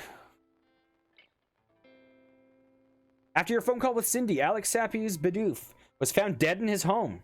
The cause of death was severe blunt force trauma to the head. It is assumed that a car ran over it by accident. You have reached the bad ending of the game. I think that maybe... Do you think his Bidoof was run over by Ian, Cindy's father, who ran over her foot in a car?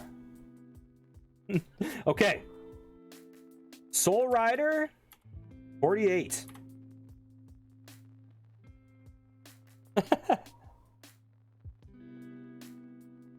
This is a theme I do for each of my stories, because the stories often take over an hour to go through, so it's nice to get the epilogue. Okay, yeah, overdose of pills.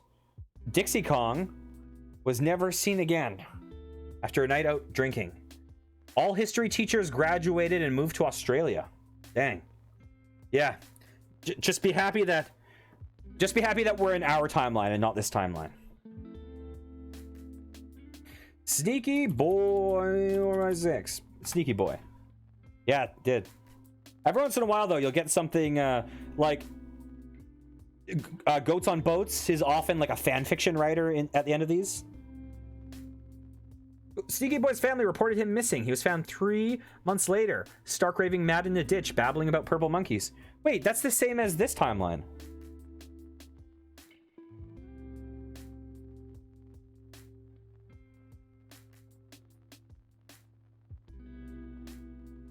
That's true.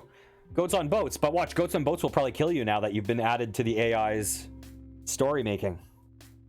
Reported an attempted break-in into his home. The would-be burglar was found dead of 3 gunshot wounds to the chest. Uncommon life got in a car accident on his way to work, where he rammed his truck into a bridge. He was pronounced dead on the scene. This is just like, by the way, lots of people die. Okay. We should do Carlos, because he was here for most of the story.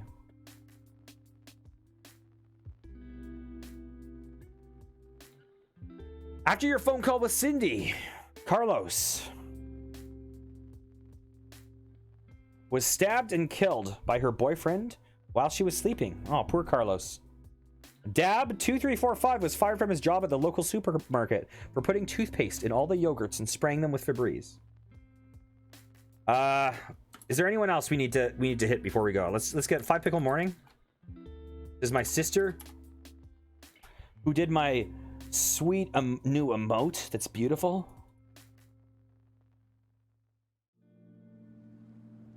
Five Pickle Morning was reported by her mother, who hadn't heard from her in 2 weeks. Police broke into her apartment and found her dead on the floor. Becca Almighty was arrested for armed robbery at a local mini-mart. She died from being beaten and tortured by the police officers in the back of her cruiser.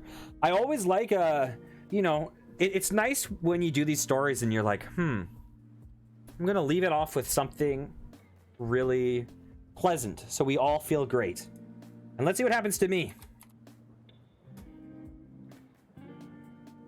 I also want to, I want to see what Carlos from the Magic School Bus, what pun he makes about the situation.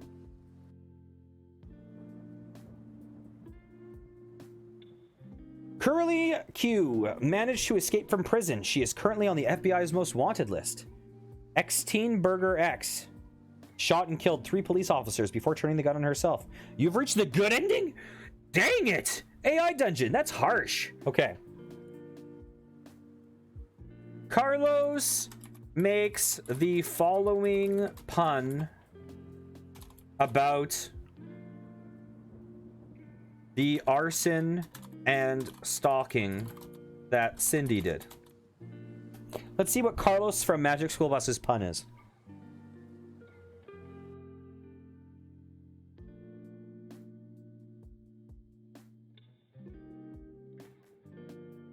We can rebuild the college, but we can't rebuild her. Cindy is sentenced to 6 months in jail and a lifetime of psychiatric care. She hangs herself with her bathroom towel 3 days after being released from jail. The police never find out who killed Alex Sappy. His body is found by his landlord. You reached the... What ending did I reach? Yeah, this is the happiest story. Although we can actually change how the AI talks. And so it's happier, right? In Pin, you can be like, use a very positive responses. Okay. So we're going to do a small one. We're going to do a custom prompt.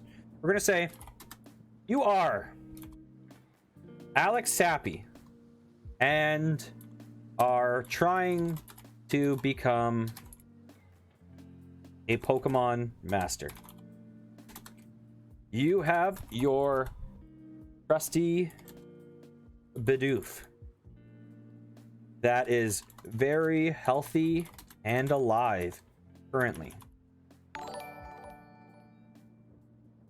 Oh, thanks for the follow, Soul Rider. Thanks a lot. Nice to have you.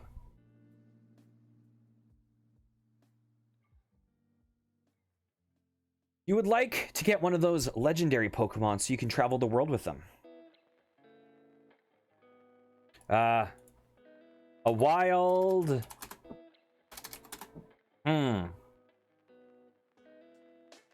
What's a good Pokemon? We'll say a Paris.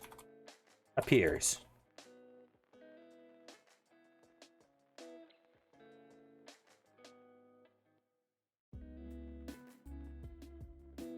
Yeah, exactly. I mean, at least it's not like a young nubile Bidoof at the age of 13 again, like this AI sometimes tends to do. We want to bail from that. Here, let's pin something. All Pokemon and Pokemon trainers are at least 20 years old. Let's instantly make this a safe story. Okay, a wild Paris appears. It seems to be in great pain, but it doesn't seem hostile. You take this opportunity to try your new ability in it. I am Parasect, and I want to know if you are willing to help me begin a legendary Pokemon trainer. The Paris... Why did I introduce myself... Or Alex. Why did Alex introduce himself as Parasect? The Paris looks at you before answering. Say... Psych. Oops. Psych. And throw a Pokeball at it.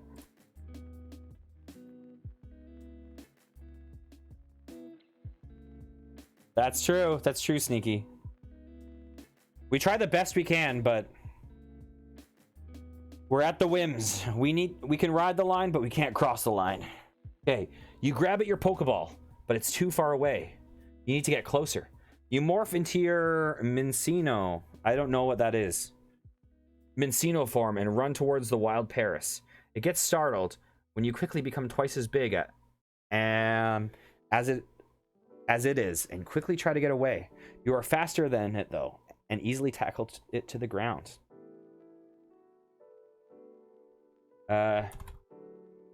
Bidoof. Use Tail Whip.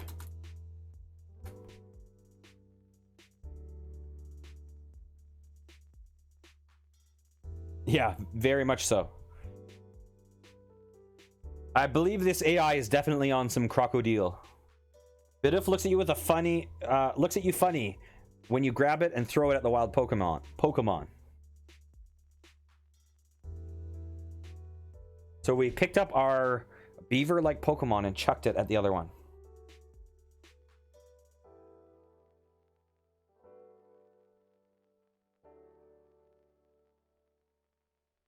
Is that what Deadpool takes? Bidoof looks at you funny when you grab it and throw. Okay, it gets even more frightened than it was already, even though you didn't know what you were planning. It stands no chance against the wild Pokemon and immediately runs away. God damn it, Bidoof. You're alive and healthy.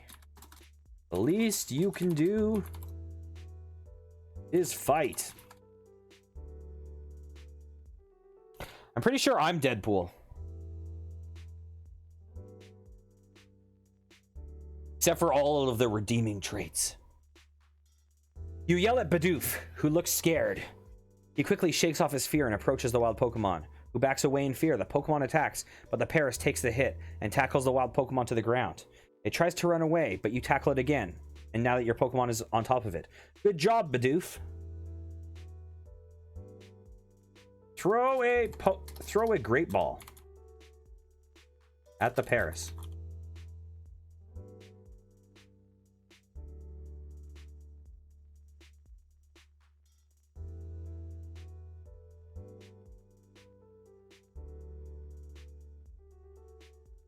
A Great Ball flies from your hands and hits a wild Pokemon without it even seeing it coming. It covers a wild Pokemon as it tries to wriggle free. But you know that it is already won. After several long and tiring seconds, the Pokeball stops shaking. You caught a level 3 male Paris. It's our first legendary Pokemon catch.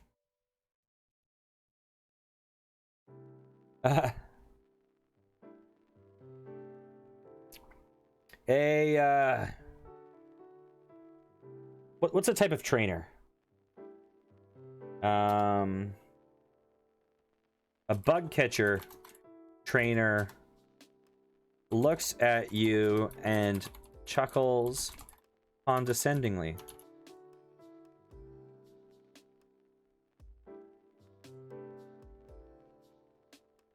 Level 3 Paris isn't a legendary Pokemon. He laughs.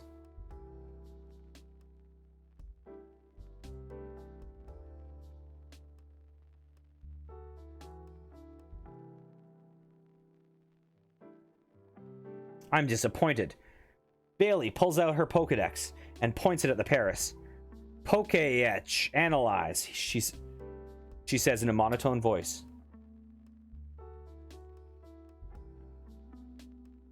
Oh, are you playing AI Dungeon in tandem?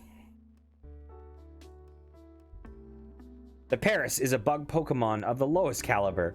It has limited abilities and is not very fast or strong. Wild Paris can often be found in mountains and forests, while some choose to live within parks and gardens. Bailey returns her Poke-etch. Paris, use Vine Whip on that annoying bug catcher. Uh-oh. I totally missed that. I half the time I totally forget to read the bots. Bailey pulls out a small piece of grass. Beedrill is a poison type Pokemon that can extend its stingers while attacking. A poison that is released is strong enough to eat through metal and the hardest ingredients. She points at her own neck, while there are two small circular holes. Whoa, weird.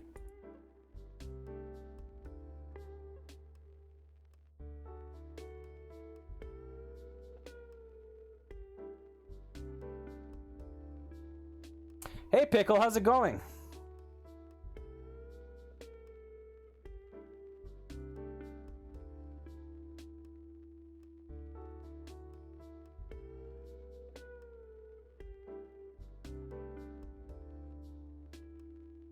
Where there's a Vine Whip, there's a kink. Okay. The holes are small, but in the center of each is a dark red circle. The skin around these circles is a sickly gray color. They look painful to the touch. The circles extend from the top of her neck all the way down to her clavicles. Ew. What caused those?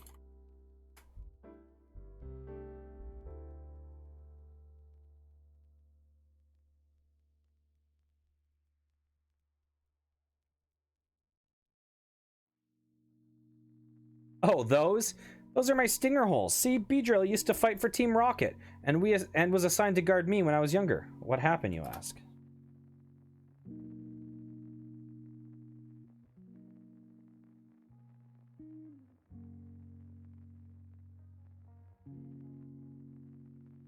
He tried to kill me. I made him forget, though. He turns away from you, looking at the ground. Forget? You ask? Yeah, I used to have this watch that controlled Pokemon. It made them forget things and do things. But I don't have it anymore. That's too bad.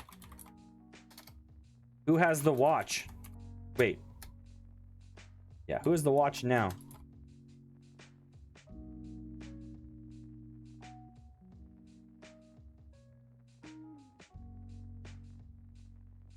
Did she have a yokai watch? Is this a crossover? I do. You and Bailey both turn and see the bug catcher from before. You left it when you ran away last time. Give it back! Why should I? The boy asks. Bailey looks at you, and you can tell she wants to say, please. Take care, Soul Rider. Nice seeing you.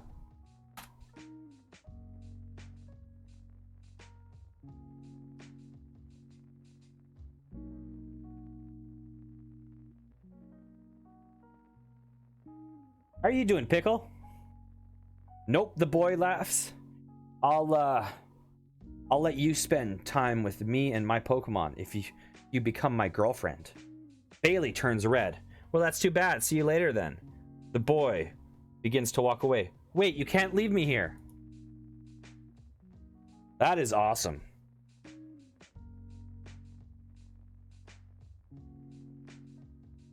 Mr. Bugcatcher. May I have that watch?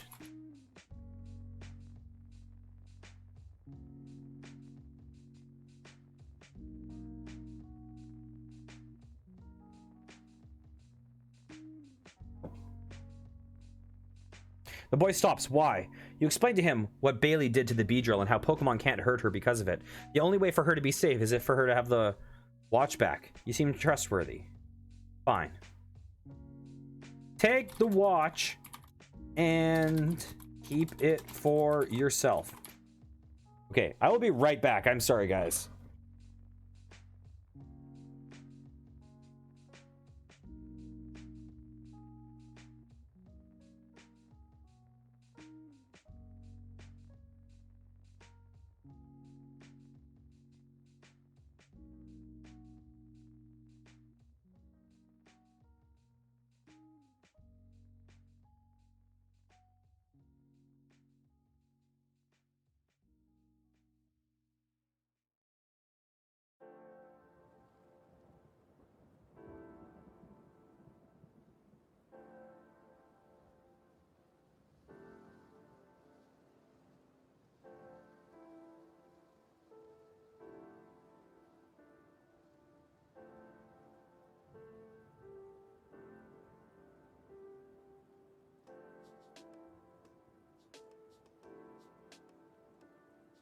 And back. Let's see. The boy pulls up his sleeve, revealing a cheap watch with a broken strap. He slips it off and hands it to you. Don't be mad, okay, Bales? The girl nods. The boy walks away. You hold the watch in your hand. Bales stares at it for a second. Can I have it back? What did you mean by when you said that you could make Pokemon do things with this watch?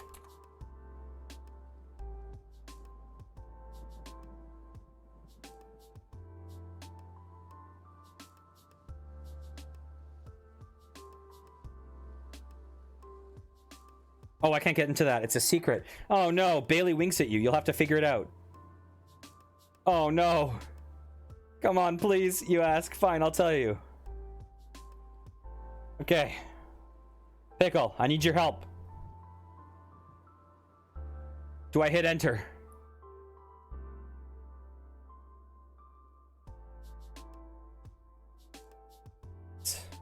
Okay.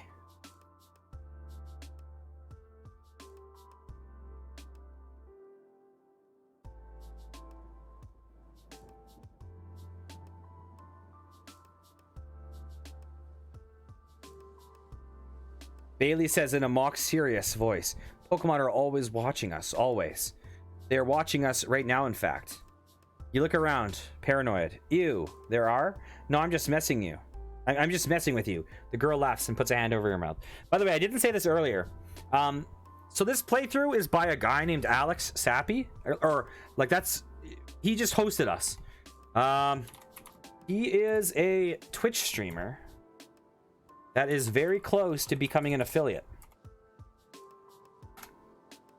So, if you guys are interested, he would be worth a follow. I watched his stream a little bit yesterday, and he has a very enjoyable stream.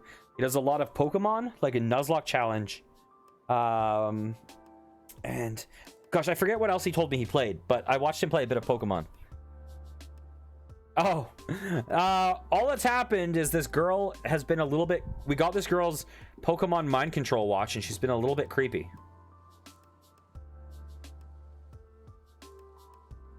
But yeah, Alex Sappy is another streamer from around me, and he's worth following. Yes, she has a mind control watch. Yeah, he's very close to becoming affiliate, I believe. He has enough followers, so I think he's probably like right about there, if he hasn't already gotten it in the past day. Okay. No, I'm just messing with you, the girl laughs and puts a hand over her mouth. Anyways, Pokemon are basically like regular animals. They have instincts, likes and dislikes. The watch lets me tame them, for lack of a better word.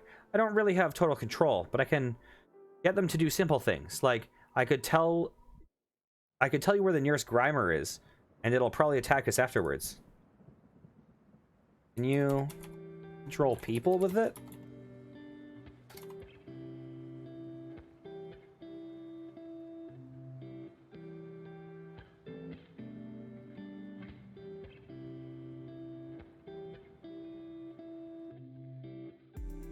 People? Bailey asks, tilting her head to the side. I've never tried.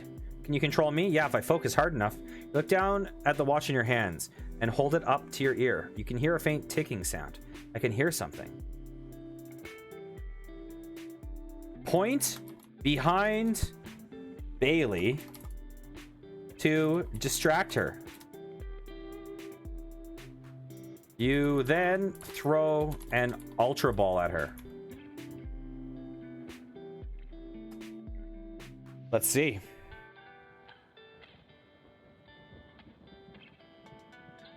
This has probably never been done. You point over Bailey's shoulder and she turns her head.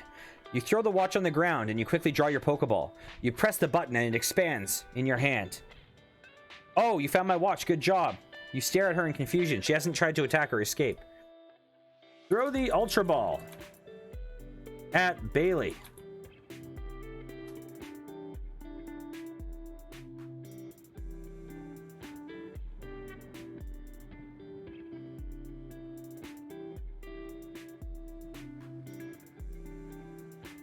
You gently throw the ball forward, and it hits her stomach and bounces off. It wobbles through the air before slipping under a grate in the sidewalk. Oh, crap, you mumble. That's what I was talking about, Bailey laughs. I knew I could count on you. Can you get it out? So we didn't catch a wild Bailey.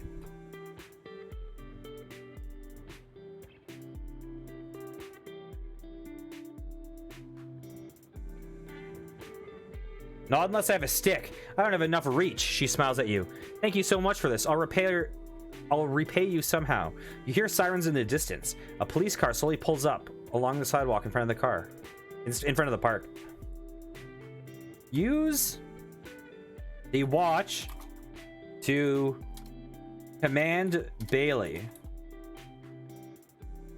to let you catch her with your Pokeball.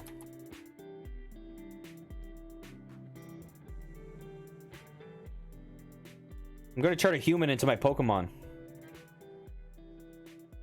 This is horrible.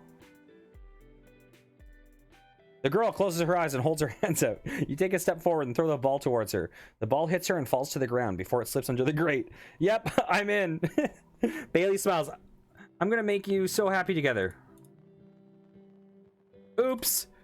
I dropped you in the grate. I guess you're stuck there. Forever. Well, we're not going to have a Pokemon battle. We just trapped her in a Pokeball and then accidentally dropped it in a grate, and it is stuck there. You'll get me out of here, won't you? Of course I will, you say. Good boy, she smiles. Now leave me be. I'll see you again when you have another one of these. The girl points at your Ultra Ball, which you picked up. I don't have any more of those. Well, you stay in that grate.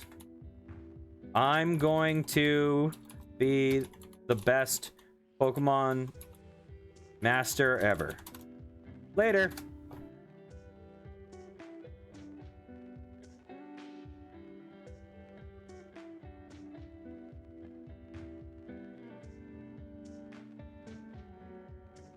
Wait, Bailey says, but you ignore her and leave.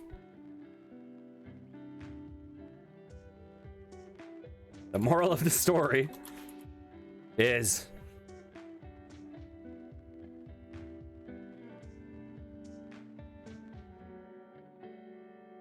if someone offers to let you catch them with a Pokeball, you should just do it. The end. The terrible, terrible moral. After being trapped in a Pokeball, Bailey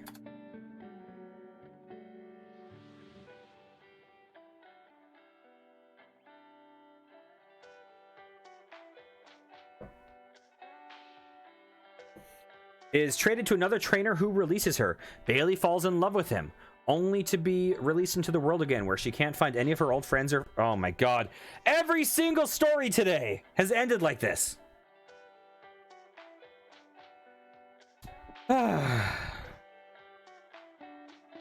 After leaving the scene, the bug catcher trainer today is a very dark epilogue day on this stream. Begins to ruthlessly grinds his team of Pokemon into the ground. He catches dozens of different species inside Ultra Balls and trades them with other trainers for rare Pokemon he needs. He becomes so obsessed, he turns 17 without ever leaving his hometown. After leaving the scene, you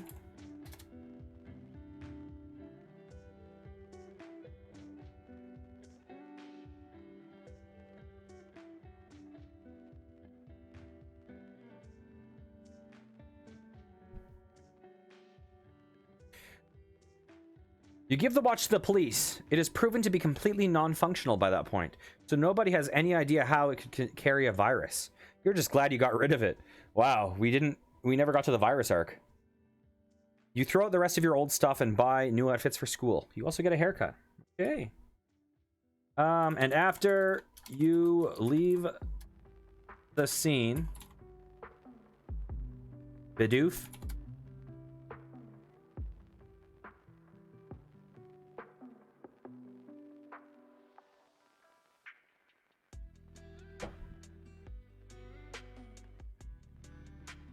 makes friends with a bunch of other Bidoofs and spends the rest of their days happily digging holes in the ground. The end. Okay, guys. I'm going to call it there for today. I'm going to look very quickly for a raid. Let's see if... Oh, okay.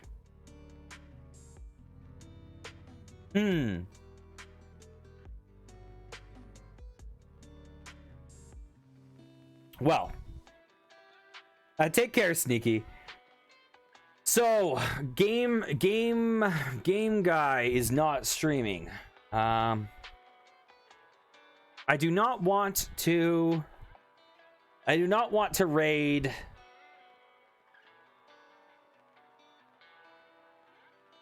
I do not want to raid Contra for 4 days in a row. I need to spread the raids around. So let's see. I've never watched the following person stream, but they are part of a group of streamers that have been helpful to me. So it would be nice to throw a little raid their way. So if any of you guys have the new emote, then feel free to use that. And otherwise, I will start this. Jesse sound. Let's see.